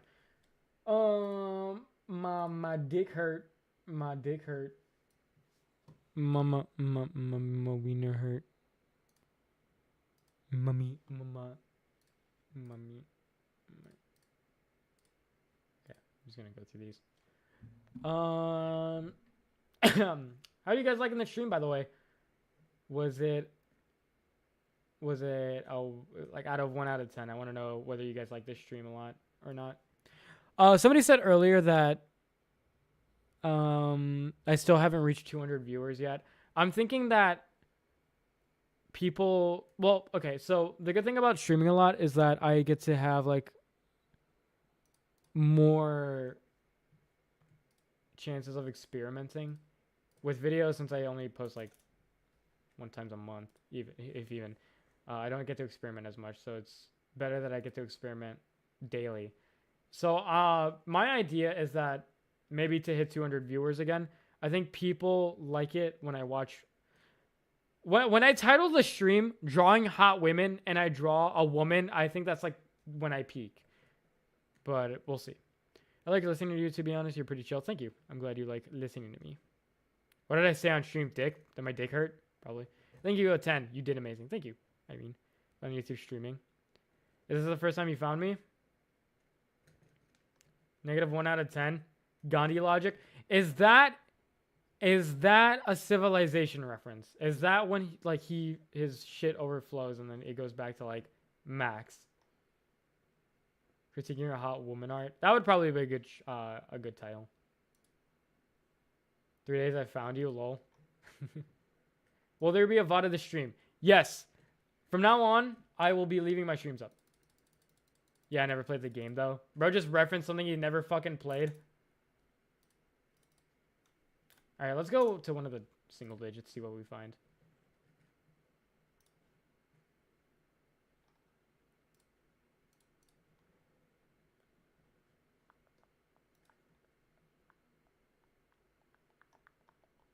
Trying to find something different to talk about. I already did this one. How much money have I given my girlfriend? I haven't given her anything. I'm not doing that anymore. Because I found out that streaming it does the same thing for me. When will the next time you do an art critique stream? I'm not sure. Oh, okay. This is actually a really good one. I want to do this one. I'm not sure the next time I'm going to stream. Oh, sorry. I'm not sure. Wait, what the fuck was the question? Am I stupid? Oh, an art critique stream. I'm not sure. Depends on when people ask for it. Tomorrow, I want to draw. I want to sketch and then teach people the importance of structure tomorrow. So we're gonna do that tomorrow. I haven't drawn. Surprisingly, I don't remember the last time I've drawn a face. I don't remember the last time I colored eyes, actually, even. So let me see the last time I colored eyes. Last time I colored, like, I don't know. It's like, I take a lot of breaks between, like, drawing characters. Oh, it was when I did the drawing my character in real life challenge. All right, so this person. I like this guy. I feel like we could talk something different about him. He says he's proud of the lighting and line art, but I feel like it's missing texture. Oh, we talked about texture, but we'll see. And then you said you like Yusuke Maruta and Todd McFarlane. We're gonna see. The advice to manipulate yourself, I would keep in mind, even if it wasn't for me. Anyways, peace chat. Can't wait. See you. Hello, Xmas. Oh, that's mine. Lol. Hey, we better critique your art. Oh, so you have like a mix between Japanese and comic book influence. That's pretty cool. So let's see what this guy's shit looks like.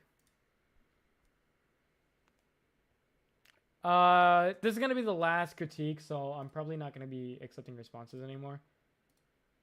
I changed it to no longer accepting responses. I'll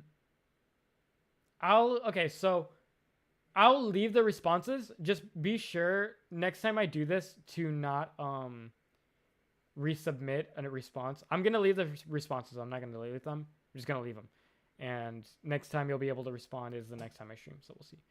I thought I'd be Filipino for some reason. I'm Mexican. I'm Mexican American, mostly American, but because I grew up in America, but all of my family is from Mexico. So. First gen Mexican. Or sorry, what's it called? First gen American, first gen Mexican American. I lost focus. Close enough. I need to see like a fucking picture of him with this dude. I don't feel like I'm getting anything good. Okay, so what did you? Though I don't directly reference a single artist, it's just their sort of styles are the ones that I like. Synthesize with my own story, whatever my style is. All right, okay. So you said you have a feel like you're missing texture. Let's see. What's some? We got this texture. This guy got texture. That's some texture right there. Let's see what Todd McFarlane does. Todd McFartland. Am I right? Yeah, let's see what he does. Illustration. I'll make sure to actually download a version of my art layers next time. The fuck is the kind of pose this dude doing? It's like his foot's all the way to his hand.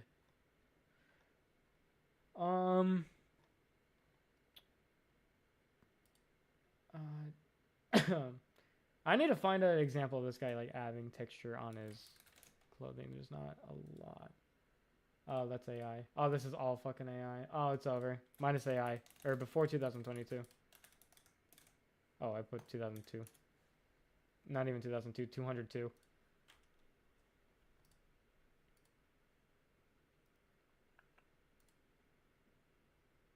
This guy got a little texture. I don't know. I feel like these examples are pretty bad for the problem that you're having. Oh, wait. I just closed out of the fucking YouTube live control room. Give me a second. I can't see chat. Okay, now I can see chat again. Bum. Okay, awesome. Alright, let's see what you're lacking, mister. So you say you lack texture. I can see it. So we're going to try to figure out what the problem is. We're going to diagnose this shit. Okay, let's see. So I already off the bat, you're mixing texture because you lack hard shadows. That is already something that I'm going to say. You lack oh, this is a PNG. No, it isn't. You uploaded a PSD file with one layer on it. Unless I did that. I don't think I did that. Okay. Alright, well, you tricked me. Ended up uploading a PNG and PSD. Okay, whatever. I'll still do it. It's fine.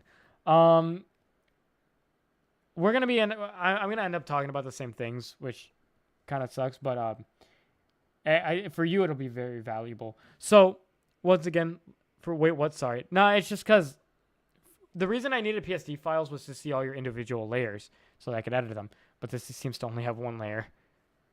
So, the problem is that you lack hard shadows, and you lack a lot of contrast between your different colors. Well, maybe not for this one. This one looks to be fine. But one way to get... I thought I did. Maybe that's just my problem. Hold up. Let me... Oh my god, I just opened up Photoshop. I can't wait for my fucking computer to die. No, on my end, it seems like it's only one layer. It's fine. It's fine. I'll still critique it. So, you tend to overblend a lot of your colors.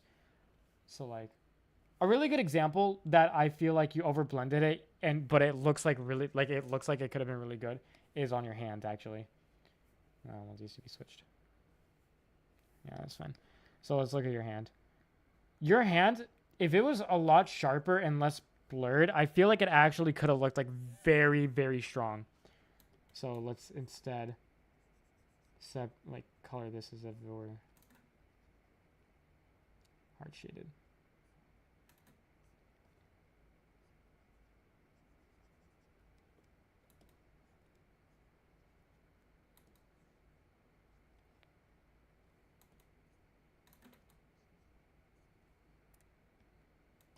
And then you can have a little bit of blur, but we just need those hard shadows.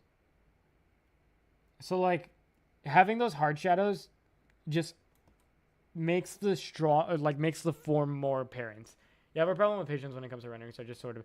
That's the biggest problem. That's like you can't do that. You cannot do that. You cannot rush your stuff because that is like okay. Art, like it or not, requires patience, and that's that everyone here has said that at one point that they just rush stuff. Well, not everyone. That's an exaggeration. Everyone, you need. It is not just you can. You must have patience when it comes to drawing. You are never going to draw at your fullest potential when you lack patience. That's you need to learn to have it. Because you draw really good. I love this character. But if you rush it, you're not going to understand why some things look bad if you rush it because if you rush it, you're not drawing at your fullest potential and then you're just going to end up having mistakes that you wouldn't have otherwise made. I mean, you can't rush if you know what you're doing. That's different though. That's different. You can rush if you know what you're doing. Even if you rush, even if you're a professional, you're still doing things technically subpar. It's just you can't see that because they're professional. Like that one dude. G what's his face? I don't fucking know. Jihan. I'm gonna assume that's his name. Jihan Art. G Art. Oh. Kim Jung-ji. This guy takes 30 seconds to make a masterpiece. But imagine what his art would look like if he took 7 hours. It would probably look even better.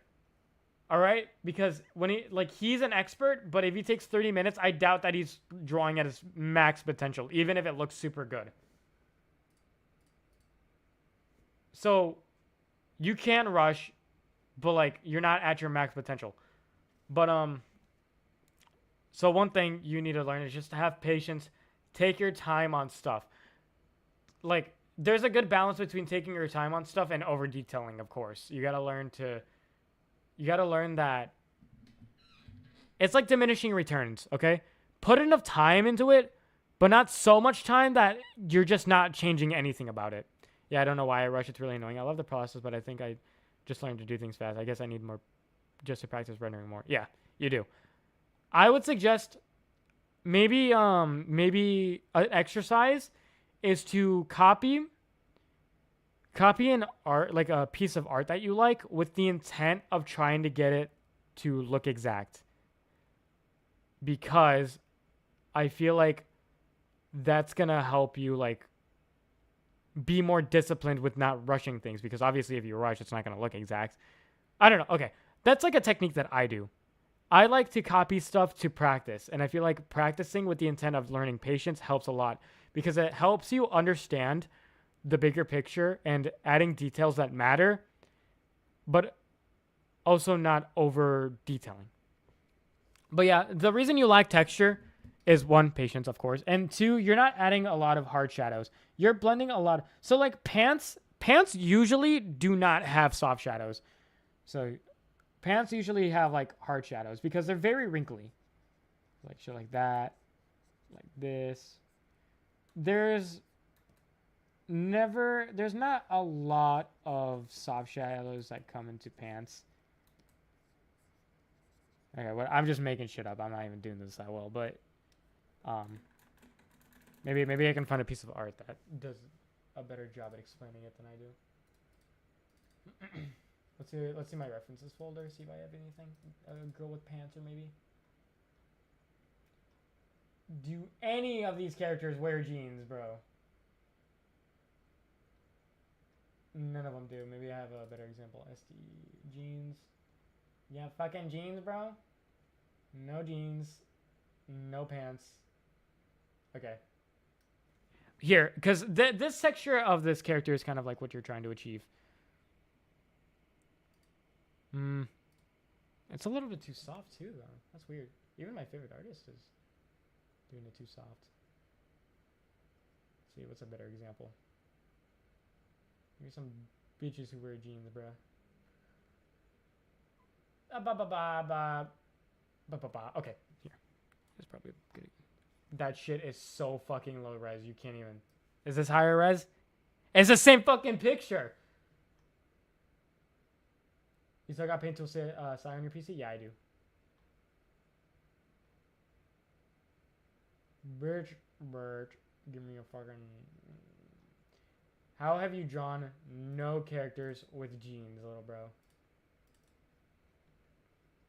Alright, whatever. I'll just find the best example of hard shadows in clothing. Please don't have pussy in it. Okay. I dragged this on my PC hoping that it wasn't naked. Okay. This is completely opposite from the like your art, but it's the same fundamentals basically. So notice how you kind of like texture because a lot of your shit seems over blurred and it like all the colors kind of mix in with each other. But let's take a look at this artist. This artist has hard shadows like this right here, right here, right here, right here, right here, right here, right here. Well, right here on these borders, it's sharp. Right here, right here, right here. So it kind of like, yeah. Also, right here, here, here. So you lack texture because a lot of your colors tend to blend in with each other, and you need like it's very important that there's a very clear contrast between what's shaded and what isn't. You can blur it like how this character does, or like this artist does. What's a good example? This character, like this person doesn't really like even where it looks blended, it's not really because I could still differentiate like that this is shaded and that this isn't. But let's say they were to blend it, you can't blur it like that.